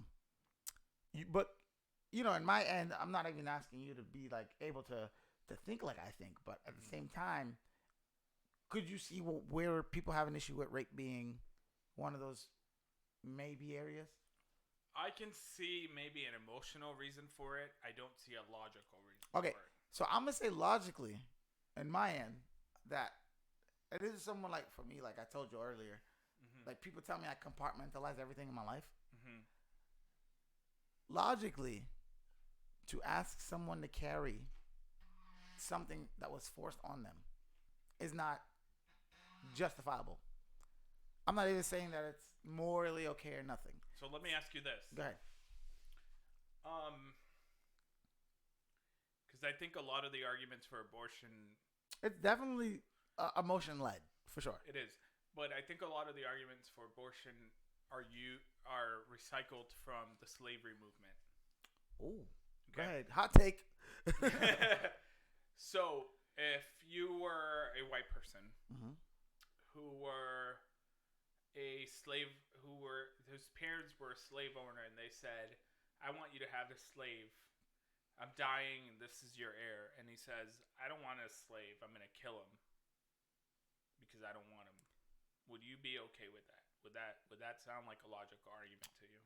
No, just like I am not okay with abortion just because I'm pro-life. Like, I'm pro-choice. You pick, but in a situation like that, you're picking for a life that wasn't yours to take. And I hate the way I said it, but it is what I feel. If people, like I said, it comes down to responsibility. Let's go. It comes down to responsibility. If you want to go do adult things, be ready for what comes with it. So why not adopt? Why not give birth to it? Oh, no. I think that's the way to go, but that's not my place to put. If we're talking the abortion argument, we're speaking on just the fact, do you abort or not? If we're talking the aftermath, now we're starting... Why do you say it's not the place to go? Because if we're starting to introduce adoption as an option, then we start talking... Are you saying that potentially abortion is murder? Depends when you get it. But I agree. It is. In a sense, because... Okay, so my stance is abortion is murder, and it's my responsibility to have a voice for the people that don't have a voice. The same way that potentially white people who were against slavery stood for the voice of black people who were slaves who didn't have a voice. See, I can't go there. I can't go. I understand what you're saying, but I can't go there. It's hard when I hear that because I think black people should actually understand this the most. Oh, 100%. When looking at American history and feeling like there was a voice that wasn't being heard. As a black man, I was raised to love and accept everybody for who they are because we didn't get that. Right. And with that, I also learned compassion, and I also learned what's that word when you feel for them. You know what I mean? So in the sense where it's like, you know, for me being pro-choice, it leaves it up to the person who's involved in the situation. Where in slavery, as you keep bringing up, there wasn't a choice. But there wasn't a choice for the unborn. And is there a voice that's not being heard like the black voice was so for the unborn? We're leaving that part into interpretation. Because we don't know, as a whole, we don't know if there is any kind of a self-awareness at any stage before heartbeat or brain function. We don't know that. Whereas, say, with slavery, you have an established person. You have somebody who you tell to go do something and gets the job done. It's not like a one-trick pony. No. You go tell them, hey, this, that, and the third got to get done. You're dealing with a human being at the point. Where I'm not discounting that a zygote or whatever isn't a human or a person. I'm just saying to go slavery and abortion of a zygote, that's huge differences. But do you get? Let me ask you this. I see what you're saying. You're saying a person's a person at any stage. Yeah, but do you? But hold on. Sure. But to have the narrative that slavery and abortion can be in the same conversation at any point, that the slave master might say, I don't want him, so I'm going to kill him, that's kind of crazy. Well, let me or rephrase it. Not crazy, but a little far-fetched. Let me rephrase it. Go ahead. The slave master would have said, the voice of the slave doesn't matter as much. They did. They said that. As... Oh, no. Like, it didn't matter as much. The same Do you remember we were 3/4 of a person? Well, that was so I think that's a misconception. That is true. Okay, that is 100% true. But that was a Republican effort to give it was a compromise on the Republican side to say, hey, the Democrats want the black voice to mean nothing. I want it to mean something. Can we compromise in a 3/4? Somewhere. Yeah. Okay. So the left takes it as they take it as Americans only thought black people were worth 3/4, and it's just like, that's not true. The Republicans wanted it to mean something, so they compromised. The Democrats didn't want it to mean anything, and the Republicans were like, hey, meet me halfway. So in that conversation, at any point do you feel that's okay? I don't think that's okay, but it was a good way for the fact that you even said "but" is a problem. No, it's not, because here's the issue with the American founding is that a lot of the founders in the United States thought slavery is wrong, but you don't continue something if you feel it's wrong. No, because they realized this is what they did, and you can find this in the American founding. The letters that a lot of the American founders put was they felt that slavery was wrong, but they would not be able to unify the colonies if they came out and straight up said slavery is wrong. So what they did was they put the clause in there: all men are created equal as endowed by their creator, so that future generations would be able to reference it and get it right. And so, but you had a hard time accepting that. I know you do, but here's the thing: when Martin Luther King came around, they didn't say, "I think the American experiment is wrong," like the Democratic Party and a lot of the left says today. Martin Luther King said the American experiment is right. It's only available to white people. We want it for black people too. That is the difference. Yeah. The left in 2020 says the American experiment's wrong and we need to do it like every other country. The 1950s Martin Luther King said, no, the American experiment is right. It's unique to the United States. And it clearly states in the Constitution, one, that freedom of religion is natural to the human existence. The freedom of speech is natural to the human existence. The right to bear arms is natural to the human existence. Unfortunately, it's only afforded to white people. Our fight is that we get it to black people too. Okay. So I get, so where you went, I understand, but where we're coming from in that conversation, we can't diminish the undertones of what this country was built on. We can't diminish the fact that at some point we were cattle. At some point we were something you own, right? I will and cannot ever compare a slave to a zygote. I can't. I won't compare slavery to modern day issues now, because the stuff that my ancestors went through and whatnot, I'll never experience. But I do still have that historical or ancestral burden to carry. You know what I mean? Even though I didn't go through it specifically or personally, it's still there. Do you think history repeats itself? Oh, it's gonna come back hard, and it's coming for Spanish next. Do you think that what the black community experienced in the 1860s, the Jews experienced in Germany in 1940s? Shit. No, it's different, because when black people were going through what they were going through, they were being captured. The Jews were being captured to be killed.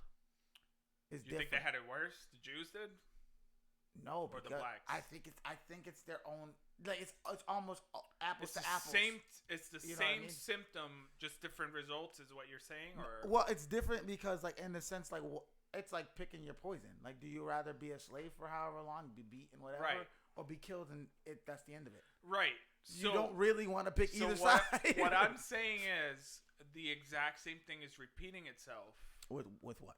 with the unborn children in the United States. I can't jump on saying. Listen, this is just a statistic. Go ahead. You can let me know what you think. In the course of a year, just 1 year, there are as many unborn children killed as the entire KKK killed black people throughout its existence. I don't believe that. You don't think 600,000 unborn children are killed yearly? This is by Planned Parenthood year numbers. I don't think 600,000 people total were killed by the KKK. You think more? You think more were killed? 100% more. Okay, but are you denying that the 600,000 that you might be speaking on are the ones that might have been reported? Documented. Okay, fine. You know what I mean? Okay, but hold on. Emmett Till is the perfect example of the situation. Only reason we know about Emmett Till is because they eventually found his body. Mm-hmm. What did they do? Those 3 men went to the house and dragged that boy out in the middle of the night. Mm-hmm. How many times do you think that happened to anybody? Remind me Emmett Till's story. Emmett Till was the boy who was down south. He visited his family down south, and he had like a stutter. Every time he had a stutter, his mom taught him to whistle or click, like like click your teeth. Mm-hmm. And one time, when he had a stutter, he was like a white woman walked by, and he was stuttering, and he whistled. And when he whistled, the white woman went out and told her husband that black boy pressed me and tried to whistle at me and hit on me. The dude didn't do nothing at the time. Went home. Then they found out where they lived. Went to his and then he went to his house and with a whole bunch of white people. And so they beat up his cousins because the cousins were trying to be like, "You're not taking him." Took him out of the house, beat him, and murdered him. Shot him, stabbed him, and all that. Put him in the water. They found his beaten and abused body. The mother of Emmett Till said, "No, everybody needs to see what they did to my baby," and had an open casket. Okay. So if we were to go look it up right now, you would see the damage and stuff that they did to Emmett Till. Yeah, racism. No, 100%. And I'm not disagreeing with that. And there's instances like that make me not able to put things like you're saying into perspective or in the same scope of racism or slavery, because slavery, just like the Holocaust, never once will I like compare the two because they were so fucking heinous that they are their own thing. I think that they are a result of the same disease, which would be xenophobia, which would be racism, xenophobia, whatever you want to call it, hatred towards somebody that's not like yourself. But in each of those cases, in slavery, wasn't there a monetary gain most of the time? No. How no? Because the South wasn't as prosperous as the North. If you were to argue, like, when you made your money in the South, you made it through a farm, right? No, not necessarily. They were poor. Heavy. The ones that made their money definitely made it through cotton and corn and things like that. I don't think that's accurate. I think that the South, statistically speaking, if you look at the numbers, they were pretty poor compared to the North, which is why they lost the war. But I'm not comparing to the North. I'm saying for the South, when you made money, you did it through some sort of a trade or something. Sure, which is why the statistic is they only 1% of the South owned slaves. But yet again, we're speaking towards the end of it. I don't know about the rest of it. No. During the majority of slavery's time, the South was the ones that held slaves. Let's not pretend like the North didn't have slaves too. They didn't. Oh, no. They definitely did. But they, like Pennsylvania and areas like that, had slaves. But it wasn't on a scale of the South. After a certain point, I want to say that they didn't. Now I could argue, and this is my argument, is the North was racist in its own way. Oh yeah. Like if you look at Massachusetts, prior to, like, if you grew up in Massachusetts at all, like you and I, our age, you know that like the North End is Italian, South Boston is Irish, for real. Somerville's like Brazilian or Portuguese, Chelsea Spanish for the most part. You still find some blacks in there, and then you have Dorchester Jamaican Plains that are mostly black. Mhm. You know, and so it's segregated on a de facto basis, Yes, right? yes. It's cultural. Mhm. People were like, you know what? I don't want to mix with somebody who's not like me, so With I'm gonna them. settle in this neighborhood. So the North is racist on its own. Mhm. The South, on the other hand, was racist culture by law. Yes. So the South was like, we're gonna enact laws that keep black people from eating in the same space in the restaurant as us, Yes. and we're gonna make laws that keep black people from drinking the same water as we do, and they did it by law. So there's the difference there. But the majority of people that own slaves, like statistically speaking of slave owners and people that registered as slave owners and having slaves, only 1% of the people in the South own slaves. That I'm not ignoring that that the South was racist. Hold on. They were, but hold on. people who owned slaves only equal to 1% of the population in the South. That number has to be inaccurate. And if we're talking like the midst, you can look it up. Yeah, sure. If we're talking the midst of slavery, there's no way that it was only like the 1% or whatever, like majority of it was 1%. What if do you we're say? talking towards the end of it, I could probably see that happening or being a number. But if we're talking like in the hot time of slavery when everybody like this is just the way of America, it definitely had to have been over. 1%. I don't think that's true, and I'll prove it to you. Go ahead. In the 1950s, the people who were fighting for equality, do you think right now in 2020, 14% of black people make up the American population? I don't think they would have won the civil rights movement. No. With only 14% of the population. That means that the majority of the population in the South had to be white and in favor of black equality. I don't think majority. I think in order for that to happen. I think enough. I don't think it has to be the majority because the majority of the South still wanted to be the Confederate end of it. I don't think that's true. But here's my argument for it. A lot of people. This is the party switch that you mentioned earlier. Yep. A lot of people say the party switched. Do you know when the party switched? I don't know the exact year. Okay. No. So in 1920 or 1918, whenever the Democratic nomination was, the majority of blacks were voting about 80% Republican because they identified with Lincoln's Republican Party, the Emancipation and whatnot, right? It was the party that freed the slaves. When were black people able to vote for the first time? I want to say it was 1865. Let me look it up real quick. No. I want to say it was 1965. 1964 was the Civil Rights Movement. That's probably more likely. Yeah. That sounds more. What? No. It was early. It was earlier. Yep. Sorry, no, it was earlier. They should have had the right to vote in 18 something. I just want to get the number.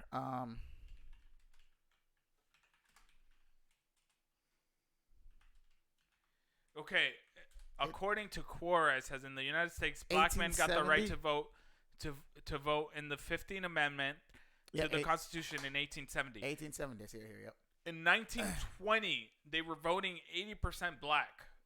80% blacks for who? For the Republican Party. Yep. Because they identified with Abraham Lincoln. Okay. All right. Yeah. They identified the Republican Party as the party of emancipation, and the ones who freed the slaves. 1820. In 1920. In 1930s, FDR came into the scene, and he created the New Deal. All right. Yep. In the New Deal, a majority of blacks thought, if only we get the crumbs of the New Deal, we'll start voting Democrat. Right? Yep.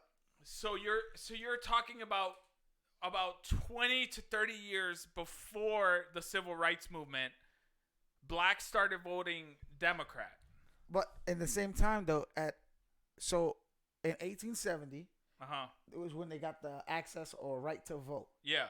1877 became the Reconstruction era. The Reconstruction era. And what did they do then?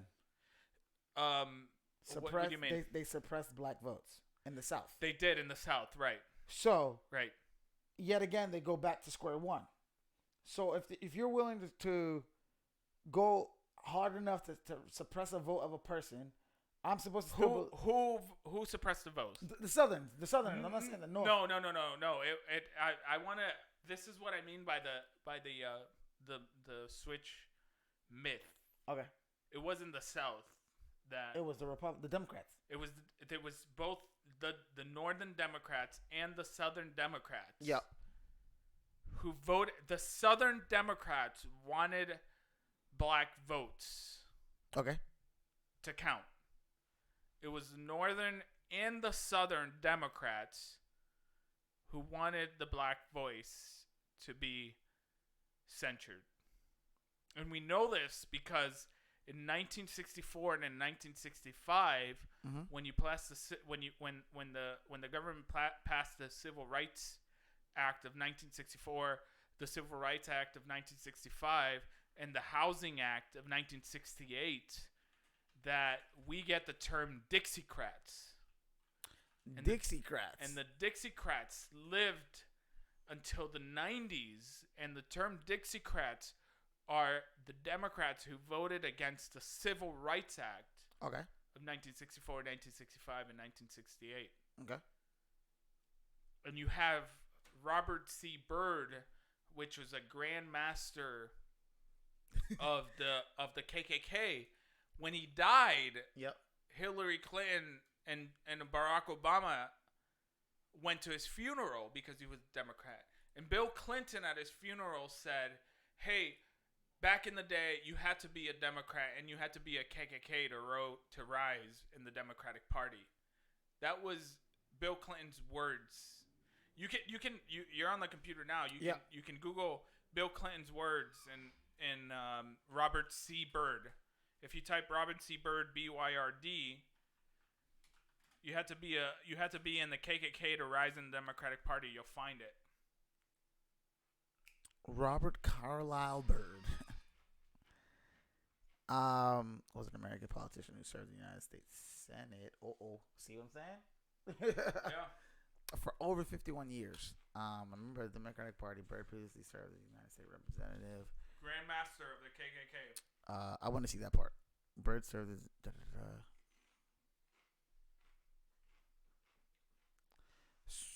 This is Wikipedia, so sometimes. Right there. You're right. Yep, it's popped up right there.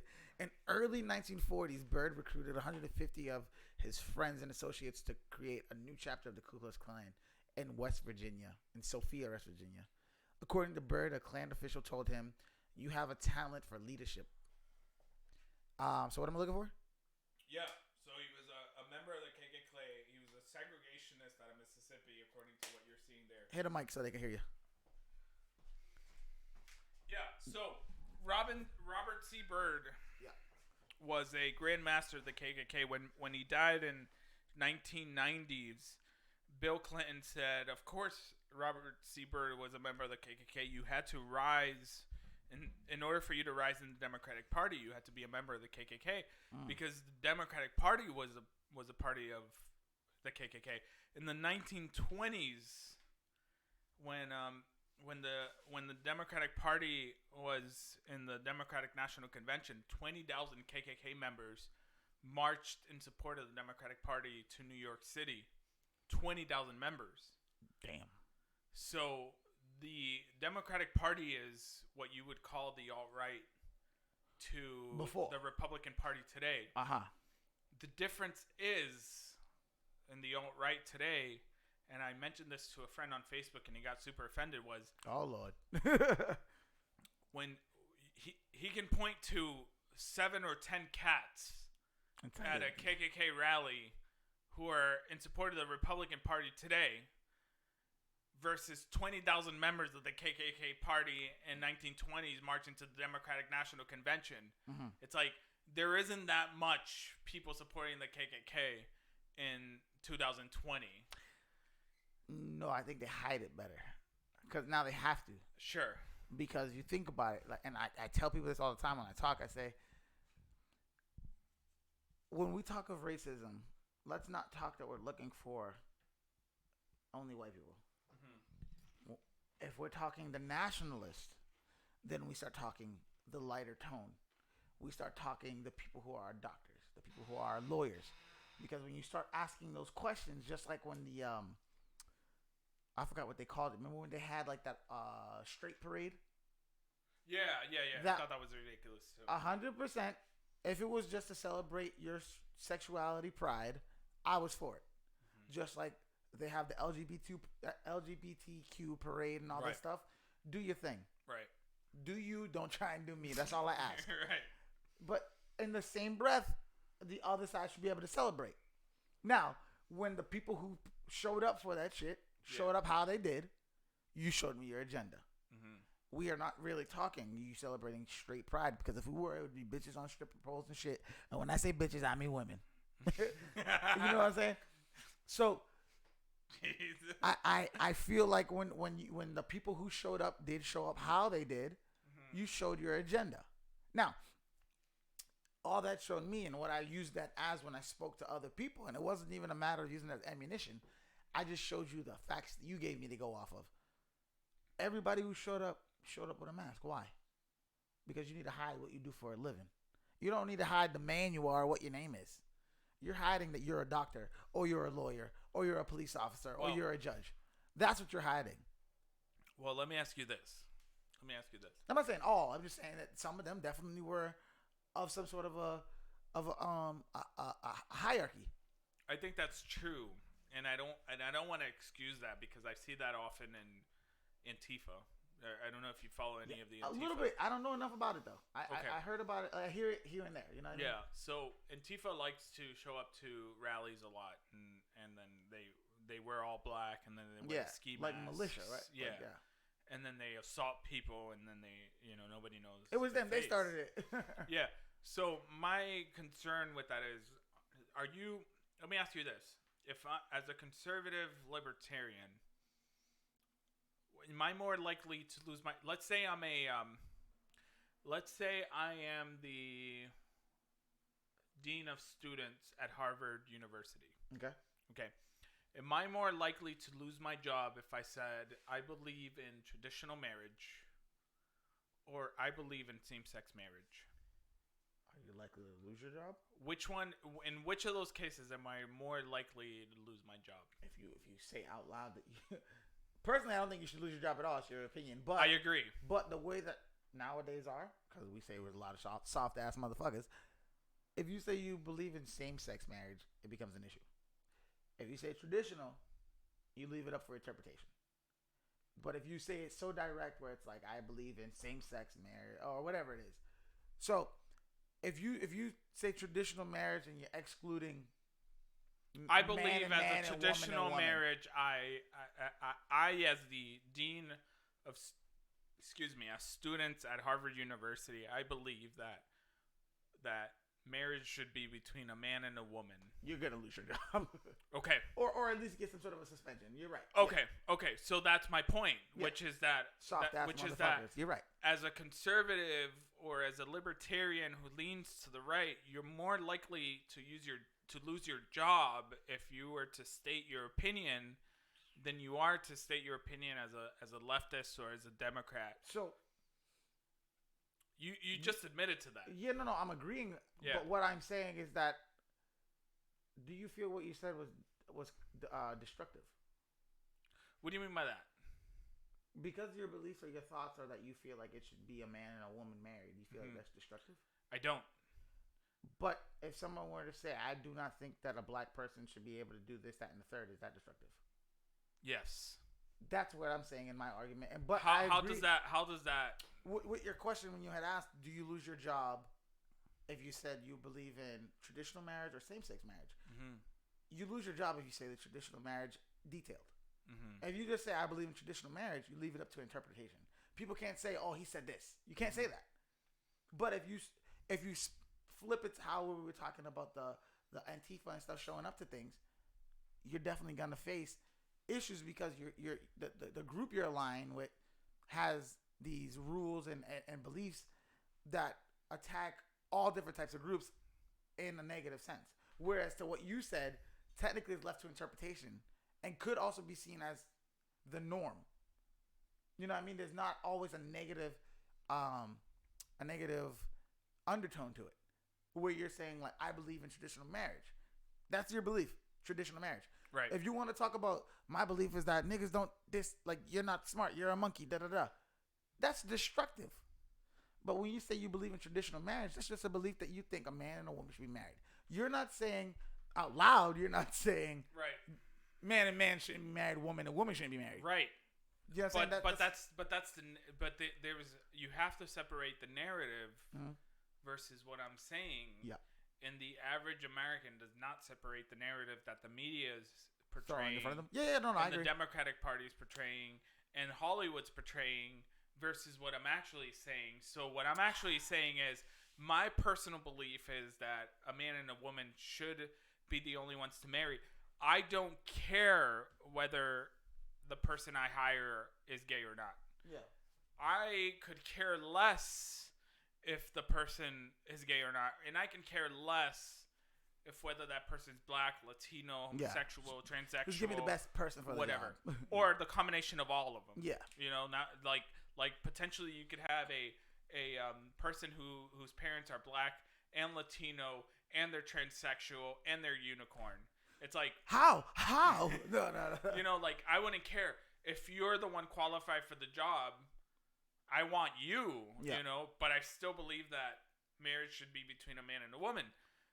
Now, is that your personal belief? That is my personal belief. Does it bother you if people of the same sex want to get married?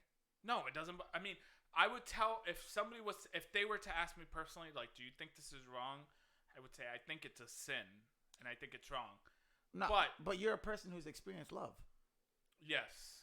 So, but experiencing that feeling of love, just like you experienced the feeling of believing in God. Is love the ultimate feeling? The ultimate feeling you should seek. Love is pure. Is it though? Is it though? If a pedophile says to you, no. No, what I'm saying is when you found your wife and you knew you loved her. Yeah. You never felt that before. Yeah, but you're saying love is the ultimate feeling a human being should seek. Is that what you're arguing? Not at all. I'm saying when you do find that, you know you found that, right? No. Yes and no. Yes and no. Because the feeling wanes. Over time? Over time. Okay. I could see that, but at the same time, once you know you found someone you love, you know the difference between someone you care for and someone you love. Yeah, yes and no, because you can say, like, I love this person, and this person can be absolutely destructive to my life. Like yeah, no. I'm saying like the purest form of love where it's like, you know, when you find someone that's destructive in your life, most of the time it's lust. There is some sort of a physical thing that you appreciate of them, be it a body part or whatever. Yeah. You know, most of the time when it's a destructive thing, the reason you can't pull away is the physical. Sure. Where when it's love, there's physical and the mental. You know what I mean? Not always. Because my definition of love is simply this: I made a commitment to love my wife. You chose to. It's a choice. I choose to love my wife, even when I don't feel like I love her. I'm choosing to. The idea of love of being a feeling is kind of your Hollywood romantic comedy movie where you meet somebody. This is what I hate about romantic comedies in Hollywood is like in the movies you meet somebody and within 24 hours they're like, I love this person. You know, and I'm gonna confess my love to him, and it's just like you don't know anything about this person. Like you don't know what Vince Vaughn is like aside from his love for baseball. You know, and it's just like you don't know what you know. And so it's just like at some point, my first conversation with my wife is just like, what do you believe in marriage? First and foremost, what do you believe? Yeah, like do you believe marriage is kind of like a consumer's point of view, like you don't like your shoe and when you don't like it you gotta buy a new one. Yeah. You know, or do you believe like once you make the commitment to love somebody, you make the commitment whether you feel like it or not? Okay. You know? So love is a choice.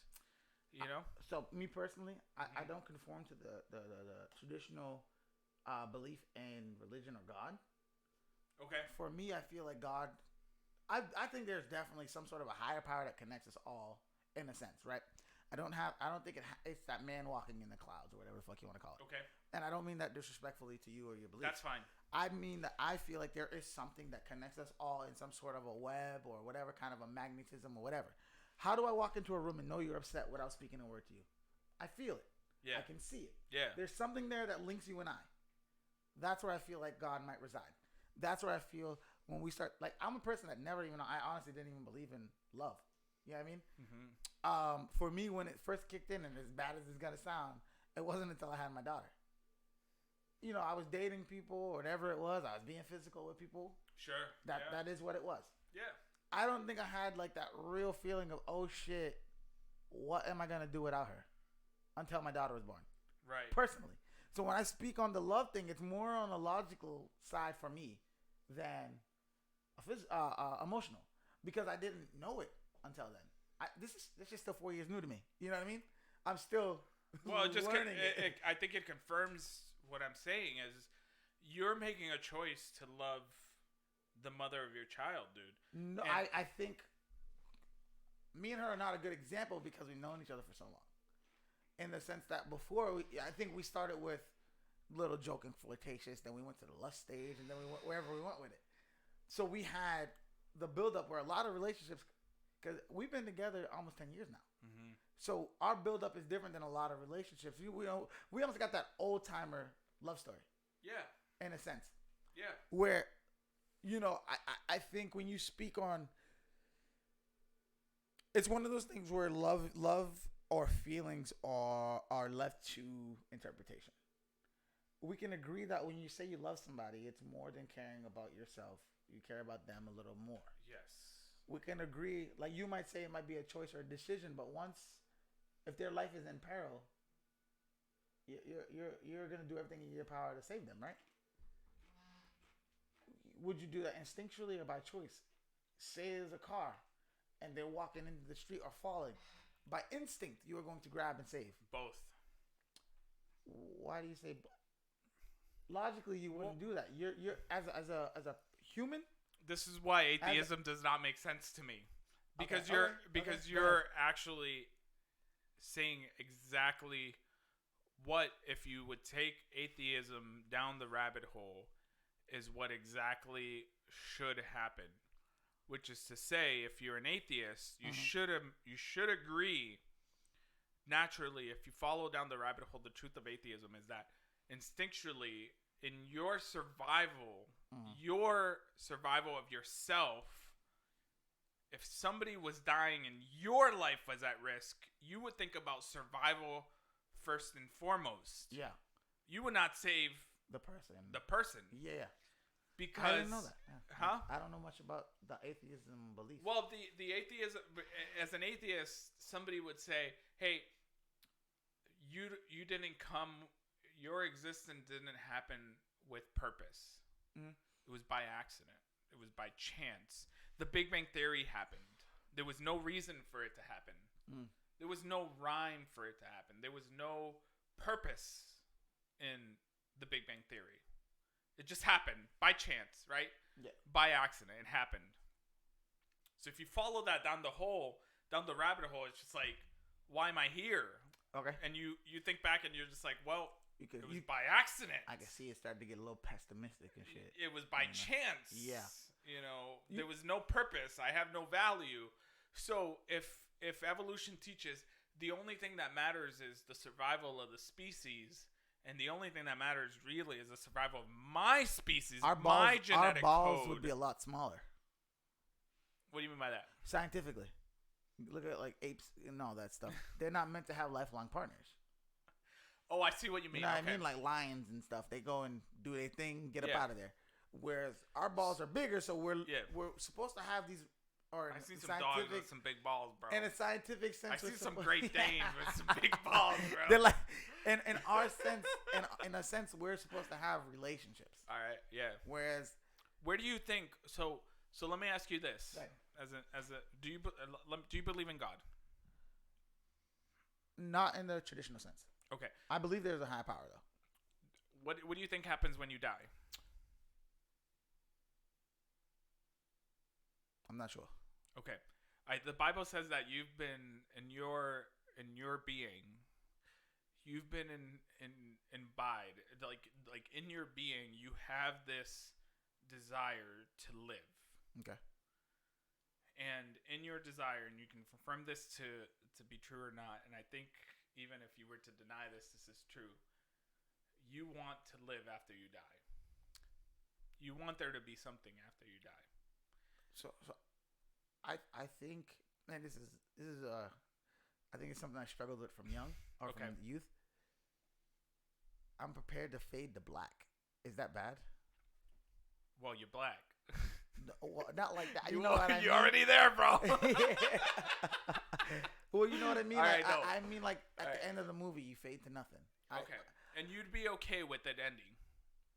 No, but I'm preparing myself for it. Where it's okay, like, but you're not. See, but here's the thing. I'm thinking, like, even in that, like, every scenario that I've run, that still has to be some sort of a consciousness. Because how am I acknowledging that I'm in a black abyss or whatever it might be? Right. So I don't know. So the Bible teaches that you have a desire to want to have that consciousness even after you're dead. Okay. Okay. And we all feel that. Do you think... we all feel that. Oh, go ahead, yeah. We all have that desire. So what do you think about a lion who kills another lion? Are you bothered by it? When a lion takes over another pride, like a male lion stumbles into... Watching it or just seeing the aftermath? You're just seeing what? The aftermath? Like, it's already done, or watching it happen? Both. Watching it happen, I think there's an uneasy feeling. Yeah. Because you know that there is intent behind the blows. Yeah. When it happens after the fact, it's kind of like we chalk it up. Yeah. Like, that's just kind of...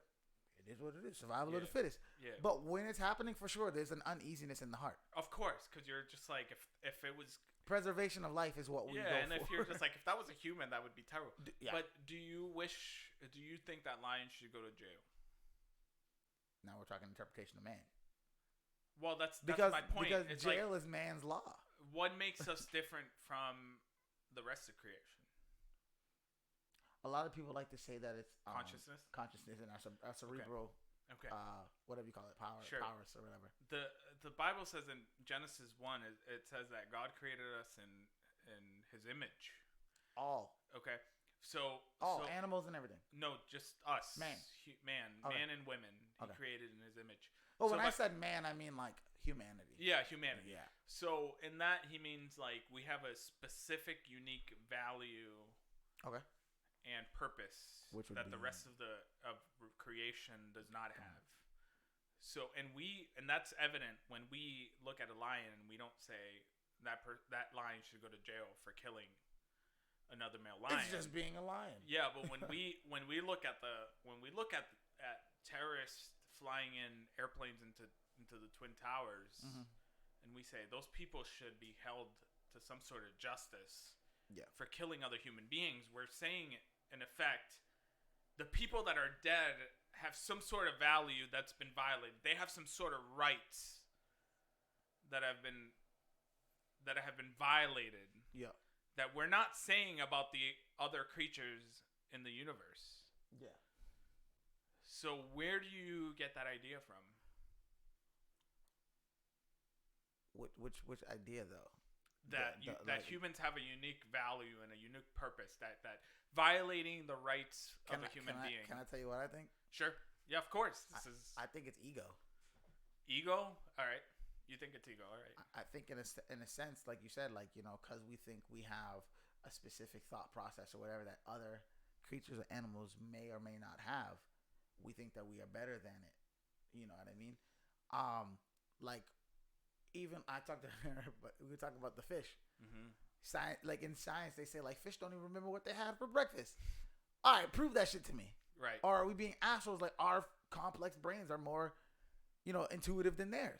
Right?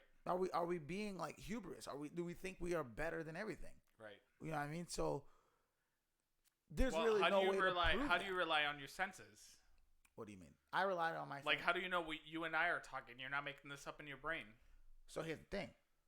The problem is science is starting to get too, what do you call that? Redundant and when it goes against itself, that they're saying now your memories are questionable. Exactly. Your memories. And it is. It is. Aside from the existence of God, you have no reliance on your memory. So hold on. Now I want to be honest with you. Okay. Me personally, as much as, and I know in the Bible it says that you should never put yourself on the same level or platform as God, right? Sure, yeah. Now, more or less. With that being said, I feel like with all the energy and effort and whatnot and belief that people put towards God, which I'm all for if that makes you feel better and makes you a better person and gets you through your day, I'm all for it. Be happy. I want everybody to be the best them, right? But for me, and this comes down to me being like a very prideful asshole, why can't I, or when I do, why is it an issue that I put that same belief and pride or whatever in myself? In the sense that there isn't anything I can't tackle. There isn't anything that could stop me from being the best me or whatever kind of belief. If God could do it, I can do it. I always say it. And it's, can you create nothing out of something? Huh? Something out of nothing, I'm sorry. Can anybody do that? No. Physically. Which is like, no. Show me that God did that. You gonna tell me us sitting here shows? You're gonna tell me. You are time out. Of it. I'm evidence of you're it. Gonna the fact that we are sitting on something is evidence of it. So my argument is, in the depiction of the Bible itself, what does it say? It says that describing angels and stuff, that it was a glowing light that descended from the clouds, right, or from the heavens. Maybe I don't know what something you're like referencing. That. Yeah. I feel like it was something like that. The clouds parted. It was a bright light, and whatever it was came down from the sky. It was like a entity of some sort. It wasn't like a I don't know if you're talking about the beginning, or maybe you're talking about the Book of Revelation. It might be the Book of Revelation. Okay, so you're talking about after the fact, after God has created something. The Bible says that, we were already established. Yeah. Okay, in the beginning, God created the. So in that being said, do you not think that could be whatever God or it might be revisiting man? What do you mean by that? Like revisiting meaning coming back. So, yes, God is gonna come back. Yes. What if?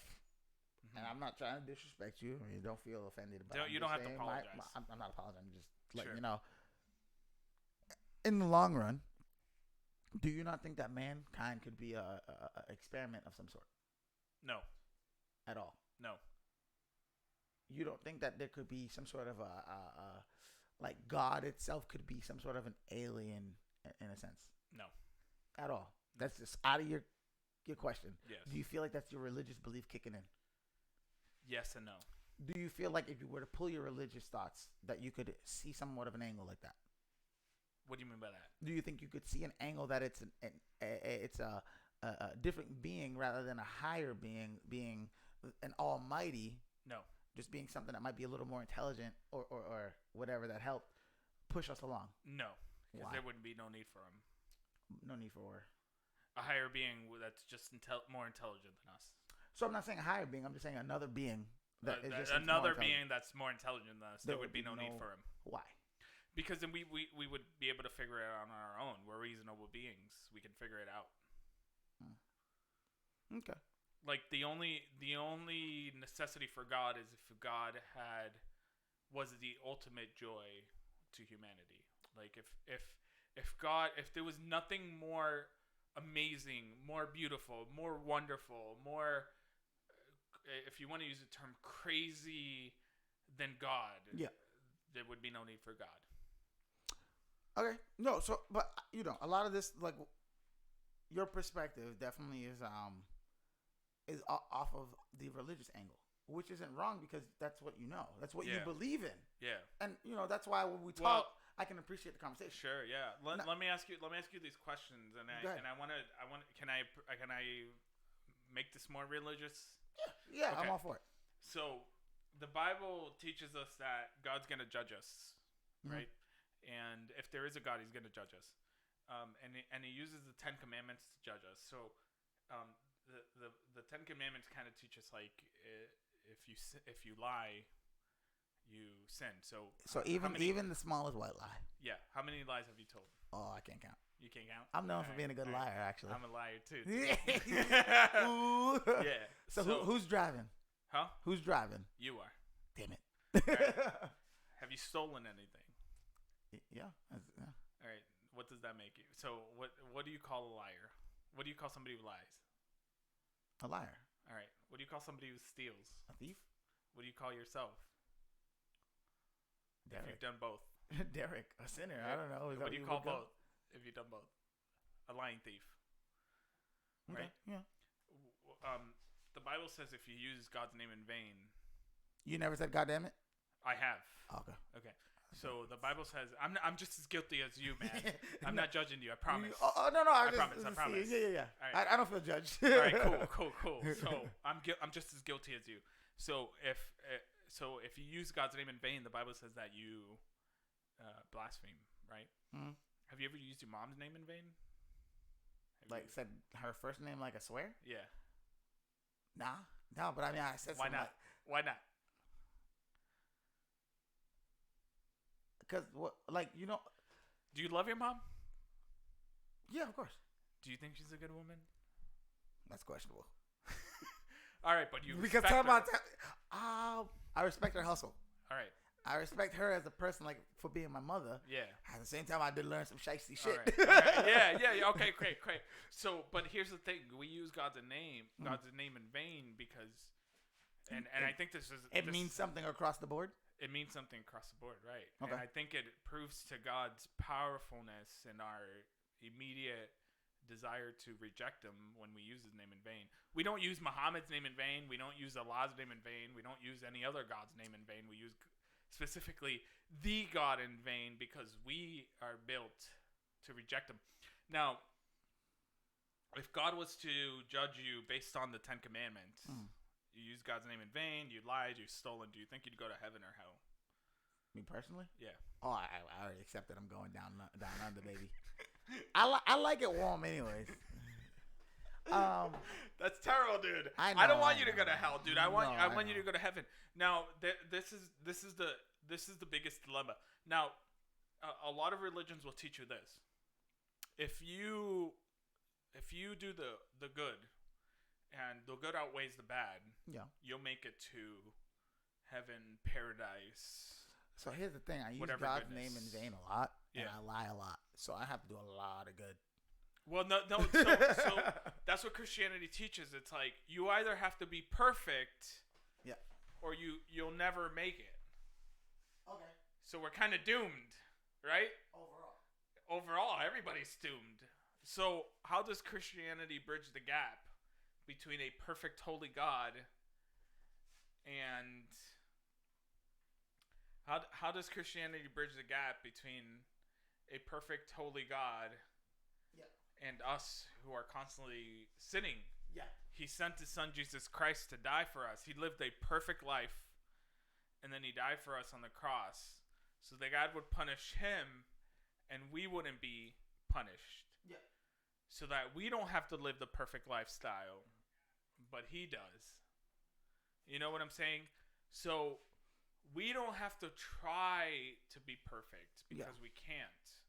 Somebody already did it for us. That's Jesus. So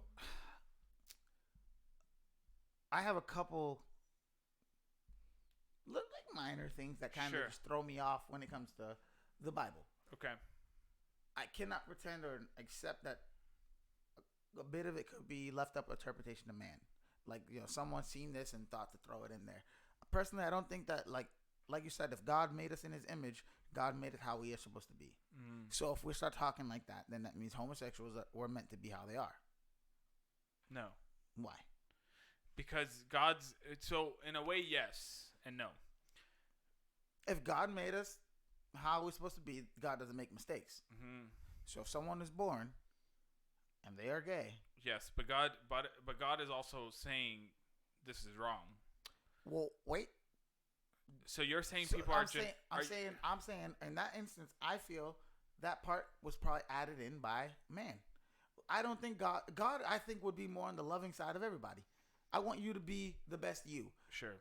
I don't want to see you hurt nobody, harm nobody, anything like that. Sure. Almost like the golden rule. Sure. Do unto others what you would want to be done to you. Mm-hmm. That's the kind of shit that I think God honestly would replicate, right? Mm-hmm. Another thing is in the Bible, where does it take place? Where is the setting of the Bible when they speak on like Jesus? Ancient Israel. What color are those people? Brown. Why is he white? That's just a terrible painting of him. No. Yeah. Worldwide, people accept the white Jesus. Why? Well, he's brown. He's a Middle Eastern man. Why do people accept the white Jesus is what I'm asking. I think that's irrelevant. It's 100% relevant because how does someone like me worship someone that does not look like me? Well, my argument would be when in the Bible you explain and describe him as a man of bronze skin and the hair of sheep's wool. When I take my hair out, it feels like sheep's wool. If a white dude does that, it feels his hair. It don't feel the same. Yeah, no, I agree. They're not blonde and blue eyes. No, so Jesus is. I would say Jesus probably embodied the typical Middle Eastern man. Yeah. And yeah, there's a part of Western culture that paints him as a blonde, blue-eyed white guy. I would say more than just Western. Well, I would argue it's damn near worldwide. No, maybe, it has to be the Christian and Catholic push. Maybe it has to be. The argument that I would probably have is more on the Presbyterian side that says like, the second commandment is. I want to say it's the second commandment is you don't make any image of what's above or what's below. So it's I didn't know that. So it's the idea of creating some sort of image of God. Jesus himself, who is God, he's of God, or is he God? He is God. Why is that? So the Bible teaches about 3 different. Is that the difference between Christianity and Catholicism? No. I don't know if Catholicism believes in the Trinity, but I can't confirm nor deny that. Doesn't one you accept Jesus as God, and the other one isn't like that? Jehovah's Witnesses and I want to say Mormons don't believe in Jesus as God. Messiah or God. Yeah. So the Greek says in John 1:1 it says in the beginning was God, in the beginning was the Word, and the Word was with God, and the Word was God. And so the Jehovah's Witnesses have changed the word "was God" to something else. Oh, yeah, I didn't know that. So I mean, it's always good to learn, just for conversation or just a better. Yeah. So the Bible teaches that Jesus was God. You still go to church now? I do now. Where? What kind of church do you go to? I go to a Reformed Baptist what church. Does that mean? It means that when in the 1500s and 1600s, when the reformers were first coming out of the Roman Catholic Church, and they were saying a lot of the stuff the Roman Catholic Church is teaching, like you'd have to pay money to have people forgiven for their sins, and a lot of these priests were saying, I don't get married, but we're also having children outside of marriage, and all this bunch of stuff that didn't align with the Bible. They were saying like this doesn't agree with what the Bible teaches. Oh, okay. Yeah, like Mary isn't divine. You don't pray to Mary. She doesn't have any sort of. She don't get nothing. She doesn't have any sort of divine. Like a lot of Catholics will pray to Mary and say like, Mary, Mother of God, and like ask her for things. It's just like. The Bible teaches that Jesus said, I am the way, the truth, and life. Nobody comes to the Father except through me.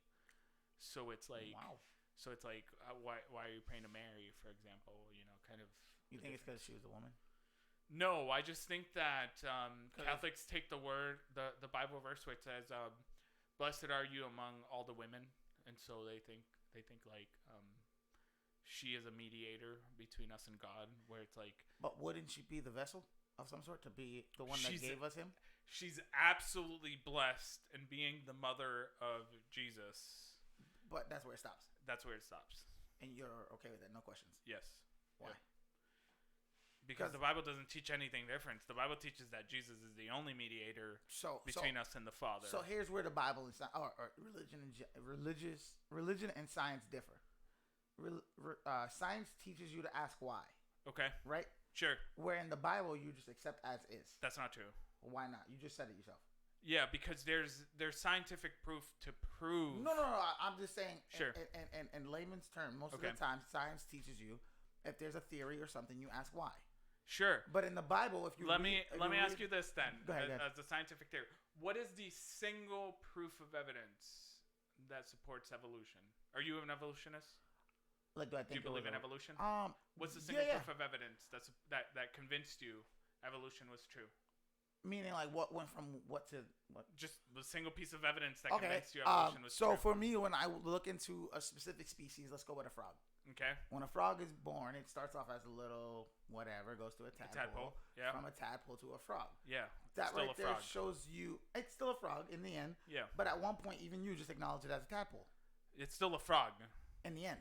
No. It's still a frog. How not? Like, you can't say, like, a fetus is a completely different person from a human just because it doesn't have all the limbs already. Okay. That's the same thing as a tadpole. Like, you can't say, a baby kitten in the womb who doesn't have all four legs just yet. Wait, no. Eventually becomes a cat with all four legs, and so it must be a different animal, a different kind completely. No, okay, so when a caterpillar goes into its chrysalis stage into a butterfly, it's a metamorphosis of some sort. Yeah. Which would mean a change. Yeah, but that's scientific. Like, we can look at that and say, like, it's not a different species altogether. It's the process by which that caterpillar becomes a butterfly. But give me an evidence where hold on. In that sense, we also see a chemical change and a genealogy change. We see that the genetic makeup of the caterpillar changed throughout its chrysalis stage into becoming a butterfly. Now with the tadpole thing, I don't know if there's any kind of a genetic change where, because the tail falls off and then it becomes whatever the fuck it might be. I don't know if there's a metamorphosis. Now, with a caterpillar, there is that.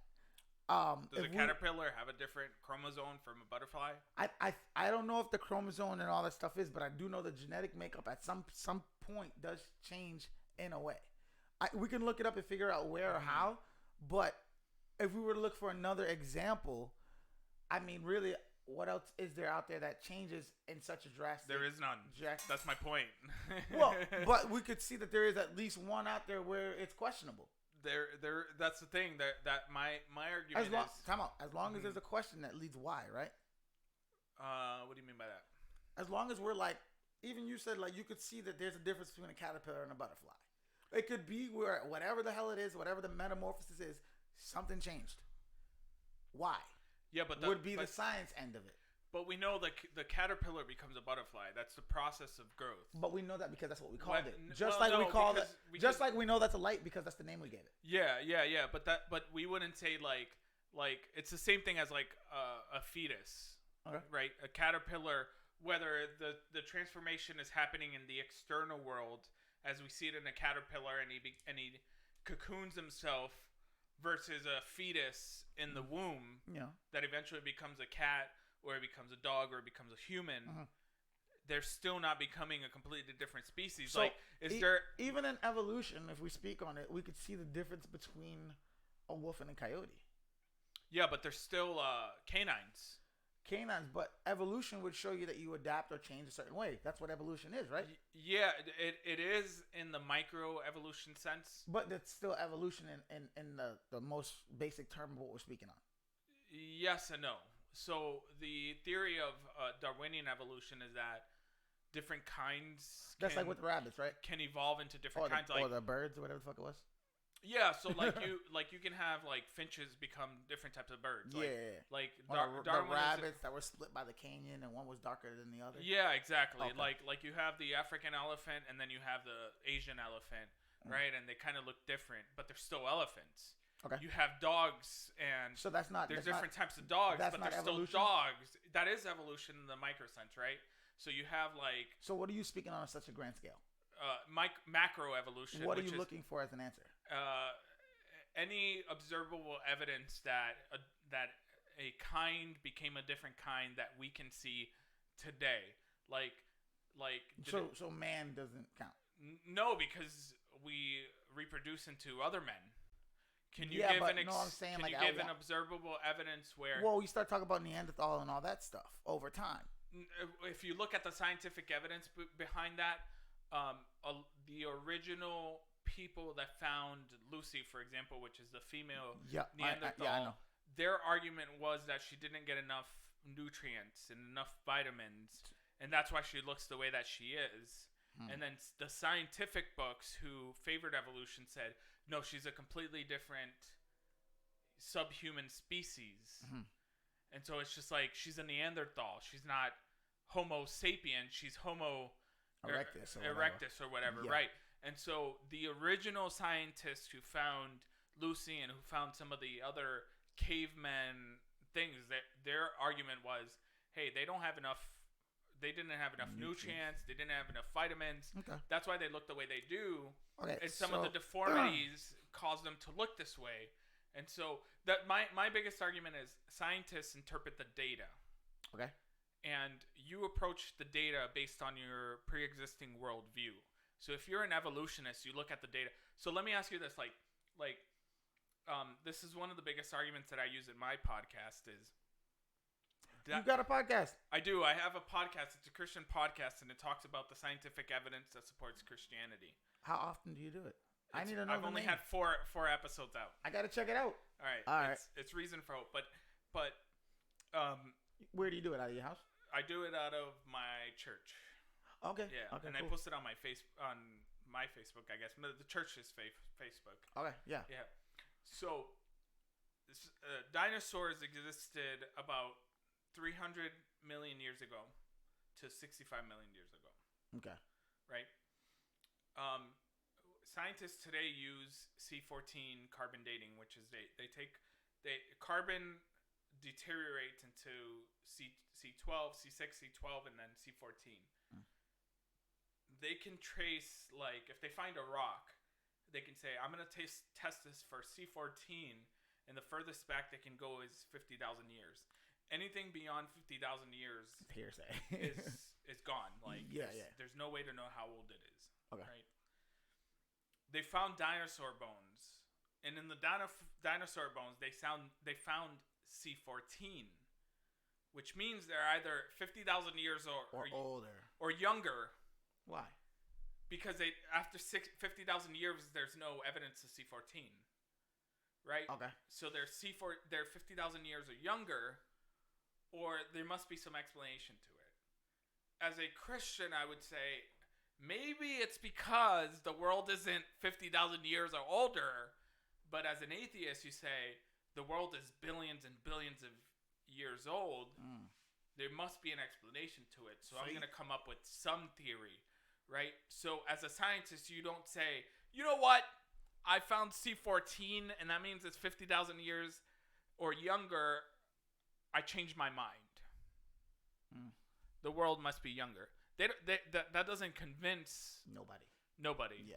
They're just their explanation for it is there must be an explanation for it. You know what I mean?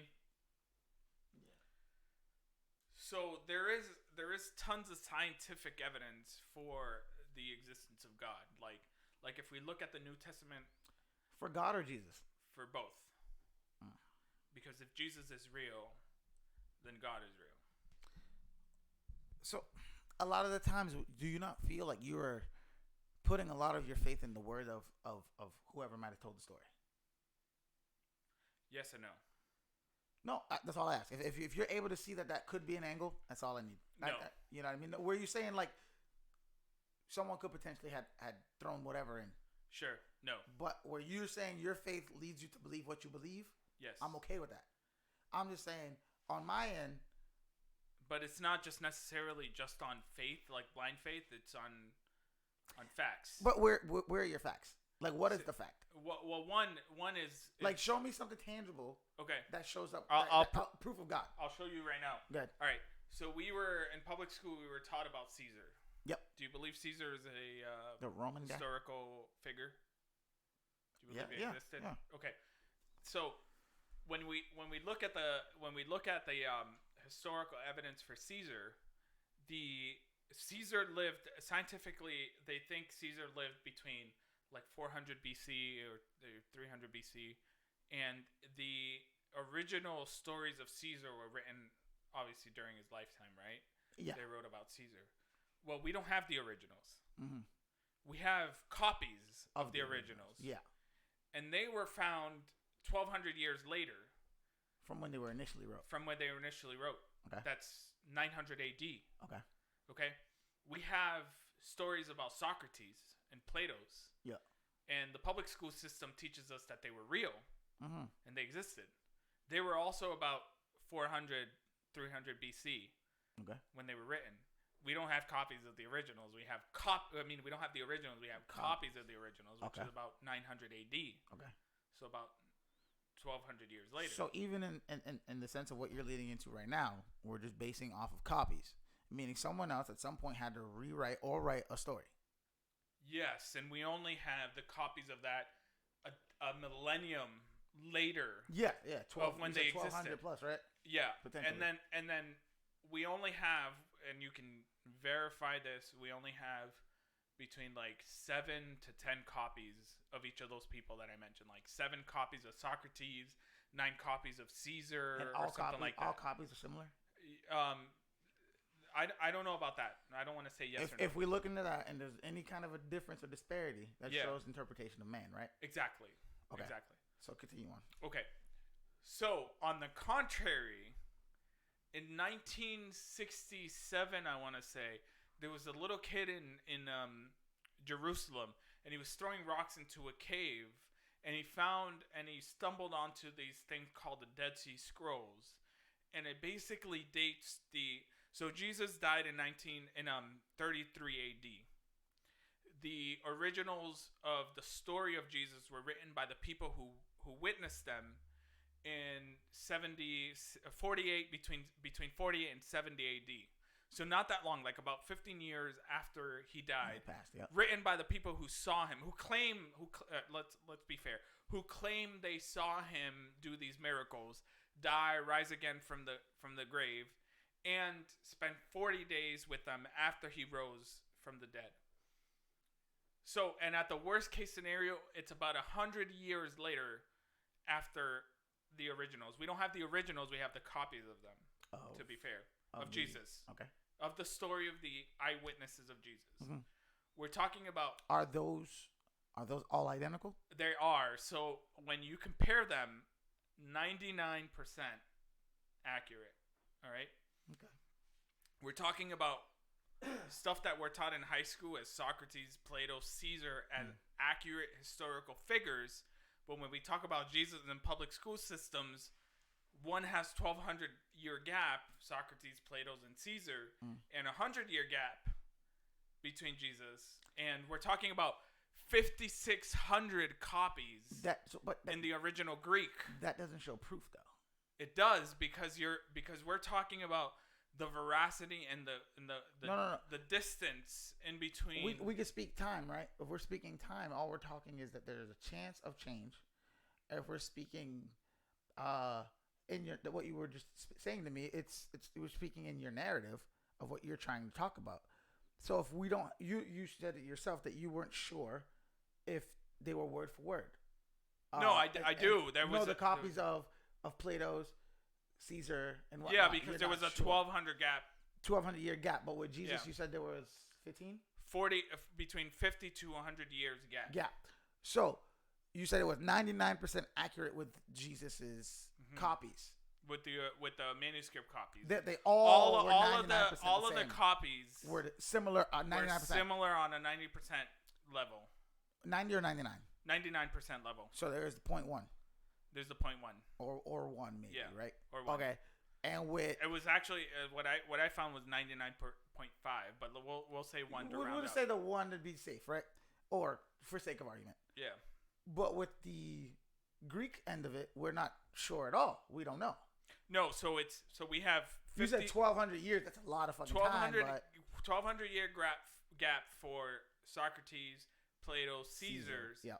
100 years for Jesus. And with a 99.9 or 99.5 accuracy. Yeah. The Socrates, Plato, Caesar only had like 10 copies each. With Jesus, we're talking about 5,600 copies in the original Greek. Yeah. When you add Coptic, Syriac, and Latin, we're talking about 25,000, 26,000 copies It's not even close, dude. It's not even close in the number of copies. I get what you're saying, it's but not even close in the number of gap of years. But that still doesn't show. That doesn't show physical or scientific proof that it is. I get what you're saying. Like I could see where there's no way all those people who might live thousands and whatever miles away from each other are gonna have the same fucking story. There's no way. Let me add to that. All right. We have. If I said to you, Derek, I'm on your podcast now. I'm the Son of God, and I healed. Jesus said, "If you don't believe the words I believe, at least believe the miracles that I've done." Okay. That Jesus said. I'm gonna show you something. Yeah. So, I'm not asking you just to believe what I'm telling you. I'm the Son of God. I'm also gonna heal a whole bunch of people from their blindness, from their sickness, from their handicaps, from their chronologically illnesses.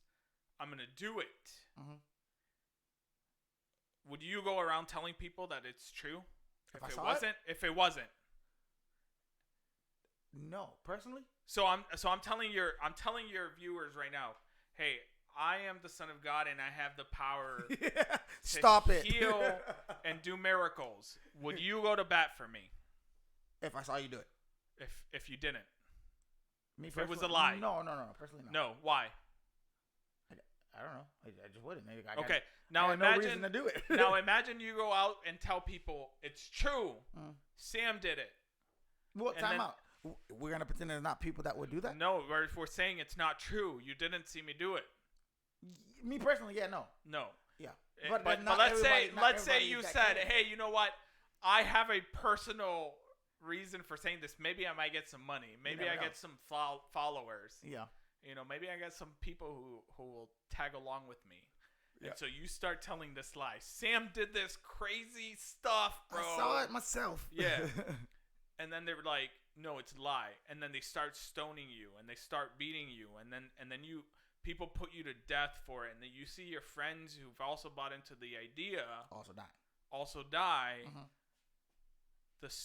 What we know about the disciples is that all 11 of them went to death telling people that Jesus did these miracles, that he died and he rose again, and then he spent 40 days with the disciples after he rose from the grave. The disciples died after the fact, right? Disciples died telling people. They didn't die because they were followers of Jesus. Yeah, they died because they told people the story of it. I got you. And that Jesus did all these crazy stuff and these miracles, and he was the Son of God, and he died and rose from the grave, and then he spent with them and then he hung out with us for 40 days. Yeah. So the most compelling evidence, I think, is that Charles Colson, which was a Richard Nixon advisor, he was a special advisor to the White House. Okay. I don't know if you know the story of Watergate, but he said he was kind of this sneaky guy. He was not a good guy. He said, I'll walk over my grandmother if it means getting Richard Nixon reelected. Wow. Right? So he knew this. He knew what happened in Watergate, and it was the reason Richard Nixon was impeached from the presidency, and he knew about it, and so he later becomes a Christian, and he says, "I know that the resurrection is true because we had 11 of the most powerful people in the world know about Watergate, and it took 3 weeks for them to snitch, basically. The disciples lived 40 years telling about people, and they never once recanted their story. So now we have the evidence of the manuscript copies, 26,000 of them. Then we also have the testimony of the disciples living for 40 years telling people this supposed lie, and then living the worst life possible, constantly being stoned, constantly being chased out of towns, constantly being persecuted and beaten. Yeah. And they never got riches. They never got anything that people always say, like, Christianity was created to control the masses. Okay, well, the disciples must have controlled the masses somehow, but there's no evidence of it. See it, yeah. So you're telling me they lived 40 years telling a lie, and they lived this horrible lifestyle, only said that they would die with nothing. Gain nothing, yeah. Yeah, so it's like, I think that's the most compelling evidence for the resurrection and for Jesus Christ, is that the eyewitnesses themselves lived a lifestyle where they constantly told people, this is what happened. Jesus is real. Jesus is the Son of God. He did these miracles. He died, rose from the grave, and hung out with us for 40 years. And despite the fact that they were constantly beaten and stoned and chased out, they never once said, changed it. I'm sorry. I was lying. Yeah. But we know beliefs and whatever can bring people to certain extremes, in the sense where it's like, if you honestly believe in something, you would push to the end of it. You know what I mean? And I'm not saying, like, for me at all, I'm not saying to you that it's not real or nothing. I'm just saying there is a chance to ask, was it, or why? There's that chance. There always is that chance. That's all that this part of the conversation was about. Mm-hmm. I didn't know not even half of the stuff he just told me. Mm-hmm. I'm like, holy shit! Like, I didn't even know we had that many scriptures apparently. Mm-hmm. Which is, I mean, it's crazy. It's cool. Like, to see, like, I would like to see, like, how tightly accurate, like, word for word or situationally, where it's like the same. I'd love to sit down and have a religious podcast with you. So, if you go do your podcast, or when you do it, if you've got another mic or something, or I'll bring a mic, I'll come down. Definitely want to be on there to learn, But I think I'm gonna have to wrap it up. I got work at 5 a.m. Yeah, no worries. So this has been an interesting and fun conversation. I hope you guys enjoyed it. This has been another installment of the With All Respect podcast. We are going to knock down these last shots. Yes, we are. And we will definitely have you on another time. I will work on this audio bullshit. Right. I promise. All right. So with that, cheers to a successful podcast. And we will knock down one on yours too. All right.